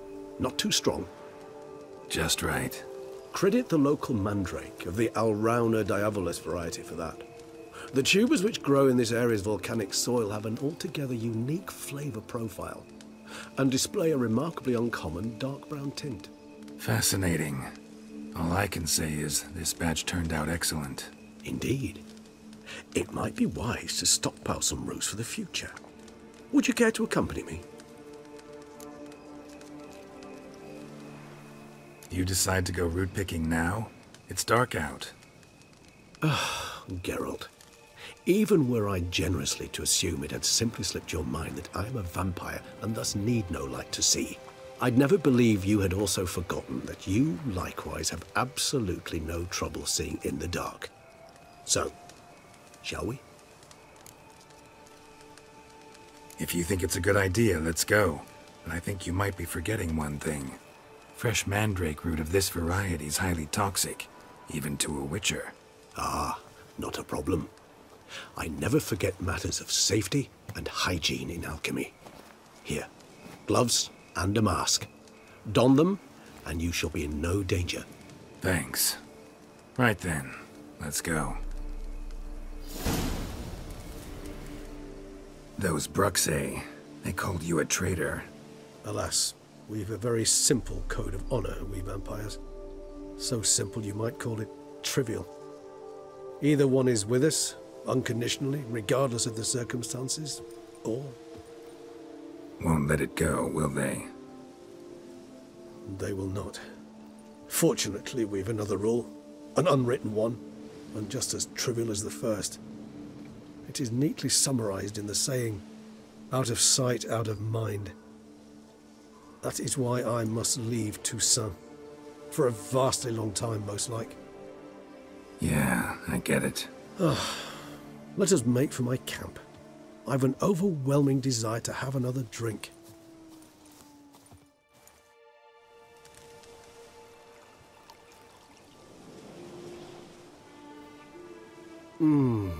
Supreme bouquet. Firm, defined beginning, then develops gently, rising to a startling finish. Don't you think? Not much of a connoisseur. Then it is high time you started your education. After all, the Corvo Bianco vineyard is now yours. By the way, I left a gift for you at your new home. On the nightstand. Thanks. Mind telling me what it is? A trifle. That will nonetheless be useful should you need mutagens. Incidentally, have you thought about what you'll do with your prize? Shall you hang your swords over the mantle and take to pruning vines?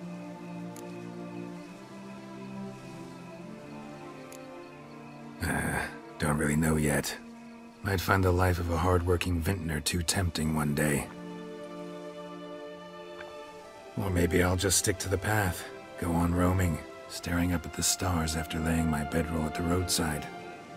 Ah, roadsides, bedrolls, and the sky above.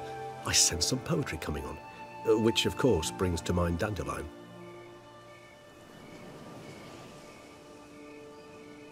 I can remember a night, not too far from here if I'm not mistaken.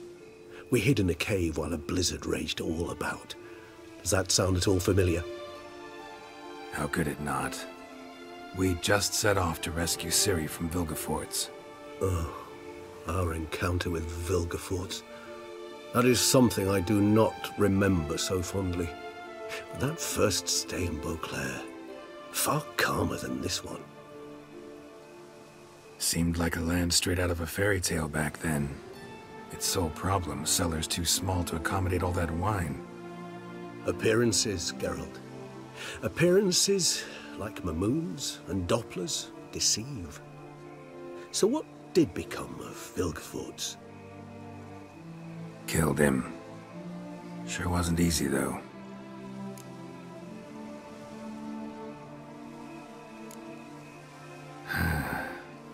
I so don't feel like going anywhere. Sit here a while longer? So we shall, my friend. We have witnessed, and in fact on several occasions incited, many great and weighty events. After all that toil, I believe we deserve a bit of a rest. That we do.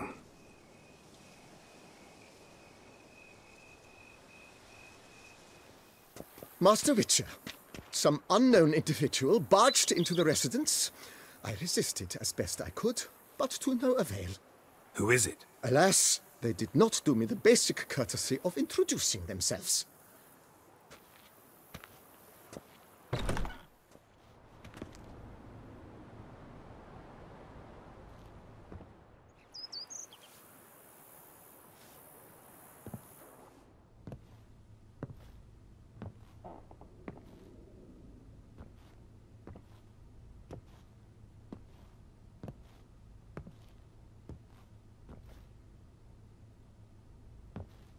Unexpected as ever.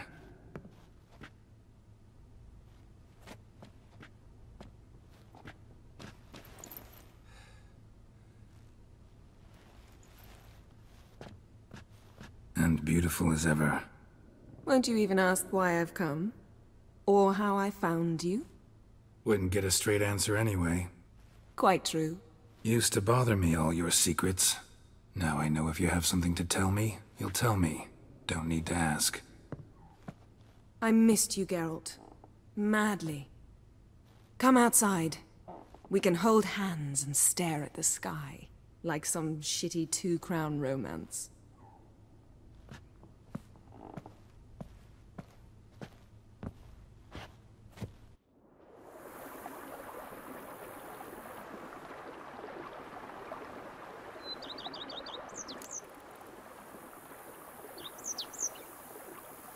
Brought quite a few books. Let me guess. Working on a new spell? Not at all. These aren't grimoires, just pleasure reading. The Name of the Orchid. A widower for half a year. Always thought you too busy to make time for something as impractical as pleasure reading. Because I was. But now I'm not. A few weeks ago, I awoke to the realization that I know not what to do next. I have no plan. I have no goal. And you know what? I like that. Finally, I can stop thinking about politics and focus on what's important to me. Which is why I came here. Liking Toussaint so far? The landscape's lovely and the towns are charming, no question about that. But the southern sun plays havoc with my wardrobe. To be blunt, wear black down here and you're pretty damn hot. Might need to think about changing your color palette. Off-white and pea green, for instance. And I'll wear scents distilled from turnips and daisies. I think I shall simply stay in the shade. And you'll bring me cool drinks. At regular intervals. Bring you whatever you want. You know, feels kinda strange having a home. I must say I never pictured you owning real estate. Was something of an accident, but I'm not about to complain. Yen, back then, before we fought the hunt, said you wanted to run away with me to the world's end. This vineyard, good enough? Yes, although there's one thing missing. Namely? I shall give you a hint. It's large, white, has 4 legs, category taxidermy. Oh yeah, the unicorn. Fine. You can bring it down here. I knew you'd see things my way. Ever thought this day would come? Me and you, peace and quiet, bees buzzing, birds chirping. I almost regret delaying so long before coming to you. I was quite the silly goose. You have doubts? Though I imagine it might have been hard coming after me. Always were proud as a peacock. Please, Geralt. I'm not like other sorceresses to feel that following someone means my wings have been clipped. Ooh, watch what you say about your colleagues. Remember, it's an ill bird that fouls its own nest. Well said, Witcher. You're not only handsome, but wise, too. I feel a bit like the cat that got the canary. Yeah, and I'm... Damn it, you win. This time. Ha! How'd that start, anyway? Our duels and wordplay? Forgotten.